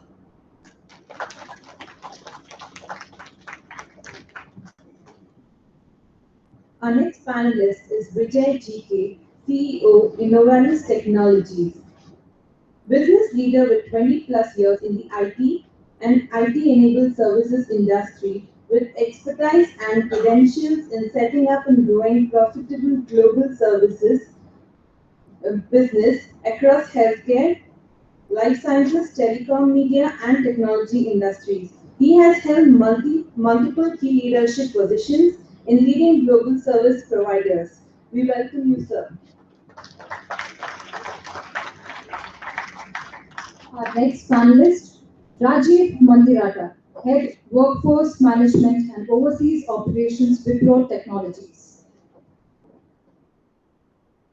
An experienced and established IT business leader, specializing in global and large-scale entrepreneurial initiatives. Very good understanding of influence of socio-economic, cultural, legal, regulatory, and trending technology on an organization, and preparing the organization to adapt to it. Consistent high achiever by developing both simple and outside of the box strategies to maximize value from IT investments. Industry recognized thought leader and has provided strategic vision and guidance to educational institutions, government bodies, and non-profit social establishments. Has been employed with Wipro Limited, GE, and L&T. Has functioned in capacity of Vice President of Workforce Management and Global Operations, handling over 130,000 employees globally, and has a managing partner for a process consulting division with yearly P&L of $120 million. He currently holds the position of Vice President in Wipro Limited and is focused on growing Wipro's business in the futuristic digital space. He divides his time equally between his two offices in Bangalore, India, and San Francisco. Ranjit has done his BTech in Mechanical Engineer from Regional Engineering College, Kurukshetra, India. We welcome you, sir.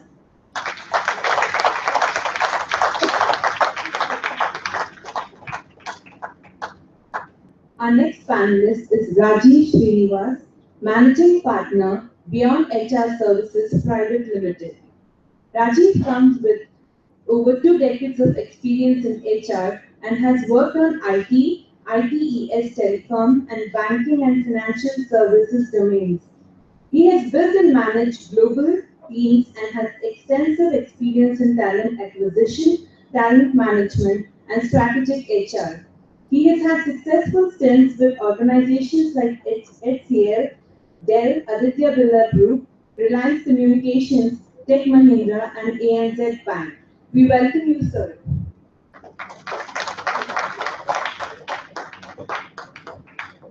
Our next panelist, Shivani Upadhyay, Divisional Consultant, Group HR, ANZ. Shivani is an organization development and human capital specialist with 12 years of experience in managing global projects for operating model and organization design, change management, offshoring and restructuring the business diagnostic studies, managing people transformation initiatives that include talent management programs, design of leadership assessment initiatives, design and implementation of assessment centers for mid and senior management, HR transformation through policy design and reviews, design and implementation surveys and conducting HRD audit. Other strategic HR projects managed by Shivani include employer branding, training, impact assessment, and functional risk management for HR, etc. Shivani has an MBA from University of Rajasthan. We welcome you, ma'am.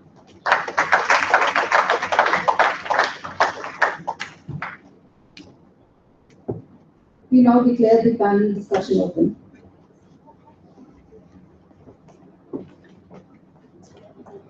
I'm not loud enough without mic.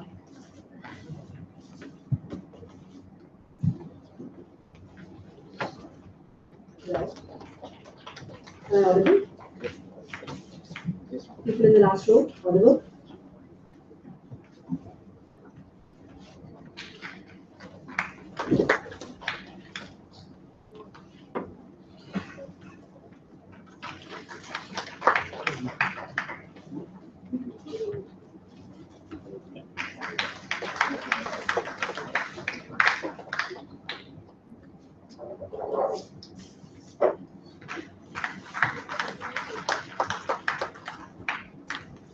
Great, thank you for that. Good afternoon, everyone. Or good evening, getting into 4 in the evening. Are we all good for the next 45 minutes to an hour? No? Yes? Great. Okay. So, like she introduced, I manage workforce careers and talent management for HCL. So sometimes when my family, friends, etc., ask me, "What do you do in workforce management?" and I tell them, currently one of my largest mandates is the anchor a profit optimization program, which delivers about $100 million to the bottom line of the organization, $100 million to a $7 million organization bottom line. The first reaction that I get is silence, and the next reaction I get is sarcastic, yeah, right. Yeah. typically because HR is always looked at as a fuzzy, good to people or a happy organization kind of a thing. Not many people relate HR and HR operations or business operations as teams which have direct impact to the organization's revenue and bottom lines, right? But if you actually look at it, about 50% of the operational expense in our services organization, or probably about 20% in other sectors, is around employee-related expense. It could be wage bill, it could be learning and development, it could be leadership development, employee engagement, and the whole cost of things. But that is a huge spend in the operational expenses organization. And that is a spend that we as HR professionals, pretty much influence quite a bit, right? And therefore, especially in the workforce management area, there is, we have a huge influence in terms of how do you make this spend a lot more productive. And I think that is basically the construct of the workforce management piece itself.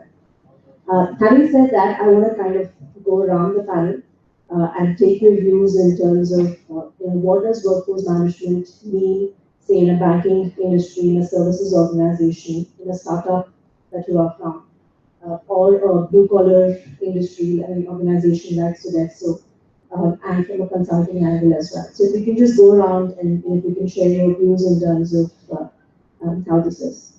Do you want to go first? So, I had a very interesting move into this department called workforce management. My current vice chairman and then CEO suddenly called me out, pulled me out of an interesting career called consulting, and said, "You've been consulting enough to other people, right? Now do some work inside the own IT organization." And I asked him, "What's the job?" He said, "The job is called workforce management. I've got tons and thousands of people in my office. They walk in. If they work on the projects, I make money. If they don't work on the project, and the term which we use is bench, I pay them huge salaries, and I really don't know where we'll go." Right? The company which I represent, we make a revenue of $7.5 billion, Wipro, IT business, and our salary bills are $4 billion. Right? So he openly told me, saying, "You have a choice. We can make $7.5 billion of revenue, or $4 billion of cost, or forget everything else." So that's what it meant for me. Right? That's the role. That was the role which was given to me. And since I was running consulting banks, consulting manufacturing sector, consulting retail sector on how to do improvements outside, I realized how easy it was to consult others and walk back into your company and implement any change. Painful, not easy, right? So that's how the scenario was. So workforce management for me meant from a point where a company wins a project, all the manual requirement needs of theirs, how they can be on the job, and by the way, how can they be on the job at least for the first 2 months of the project. That is called post-sales warranty, right? So, they should be on the job for 2 months at least, and that's when the workforce management can breathe, saying, yes, we have staffed our projects, we are perfectly okay, right? And we work around. And it has furthermore connotations of, hiring people, bringing people up to speed, bringing people to good skills, right cost structure in which people bring it together, mobilize people across the globe in different countries, right? And that's all gambited for me means workforce management. Thank you, Rajiv. So Shivani, do you want to kind of give a context of workforce management from the banking industry coming in from NZ? Sure. So I'll speak from my personal point of view here, and I would say anything related to workforce that has to nail down 4 aspects.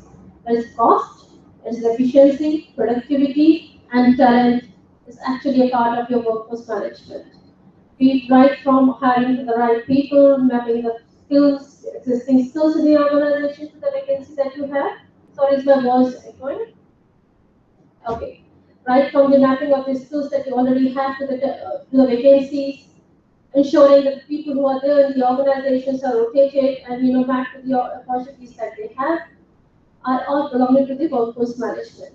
So ample amount of data that is available with HR, right from starting from the employees into the organization to the exit, how to make the best use of it to nail these 4 parameters, which are very, very important for any management. And of course, the business leaders and the cooperation there. Thank you, Shravani. Vijay? Thanks, Kavita. So though I am from a startup, I'll be talking about the R&D portfolio itself in India. So the R&D engineers are a different set of breed altogether. And unlike the IT folks, they have their own whims and fancies. And from a workforce management perspective, it is details in terms of what kind of technologies they're going to work on and with which boss they're going to work with, right? These are the few parameters which really influence the interest levels towards a specific company. And of course, a salary is a given. They don't really bother about the salary. Unlike the IT where it's always 30% or 40% hike from one place to the other place. But salary is a hygiene factor. Assuming that you match the salary, I think it's a question of the team where they are working with what technologies they are working with, and some places that goes to the extent of what route they take to go to their office. Believe me, it is not detailed as far as the R&D engineers are concerned. But because they don't have a social life during the week, and the only time that they spend is during Saturday and Sundays at home. So essentially, their drivers are technologies and the convenience to get to office. If an R&D engineer takes 2 hours to reach to his workplace, and if a next offer comes to him which says an hour it takes, he will jump. It is not the salary that really matters, right? It's the technology, the convenience, because the drivers of these companies, to look at it, when it comes to the quarter leases, those are the most important things for them, right? And when the lease is due, these guys are locked up in the office 24/7, literally, till the lease gets out, right? So to that extent, the workforce management from an R&D perspective is slightly different, and it has to cater to the whims and fancies of the R&D engineer. I'll just leave it at that.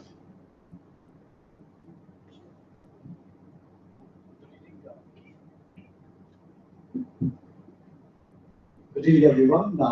I'm happy to be a part of the panel discussion here. Also happy that we are talking on line with our firm, GWFM. So it's nice to be with powerful panelists. What is workforce management, WFM? In fact, it exists olden days as well, but we never looked at it. It all called internal recruitment. In layman language, it's called internal recruitment. How do you recruit internally for your own employees? And also you can see that demands means requirements, hiring requirements. And supply. Supply means your own headcount of the organizations, their availability, their utilization. How do you really match demand and supply? And then how do you see them as far as preparing the talent for the future business scenario? Since morning we have been discussing about how the situation can really take control. I've seen that in my experience after having worked in CGI before and IBM, now in NAMS, right? So workforce management takes the front seat to create visibility to the management to see that, oh, this is where I am, showing the predictive analytics that yes, I can make a decision whether to hire or not, whether to sack or to improve the productivity of my talent, or can I improve the skills and technologies and the ability of talent to the next business scenario as technology is changing. And also, what is the revenue growth which I can get by creating this visibility by analytics? Or only, I see that, like being in HR, most of the management said that in HR, okay, anyone can do it. But when it comes to WFM, there's a key role showing them that yes, we can make profit or can't make profit. This is the revenue growth, which we can really make it happen if we hire or if we prepare the talent for the organization.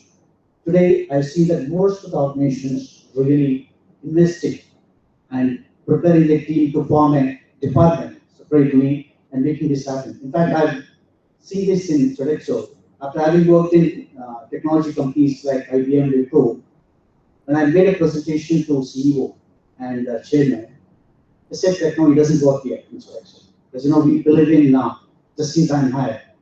You hire 10 people, 5 people leaving next week, okay, you need to be ready for hiring 10 more people. That's all they were thinking. And I given this framework, they say, wow, can this happen? Trust me, 25% of revenue has been increased by implementing this framework. Sodexo doesn't have any tools and technologies yet.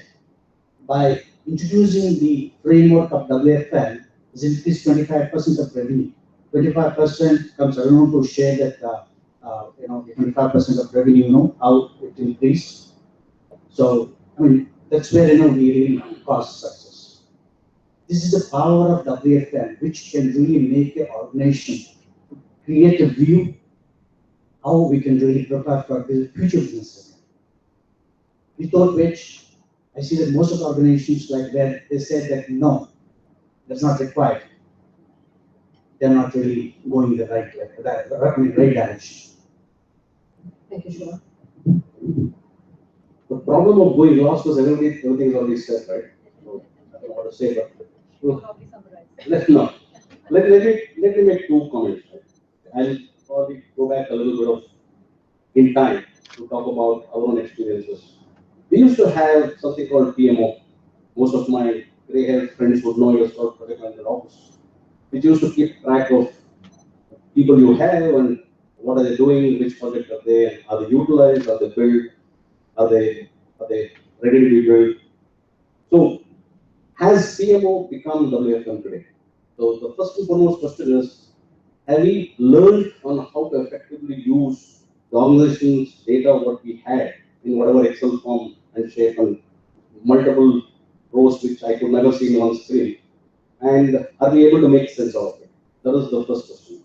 Second and most important as a talent acquisition specialist is that PMO or WFM is supposed to let us know that they have looked at all possible internal options and there is no option, so you go out and hire externally. Now, are we able to make sure that our systems and processes today are as effective as to trust that decision which comes out of it? So for me, I think all my friends here are from large industries, bigger companies, and seeing a lot of evolution of the WFM itself. From my point of view, I think WFM continues to be an extension of what a PMO used to be those days. Keeps track of hygiene, as we call it in probably the corporate jargon which I've learned without understanding what it meant for a very long time. And trust the judgments which come out of those probably decisions when my manager calls me and tells me that, okay, go hire X number of people. I'm assuming that those people are not internally available. And they're able to clearly say that all my existing resources are consumed, occupied, built, utilized. Today I need to go and hire from the outside. So for me, WFM is natural extension of PMO. Probably become more robust, probably has become much more data intense. There are tools and systems which throw out a lot of intelligent, meaningful, understandable data, basis which they're able to make some smart decisions. Thank you. I just want to call out. So the comparison between, or the analogy to say as the PMO, now evolved into WFM, I think it's very important for us to understand that the evolution that we're talking about is stark, right? PMO was probably the dinosaur era, and we're talking about the VUCA world now. So it is not, let's not confuse to say, is it the PMO role for WFM? Yes, some of it, yes, but I think it's much more evolved and up there in the maturity curve. Having said that, if you've noticed as we kind of went through, unlike what you hear in other panel discussions, especially if it's a HR panel discussion, where a lot of conversation would be around how do you maintain employee engagement, how do you maintain. manage attrition? How do you, hire better? How do you keep people happy, etc., etc.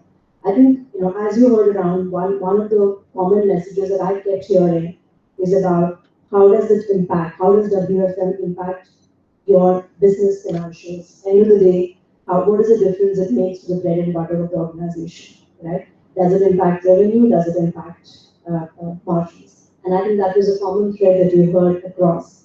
And if I were to draw another analogy, I think this is like the ATC, like your air traffic control tower kind of a thing, where pretty much the entire operational map for the rest of the organization is managed here, at least from a resourcing perspective. Having said that, how do we manage to do this? It could be a 100-member organization, it could be a 100,000-member organization. How do we kind of bring WFM to life? How do we make it effective? And I think that's where workforce analytics comes in, right? We have a deluge of data today. Employee data in terms of, your hiring data, your performance assessment data, training data. I mean, you can talk about it and there's a deluge of data that's available. How do you kind of get all of this into actual analytics and a decision support system which can help your C-suite executives make decisions? Right? So probably I'll come back to Vijay and Rajiv to say, how has this evolved? I mean, we hear about data to dashboards to metrics to predictive analytics to prescriptive analytics. It seems to be a whole lot of jargon, but how does this help WFM on the ground? Let me put it this way, that the workforce management function, and just taking a bit of a lead to what Rajiv said, has evolved over a period of time. There's one part of the job which it does is allocating people to projects. Right? And trust me, that job is up for grab for massive automation. Right? We have thousands of people who will call themselves as resource managers, resource executives, somebody will call HR executive, all that part of stuff. In my mind, that's up for a grab. And the example for that I'll take it for two industries which went through with this. First industry was the stock market industry. If you went long back into your stock broking industry, somebody wanted to buy a stock of a company, you used to call a broker, and the broker used to help broking that whole thing out, right? And that's the same job which these guys do. Between the project manager and the employee, they're broking, right? They're broking and they're typically getting the person there, right? And that job is up for a grab in the same manner like what stock market went through. Same story, e-commerce. I don't think my son goes to Flipkart, and if he has to visit somebody on a birthday, he doesn't take a gift anymore. He takes the Flipkart ID number of what he ordered, and he tells him that you're going to get anywhere delivered at your home. Right? So this is another interesting element of Flipkart, Amazons, and all, which are marketplaces which have automated the game out. Right? So that job of workforce management, where people were moving one person from another project to one project to another and third and all, that's up for a grab. At best life, I rate it as next few years, and that's dead, over, finished. Right? Now, what happens to all the gurus who have been surviving on that job? Right? There have been a lot of people like us who make up careers on it, maintain money on it. Right? So what do you do after that? Right? And you have a job to do, and I'm sure colleges produce a lot of students whom they call MBA HRs, MBA Finance, MBA Ops, and what will happen to them? What are they going to do? Right? We build their career very well. Their brain has to be all of the data, right? Because the problem is going to become more complex. Right? Finding a person and placing the person on the job is easier. The question to answer is, why were you not able to foresee the requirement which is going to come? And why were you not able to create the supply on the skill set of whatever you wanted to come? Right? In the engineering world, I tell you, people got trained on Java J2E, and they felt very proud that I'm a Java engineer. Right? World gone, over. Right? Somebody started asking him, did you hear of the word called Hadoop? And why were you not trained on Hadoop much before the demand started flowing in? Right? Now that will not happen unless somebody is sitting and analyzing what is going to be the future demand and is working on the departments within the company to create a future supply. Right? That's the job which changes from the PMO to the workforce management and the strategy. I'll give you an example of that once more, and then I'll shut up and I'll give it on to my great friend Vijay here. Right? All of you use Facebook and WhatsApp and all for chatting. Right? That's what you use it for. Right? You are using that for Facebook is for chatting with people and chatting around with that. And Facebook wants you to chat more and more, by the way. Right? But on the whole, there is an engines of data analytics and engineers running on that part of the story and trying to figure out that maybe Vijay loves Ralph Lauren shirt. Okay, all these chats are about Ralph Lauren shirts. And here comes an ad in front of GK Vijay's mobile, which typically tells you can go down to the store and buy it from there, right? That's the job which changes with the scenario there on the marketplace, and that's what will be the job of the analytics and the workforce management and the HR managers of the future to really operate. Right? So thanks, Rajiv. So that was very insightful. I didn't know I was liking that. So, but the jokes apart, right? I think there is a fact here in terms of what shall I say? How do you access talent, right? Now, so workforce management is just not PMO in a in terms of how it has transformed. But what's going to happen is, that workforce is not going to be confined to the internal organization structure, right? I think with ecosystems spreading beyond the company, you are essentially going to look at talent outside the company also and take them into consideration for your planning purposes. Now, there are initiatives that goes about engaging with candidates, not hiring them, engaging with them and making sure they are available, provide a good value proposition for the candidates and keep them in a warm bench, right? It's a virtual bench. And when the requirement comes in, you pull them in. So that's how the whole market is going. In fact, there is a nice saying that is making the rounds is, if you are spiritual, look inside. If you're running a business, look outside, right?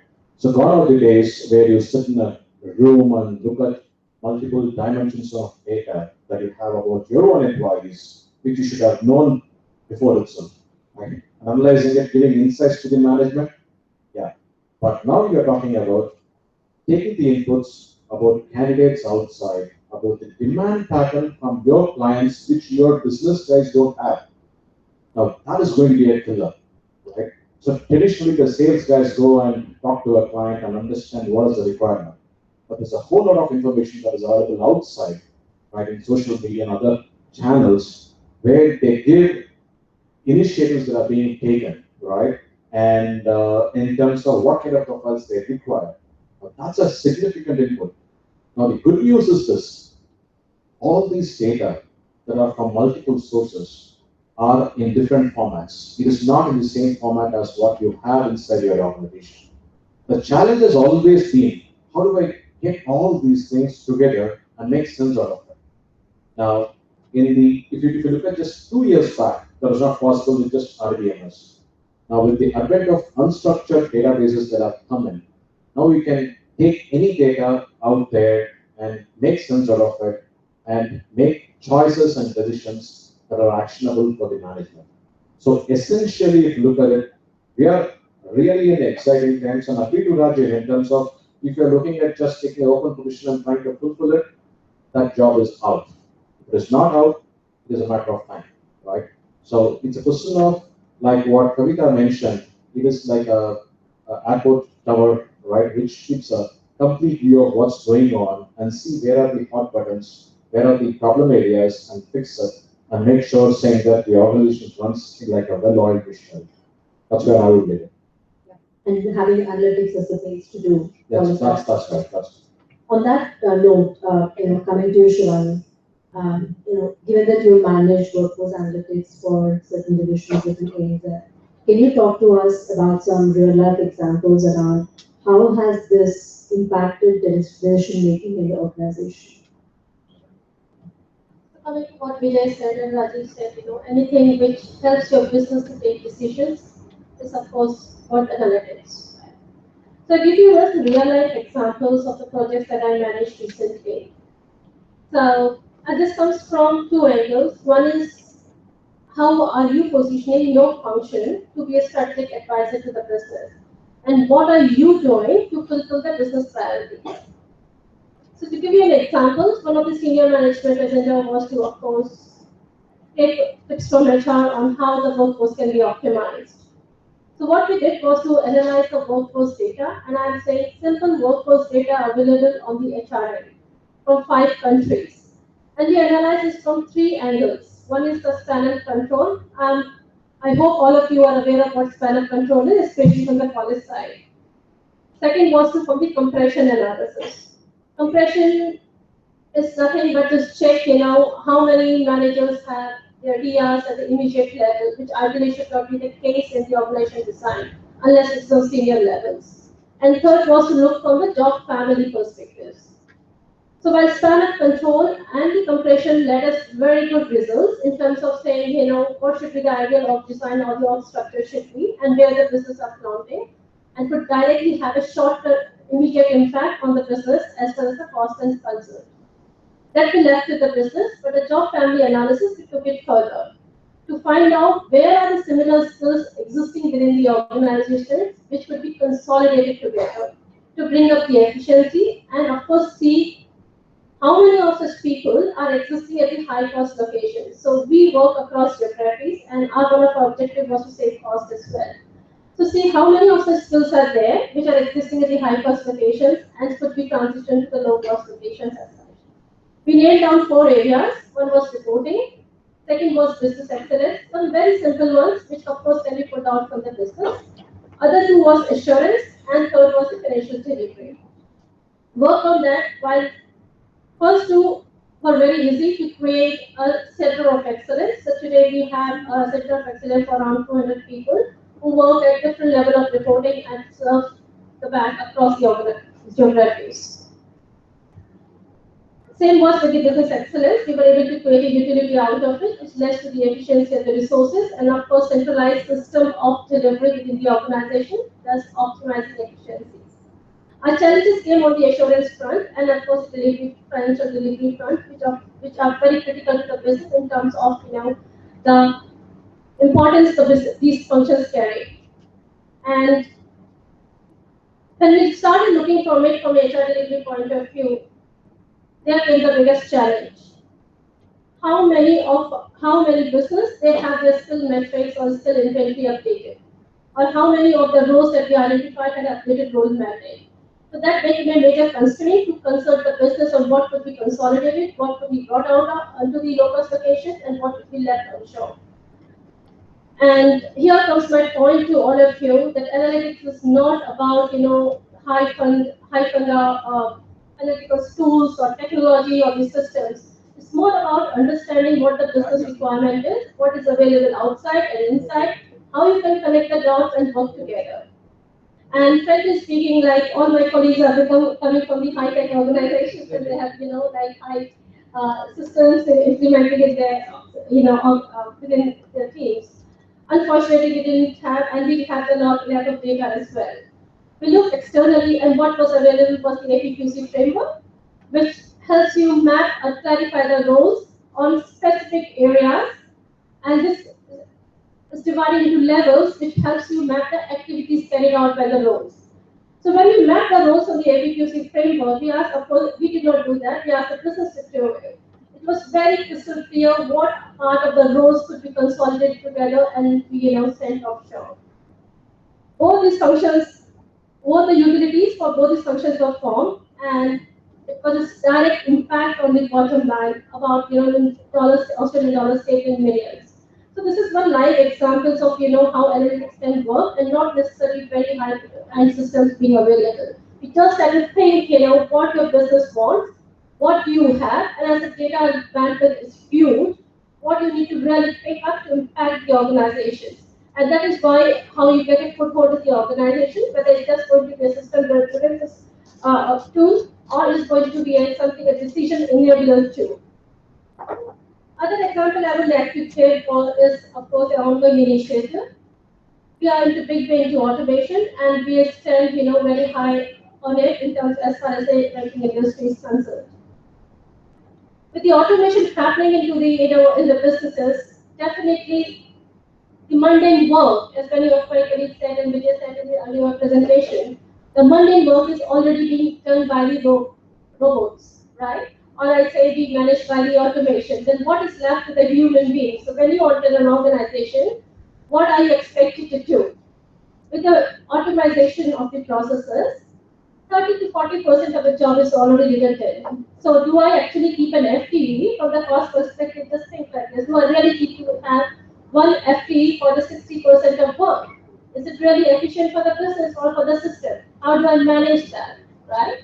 So kind of the skills, and this is still in the program to share with you, the kind of the skills will be totally different then. I no longer need a person who can actually enter the data or can do a cross check or do a quality control.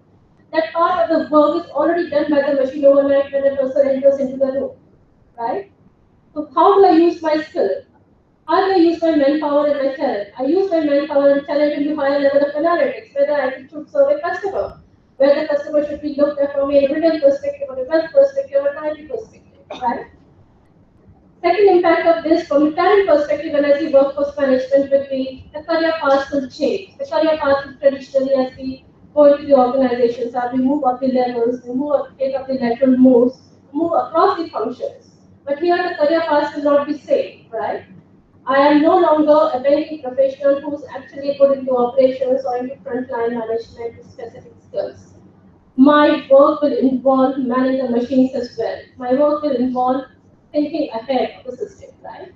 So the start of the skill set, of course, the workforce will have will be different. So how do you use your workforce analytics? How do you map the skills that currently they carry and what you need to further develop them and give them to the talent development function? It's something you need to make a part of the analytics. Great. I think if you kind of heard what Shivani said, she picked on two very important aspects. One was around how data around individuals and talent, skill related, lying around can be consolidated, built, and then acted upon to actually get to efficiency, higher productivity, and so on. So that was her first example. The second she's talking about is how automation makes certain roles and certain jobs redundant, and therefore how do you kind of build on that redundant manpower to deliver impact to your clients and the business outcomes. I think one point that she kind of talked about is all of this is around impacting business outcomes, right? So if we're doing stuff either around analytics or around process changes in the field of WFM space, which does not have an impact on the business, then I guess it's pretty much, another jazzy stuff and doesn't have too much of weight. So on that thought, Shiva, probably you can share some ideas around what are the business outcomes that a WFM professional can look to impact. What would those outcomes look like? Every Monday or every month, first week, I see that CTOs, CFOs, CEOs, CTOs, and the CFOs. All these are very much interested to know what is the stock of the resources. Because biggest investment in the organizations, except the machines, is headcount, the manpower. And because the salary is paid huge, which is huge investment for any company, either technology company or non-technology company nowadays, which is really very high. If you look at the 1.5 decades back, 2000, when we started with Y2K projects, we didn't have the resources. We wanted resources, and that's when we tried training everyone, and we got surplus resources. And slowly, the demands of the resources came down, and 2005, 2007 is when beginning started up. We didn't have the sufficient resources for the skills required. Because we got a lot of projects from US and Europe. We were not able to manage because we didn't have the right resources. Then 2010 is when we got a lot of resources where the technology changed and the demand and supply was not in line. 2012 to 2014, you see that we were overstocked of the resources in most of the companies. We added up a lot of bench. Utilization was very low, and cost of manpower, cost of resources very high. that point in time, big companies like Infosys, Wipro, TCS, IBM, and Accenture started investing in high resources like left, right, center. If you have Java still 2 years of experience, I have just given an offer with one interview. Those kind of interviews that I had 2010 to 2013. Right? So we had surplus of resources. They didn't know what to do. Later point in time when there's no demands or no projects to execute. Now, if you look at the maturity model now, people look at it now. So if you buy a mobile today and after a month or 2 months, you see that, oh, I have bought something new, right? Which is outdated. So every model that they've introduced in analytics was something that's outdated. But I happen to work in IBM's people. Was that the tool? There was a tool that we had, PLP. Okay, this is one tool called PLP, Professional Marketplace, where we had the complete visibility of resources, complete visibility of the supply, and also you can match. If you search by skills, you'll see 100 resources, then narrow down that their availability and location and exact experience and other things. You will see the 10 resources, and also you can see that when they are available. So that's the kind of technology that we introduced. Later point in time, we globalized. That's called workforce management analytics, global analytics. Where for example, you want a resource from Manila, where you are getting a project in Manila, where you want resources of around 10. You will have a complete visibility of that particular geography. How many are coming available? And can I approach them? How do I approach them? That's the kind of visibility that we provided in IBM. I see that one of the best tools that IBM followed, and till now, as per my research, I happen to conduct research with more than 300 IT companies in the space of like technologies and framework and other things. So what I see is everybody's interest from the top management is manpower and the resources, which is where most of the companies maintaining that the pyramid structure. Always they want to keep the top very thin and bottom high, which really makes sense as far as the revenue model is concerned. And everyone's interest now is to utilize the resources. And I've seen that in the recent past that no bench system. Right, Rajiv, I think like bench system is reduced now. And even I see in Accenture, there's no bench system. And even Infosys is also looking at the no bench system. TCS also said that no bench system, where most of the companies that they're looking at just in time WFM support. Where you have a requirement now, and you got to get it. You got to fulfill it. Whether you get the internal resources or external resources. That's a model that which like Rajiv was talked about. That model can definitely going to be useful. Whether you have it or if other company has got it, going to be helpful. Matching the demand. That's the kind of model that's now going to be helpful in the future. So WFM analytics is something that nowadays everybody's interest from the top management perspective, and that can provide kind of ability to see future, ability to predict future, that how are you going to do it? How am I going to perform in terms of like this year or next year? Are we ready for the next business scenario? Are we ready for the financial target? Are you ready for the headcount we require? And are we ready for the client's requirements? All that is something that everybody's interest. Analytics plays a key role. In fact, it was there earlier. Now it is quite robust, where CTO, CFO, and CEO can take a look at and get a feel of how am I heading? What should I do to maintain this? What should I really do to control it? How do I really manage my margins? How do I really manage my revenue in terms of increasing the revenue and reducing the cost? Thank you, Shiva. So I heard increasing revenue, reducing cost, increasing revenue by fulfilling at the right time, bringing in the right talent at the right time. So that will give you better revenue. Reducing cost by ensuring that productivity is at its peak, and therefore you're reducing costs. I also heard you talk about pyramid.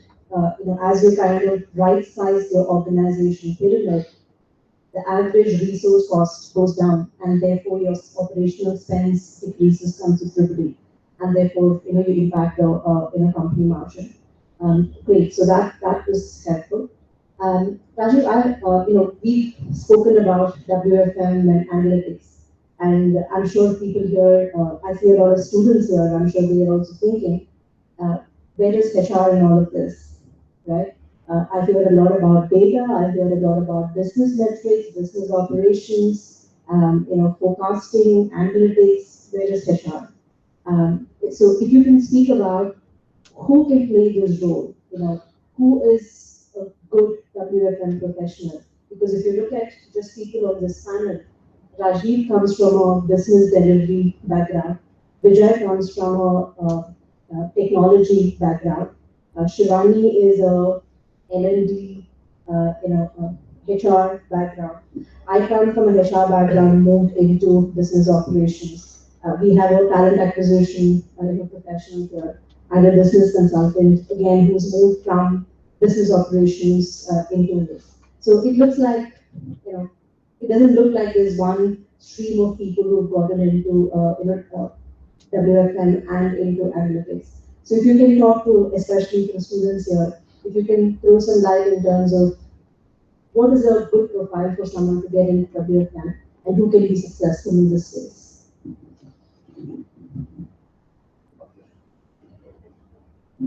I'll answer this in 2-3 points. One, irrespective of innovation, technology, automation, what remains is your output is absolutely based on the quality of your input, and that has to be human. Right? A bot can do quality check, but the bot cannot input and verify the data. You can make great decisions, but all depends on what is being input.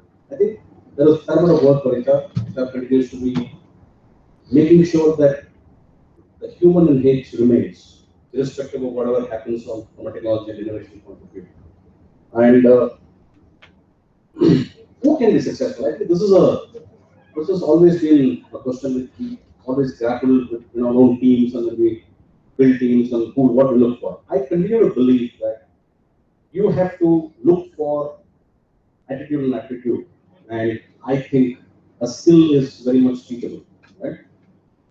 There is nothing called ready-made analytics. People will come and just start understanding and turning out what organizations expect. I think what we need is that people who understand numbers, people who can make sense of what the data is showing, how to interpret what the data is trying to tell you. Can you go back to your business folks and say that, I analyzed your business and this is what it's looking like. So can you suggest them, advise them to take some data, some decisions on the data what you have at this point of time. And you challenge, because traditionally what's happening is that we go with something and then they tell you something and then we come back. But when we start challenging and trying to tell them how the organization benefits, because there's a lot of talk about my CFO, my CEO looking at numbers, looking at profitability, looking at utilization metrics. I'm sure Rajiv is looking at a lot more in terms of how much can I deploy, how much can I utilize, how much can I reduce my hiring because of what I already have with me internally. I think we have to start pushing back, we have to start challenging, help them take decisions, because we assume that the business knows a lot of things. Unfortunately, the business don't. And in our own experiences, I think a lot of partnering has to happen. We have to tell them how to do certain things so it can give them the desired output, which is beneficial for the organization. I think the guys we need are people who are very passionate about numbers, data, who can look at it, make some sense out of it, who are able to go back with some interpretations which are really helpful from a decision point of view. And I think that's all about attitude and attitude. I think it's nothing to do about the skill itself. I think I will learn the skill. It's not a big deal. When I'm an engineer, I never did HR for a living for the first 5 years of my career. And converts in any profession are far more successful than the natural sector. And this has been proven with my own teams over a period of time. In 2004, one guy in my team came and showed me some data. I could not understand anything, but he said, trust this data, take a decision, and it did work, right? And he is an engineer too, and he is today practicing HR, but the data he showed then and interpreted was almost superior than what I see most of the naturals are able to interpret and do.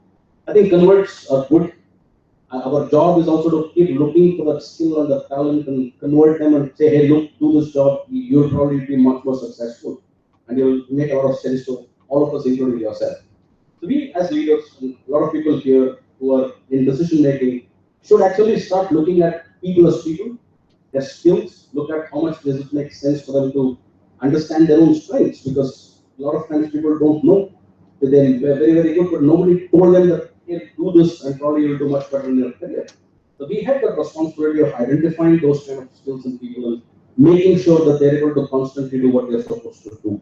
So like there are a lot of institutes today which provide and produce ready-made of people, that is not going to help you unless you understand your business context, unless you're able to interpret the data which comes out and make some sense out of it for everybody involved in the whole thing.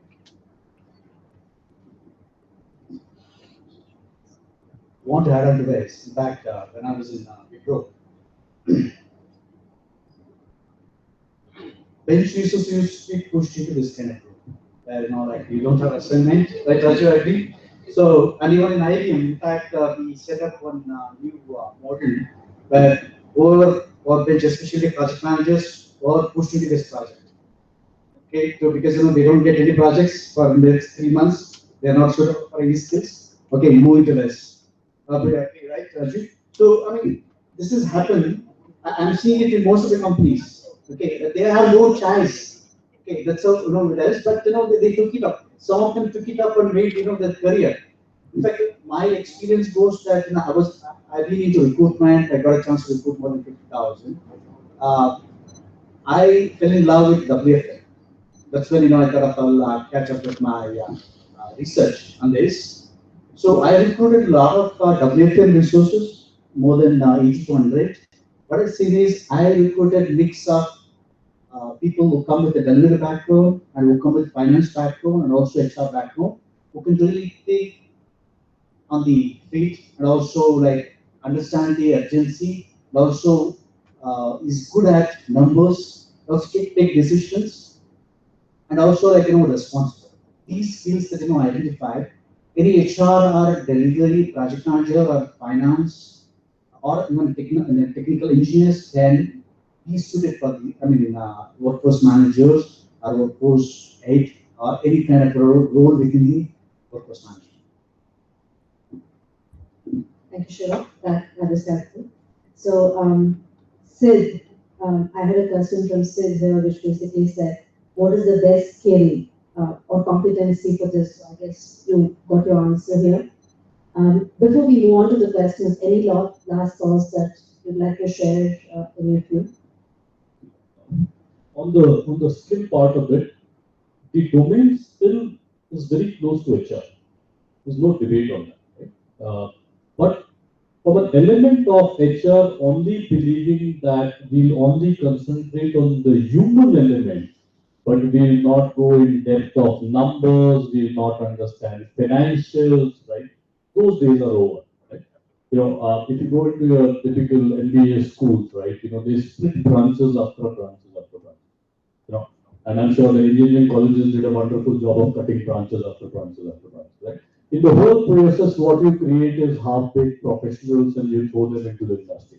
And industry has a job of picking up those siloed branches and again converging them into a single branch, right?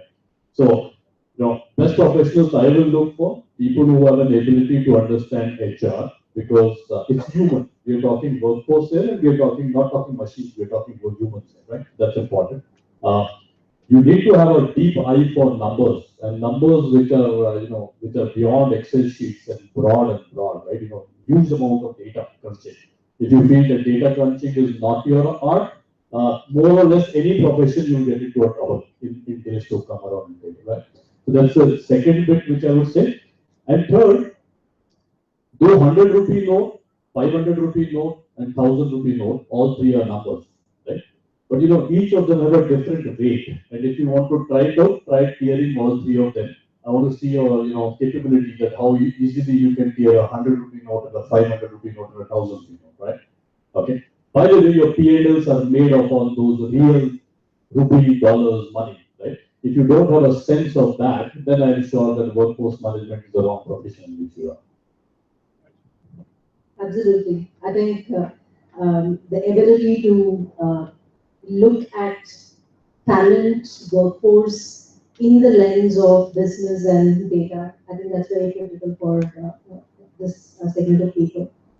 I'm going to move on to the questions unless you have any last thoughts. Anyone? Okay. So the question is from Afshan. It says, what is the accuracy of an analytics of WFM, and is there a risk of change in trend? Which I want to. So this applies to anything that has to do with analytics, right? Garbage in, garbage out, right? So if you collect the wrong information, the accuracy is going to be bad, right? So the way we have been proposing is, like you first decide what you need, and then work backwards and see what you need to collect, right? That is a better approach than saying, let's go back and collect all we can, and then decide what are the insights we need, and we figure out some gems hidden inside. But that is good for research, not for operations. Great, thank you.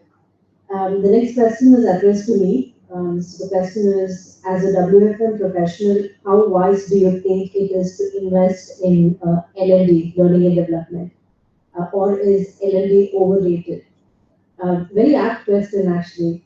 So until July of this year, I was managing the talent supply chain COE, of which WFM was a part of it. So starting July, I've also been given additional responsibility of careers and talent management, which includes learning and development and leadership development. And the reason why this has all been brought together under one span is because if leadership development, learning and development, or talent management is done without the aspect of workforce analytics and without the shadow of the workforce management piece, then it's overrated and it's just a feel-good thing. But if you want to make a difference to the organization through leadership development, learning and development, and any of your other talent management practices, it is extremely important to tie it back into the WFM piece, which basically gives you a forecast of what is the skills required, capabilities required. So unless you have that, what are you training people on, right? Gone are the days of training people on interpersonal skills and communication skills. We don't do that any longer. The training is around very specific inputs that come in from, from the overall workforce management strategy. So, I don't think L&D is overrated, but I think if L&D is not kept in perspective of the overall workforce strategy, then it is just another good to have thing. Yeah? The next question is, how does WFM analytics, how can WFM analytics be used in academic institutions in reducing their attrition rate and bringing quality HR? I think academic institutions or other organizations, it's probably the same funder. And I'm going to ask Shiva to answer. In fact, I've been teaching since last 10 years in few of the colleges. I've not seen any of such analytics brought in. The moment I completed my PhD, I was talking to a few of the senior friends. I want to come out with the diploma or kind of program which is going to be inculcated in the MBA, which will be teaching the WFM analytics. Which can give a complete scan about WFM. So after studying that, it will be easy for any HR professionals to get a job in WFM stream. So far, our MBA, as I've seen other premier institutions' syllabus, they're not included WFM analytics yet. Very premature in that. So since the industry evolved and advanced in this area, to academics and not really thought about it. Probably, I think there is a space that, one can really add value. In fact, I wanted to get into that. In fact, before Storexo, I was getting into that. In fact, Rajram was involved in that. So, but I got back to industry in Storexo. I didn't get much time. So, I mean, industry. I mean, academy to look at that space as something that is very important to inculcate as part of the curriculum. Thank you. The last question I have is from Dr. Arun. It's addressed to me, but I'm happy for anyone to take it. What is the connection of WFM on intangible outcomes like company image? I just want to make one point before I pass it on to anyone else who wants to take it. The company image can take the biggest beating, right? If you have to fire people. It basically is the worst thing that an organization can do from the public lens. I mean, it may be good for the organization, but from the public lens, if you have to fire hundreds of people, you can't have more bad publicity or beating to the image than that. That hiring and firing, especially firing, is totally dependent on how good or bad the WFM function of that organization is. If the function has been able to forecast the demand trends and thereby, proactively identify probably excess, headcount in the organization, retrain them, reskill them in other areas that they can be, deployed in. This entire firing episode, can be probably, you don't have to get there. So WFM has a very, very key, role in some of these intangibles like the organization image. I refer to this point that there's a very manual job of allocation people to the projects, which is done by the WFM executives, right? And they can be very robotic about it. They can be exceptionally robotic. They can think that they're just doing a wonderful job of pushing a person on the project, right? And in that whole mode, they just forget that the person has a particular desire of the kind of the work which they need to do, and they need to strike a balance there. Alternatively, the first internal branding of the organization gets spoiled internally within the place itself, and you will see the first impact of that on attrition of high-end, good quality talent. I repeat, attrition can happen on many levels, but high-end, good quality talent will be the first sign it hits. The company branding goes down when the employees of this company, the current who are sitting inside, and the ex, they start speaking bad about the company. That's the first sign of typically degradation of the company branding. Right? Okay. And they have a very sensitive job to do. They have a job given by the top management that they have to increase utilizations, they have to think differently, right? They have to make it happen. And they can be very, very robotic about it. Right? Alternative mechanism is that they are cautious about it. They look at people's desires on it, right? And they play a human job on it. And by the way, they take a very long-term perspective to the organization and start using analytics and stuff like that to think about the future of the individuals and start building a good learning and development curve, getting them good programs in different places, keeping them in locations and cities where they want to work with, right? All that element together, I think, can save a lot of time. But just adding on to what you said, I think what is also critical to success here is how integrated the WFM function itself is. It can't work in isolation. We have seen a lot of organizations operated it's an independent unit. Where I've seen a lot of success is that one of the organizations I used to work for, the recruiting in WFM was linked directly to the sales pipeline. So we used to see what kind of projects or customers with closures happening. So we used to see the prospect moving from a suspect stage to probably a contract stage. I know then that naturally leads to a project being signed. I then do a quick inventory on what kind of people I have, what do I need, what can I train, what I need to hire. So I can be very proactive. And I can then also know what is going to be my product if there is any. So I'm very proactive, I am extremely linked, and I'm extremely integrated. So as long as you're able to do that, adding to that, another important aspect is how are we on the rigor of the operational excellence? I think that is extremely critical. How well do we review? How often do we review? How often we take those reviews seriously? What kind of decisions we take basis that? It all goes back to the quality of my input. So if I'm able to, she spoke briefly about skill inventory.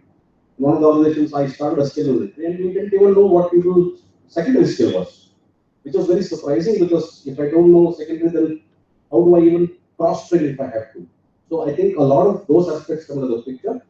And if you're able to do this well and empower WFM, make it a part of a larger decision-making cycle and make it a partner, a lot of things can be, the benefits can be derived and decisions can be taken, and a lot of bloodshed can be avoided, which impacts the internal and external morale of the company in any case. And Rajiv touched upon it, you spoke about the impact on branding.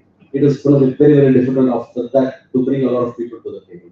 And the talent acquisition function faces the music even then, because I am talking to external stakeholder, I am talking to an internal stakeholder, and I am classically man in the middle, and I'm always on the hot seat. So that has to be always taken into consideration. I'll just add on one point here, and this is also related to the first question that we got regarding the skills of an analytical person or maybe workforce management professional. So as Raji said, workforce management professionals are just sometimes work-life robots. They just check the skill and they allocate, and that is where the skills are very critical.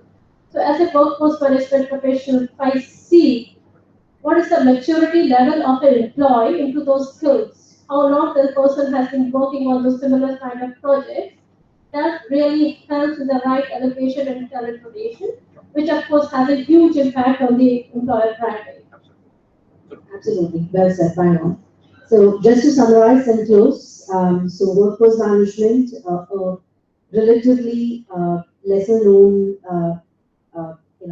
field in the HR space, something which kind of draws a thin line between both HR and business operations, something which is changing by the day with a lot of analytics backbone to it, something which is becoming a very, very critical function for the overall organization. And happy to be a part of a forum like Global Workforce Management Forum, which kind of brings us all the focus. Thank you all. Thank you for being patient and being tuned in. Thank you. Appreciate it.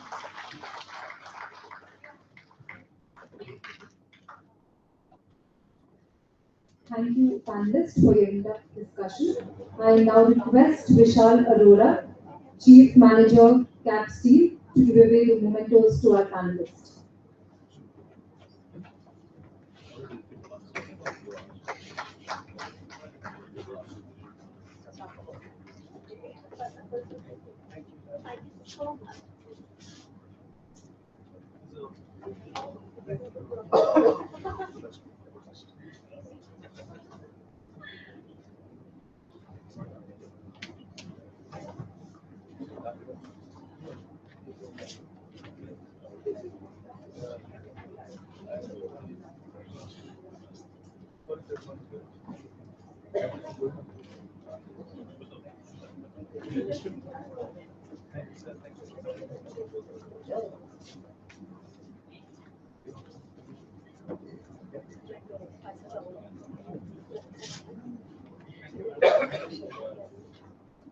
Ladies and gentlemen, let's take a break for tea. After the tea break, we reassemble for the last and the final session of the day on learning and development.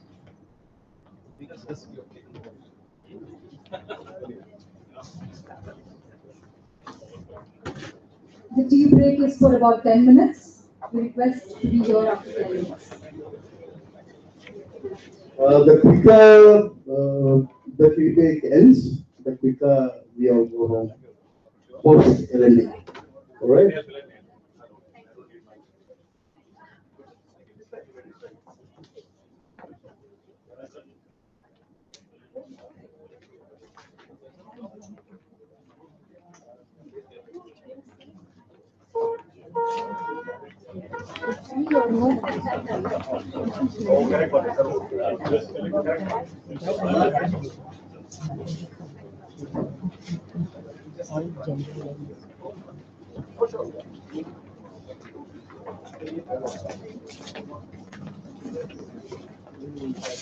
Yeah.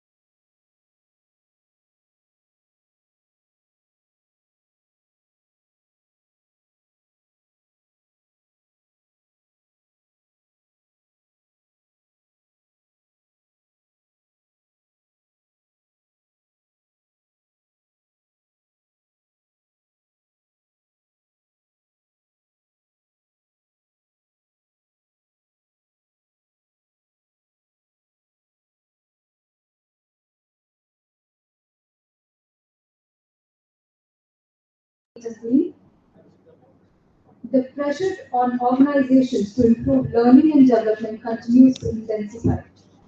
Advances in technology, shifts in demographics, and the constant competitive necessity to upgrade workforce skills are disrupting corporate learning. These forces are pushing companies to develop new ways to put employees in charge of learning experience and foster a culture of learning throughout the organization.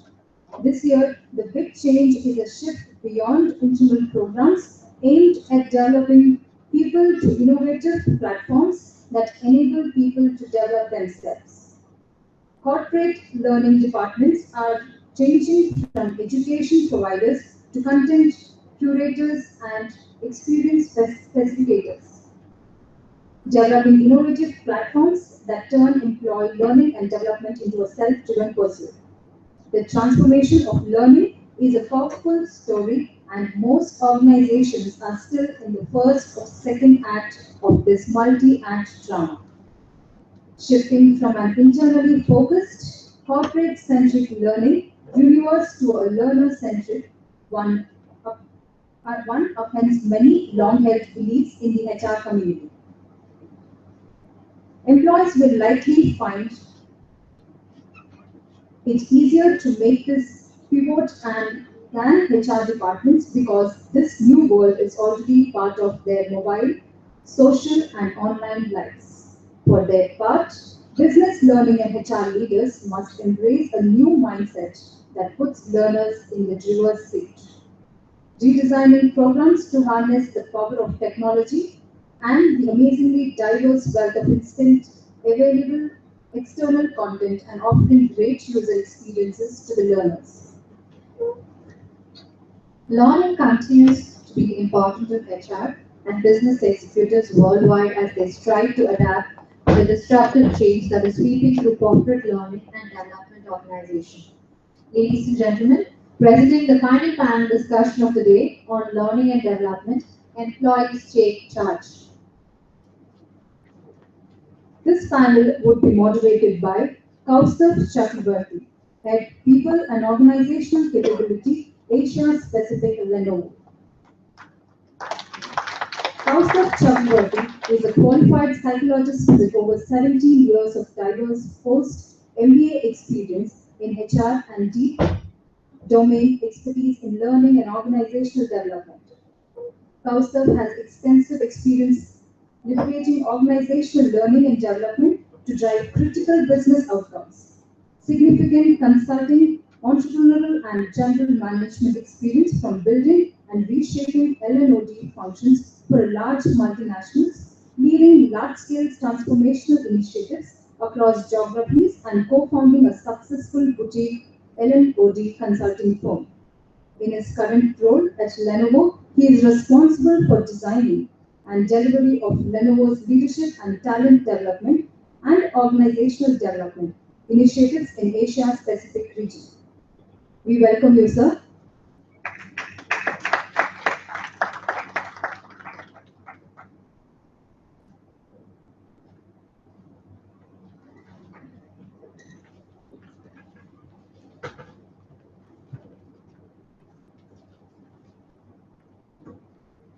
The panelists for the session are Neeralochi Kumar, Director and HR, Bristol Firm.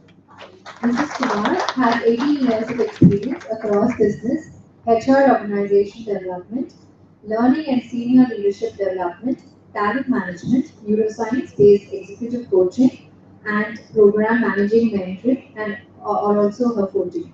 Have extensive experience in change management, culture building, career architecture, and mid-management engagement.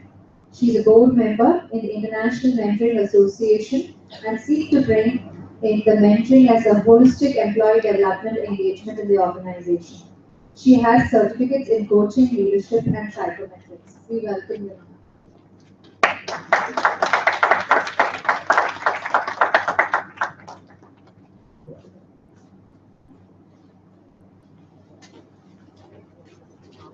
Our next panelist, Mr. Gaurav Saini, Director of People Practice and Head L&D, Wellness Employee Engagements, Happiest Minds. Gaurav is the quintessential next generation HR leader, an expert in building HR strategy and an HR evangelist, and with an experience to build and set up HR function in startups, companies, and small medium enterprise and global brands.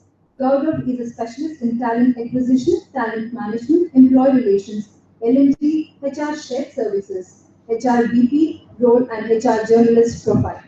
Driving the wellness initiatives, he deals in happiness index and measurement surveys. Gaurav has established the entire HR strategy and function for 3 to 4 companies now. He has been a consultant in HR strategy, talent development, and strategy, and has been a mentor and coach to the startup founder and CEOs in building a winning people strategy and function. Gaurav is an expert in establishing leadership and learning academy, setting up the HR processes and system, and has worked extensively on the employee engagement, happiness, attrition control, and achieving business results in collaboration with HR function. Gaurav is building talent for digital transformation, business, artificial intelligence, automation. Gaurav has a graduate degree in economics and is an MBA from IMS Rocky. We welcome you, sir.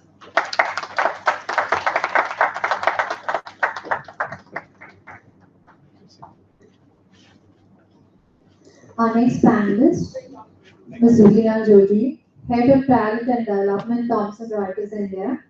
She is currently working as a consultant for professional and technical leadership program. She has 15 plus years of experience. Her passion in life is to evolve to be a complete leader and strong belief that the key is through accomplishment, ambition, and commitment and trust. Her ideal role is one where she uses her relationship and people skills to enable others in their success properly, that explains why she feels motivated managing large and diverse teams. Her career has been varied, spanning services, delivery, analyst, human resources, and now L&OD. She believes leadership characteristics can be developed and strengthened one day, one experience at a time. We welcome you.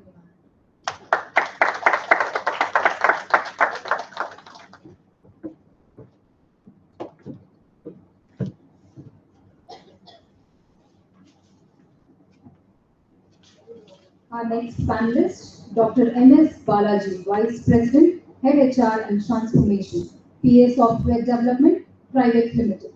Dr. Balaji has around 21 years plus work experience leading HR strategic initiatives, performance managed systems, talent management, assessments, employee development and retention.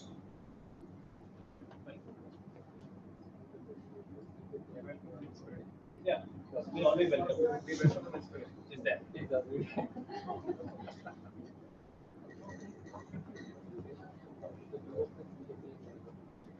Our next panelist is Mr. Ritesh Agarwal, Vice President HR at Microman, and alumnus of XLRI Jamshedpur and NIT Surat.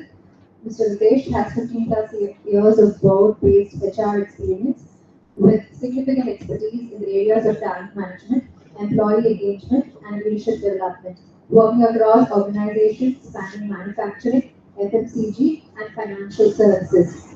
As a senior HR professional, Mr. Ritesh strives to distinguish himself as a credible yet grounded HR leader. He prides himself in his ability to approach HR at a strategic as well as tactic level, design and lead best-in-class HR initiatives, build and coach young teams as authentic manager and guides of action. Mr. Ritesh started his career with Eagle Steel and has worked with Urban Mills, Asian Paints, Zabur, Exide Life Insurance, DHFL, and now is with Microman. And for today, it is important to Mr. Ritesh to keep growing personally and to make positive difference to the place he works and the people he works with. We welcome you, sir.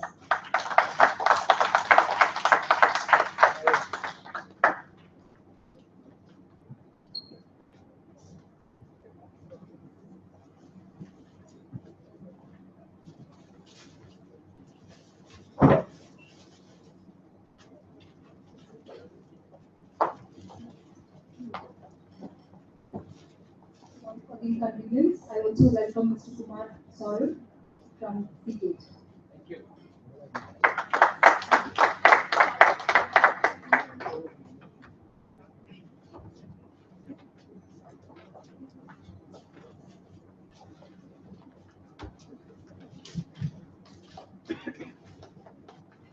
Saurav did not benefit from the rather long introductions the rest of us had. So I will do the honors with your permission. He leads learning and development for Seagate India. And prior to this, I think you've also worked with various industry leaders like Xerox and Educesta in the learning space.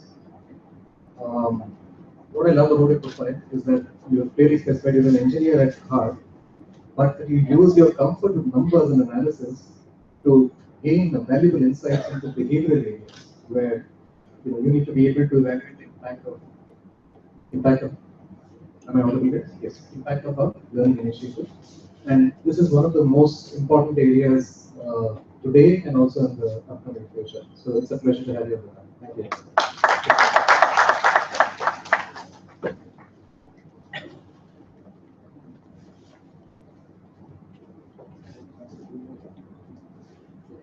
All right, folks. So we've got an interesting group of people on the panel here. It would be nice for us to know that we've got an interesting audience as well. So, love this story. All right. So, just for us to get a dipstick on the composition of this audience, so we are able to pace and pitch our answers better to give you guys value. How many of you folks are professionals with at least 8-9 years of experience or more? That tells us a lot. How many of you are professionals, but perhaps at the early career stage? One way. So Rajiv says he's early career stage. Very nice. Thank you for being in the audience, Rajiv. And how many of you are students from this institution? All right. Rajiv's hand doesn't go up, so that's good. Okay, great. So this is useful. Thank you very much. Now, we've got a pretty interesting topic, right? Employees take charge.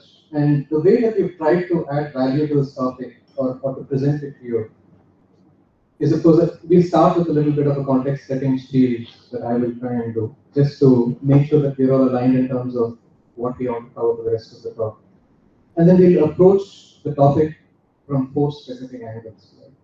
The first angle that we will talk about, and I request my fellow panelists to share their valuable experiences about, is how are organizations today getting aware that there is a gap between how traditionally corporate learning has been organized and delivered and where the audience of today is getting to.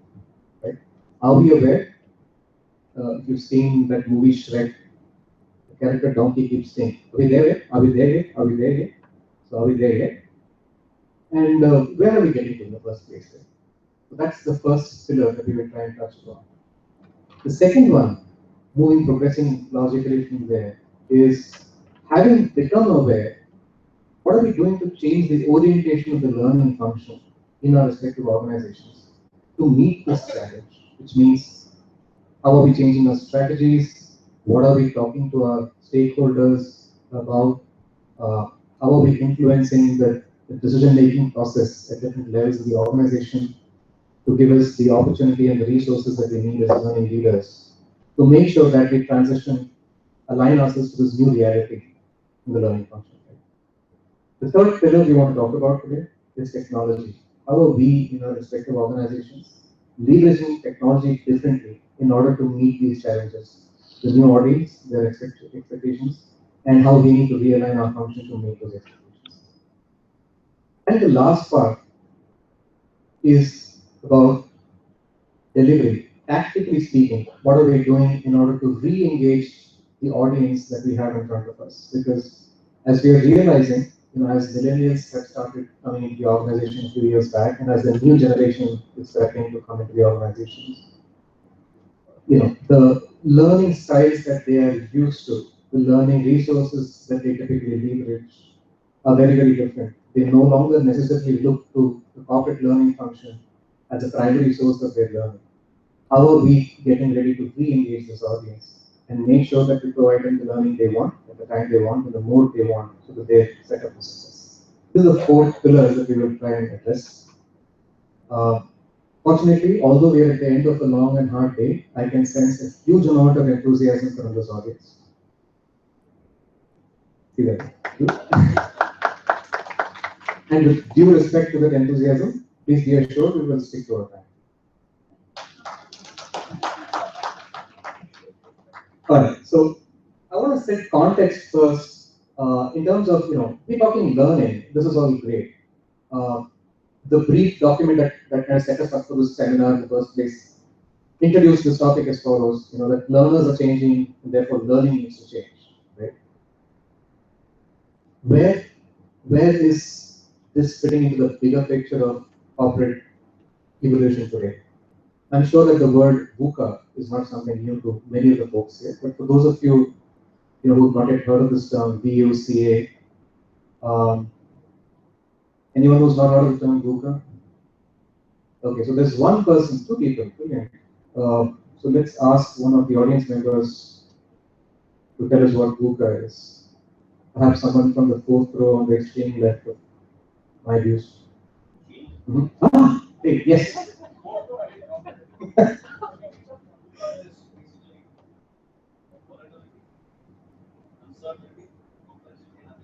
Brilliant. Thank you so much, Rajiv.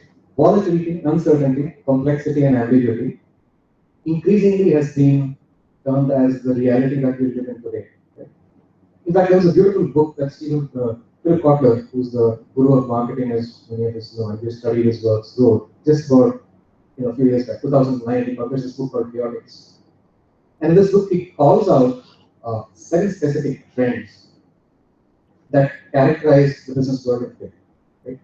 Those 7 trends, not wanting to drain a slide here, basically distill down to technological advances, which include disruptive technologies. For instance, mobile learning is disruptive technology for anyone who's used to PC-based learning. Information revolution. A simple example is today in many of our organizations, courses are reviewed and the Facebook-style like, comment, and share technology is used for employees to figure out which courses they want to attend. No longer can we mandate too many courses. We've got to make the courses inspiring for people to take on their own, right? So disruptive technologies.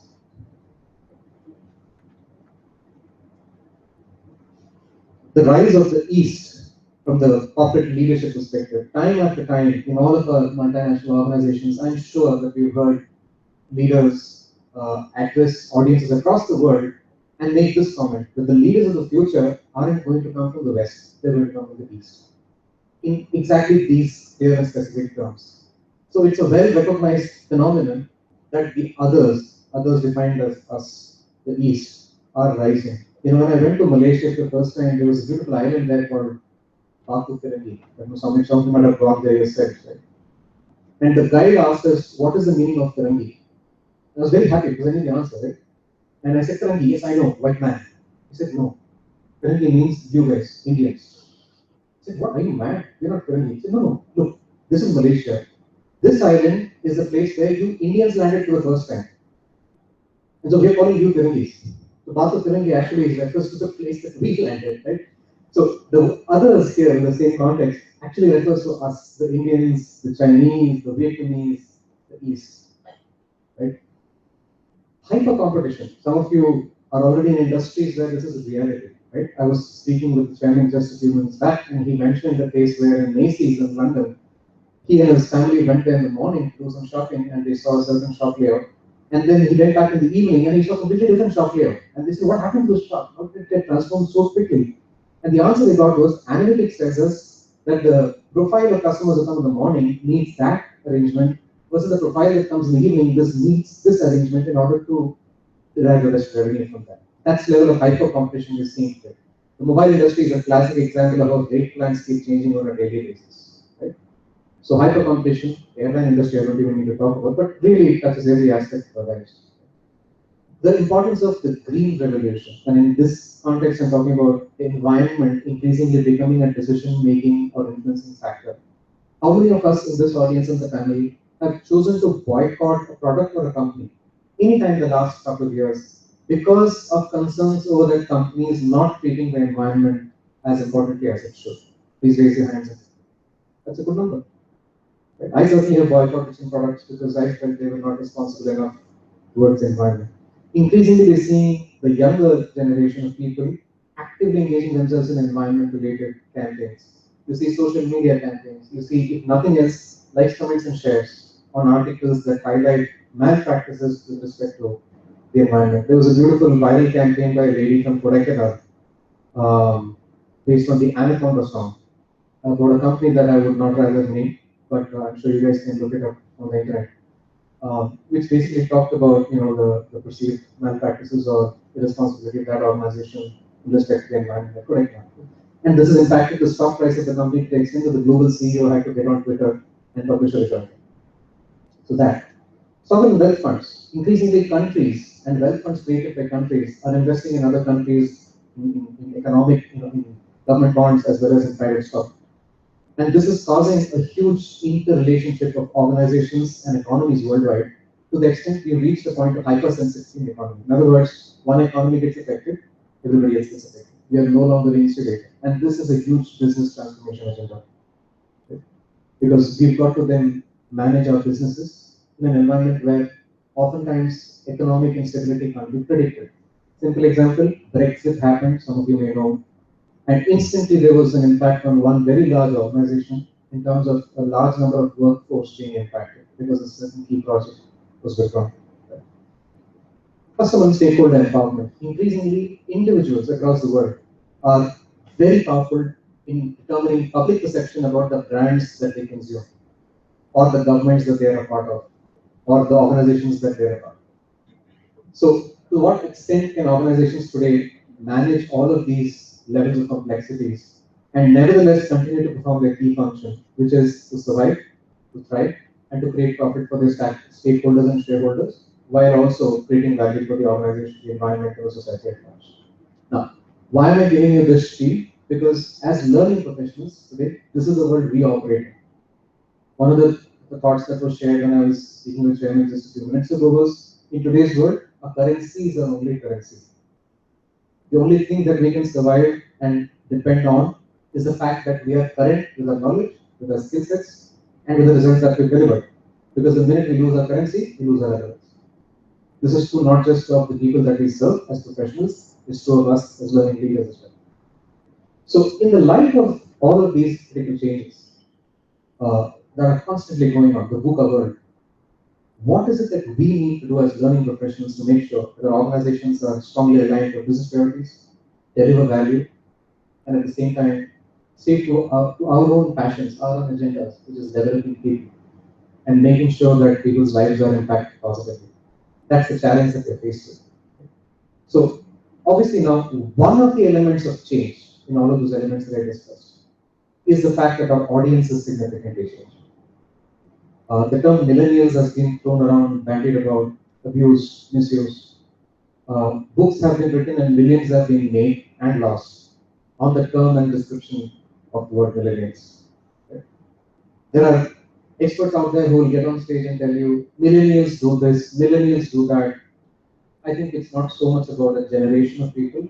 I think it's more about a combination of factors which are expressing themselves in the behavior and attributes of or preferences of generation of people. But we are all just as equally impacted by the trends around us. A simple example, one of the things that we did at Lenovo recently was introduce a mobile learning app.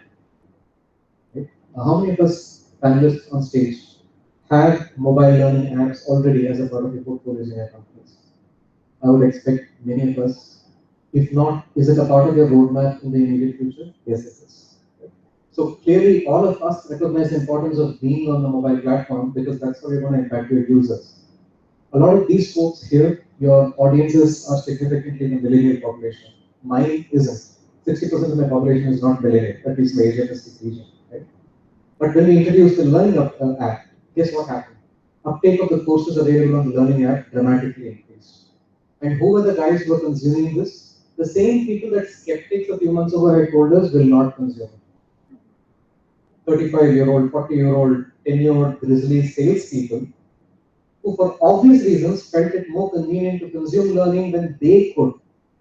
When network was bad, when they had time between client visits or were stuck on a plane or a train, and they could therefore use that time productively. So clearly, it's not just limited to a generation of people, but it's a function of many different trends and changes that are happening worldwide.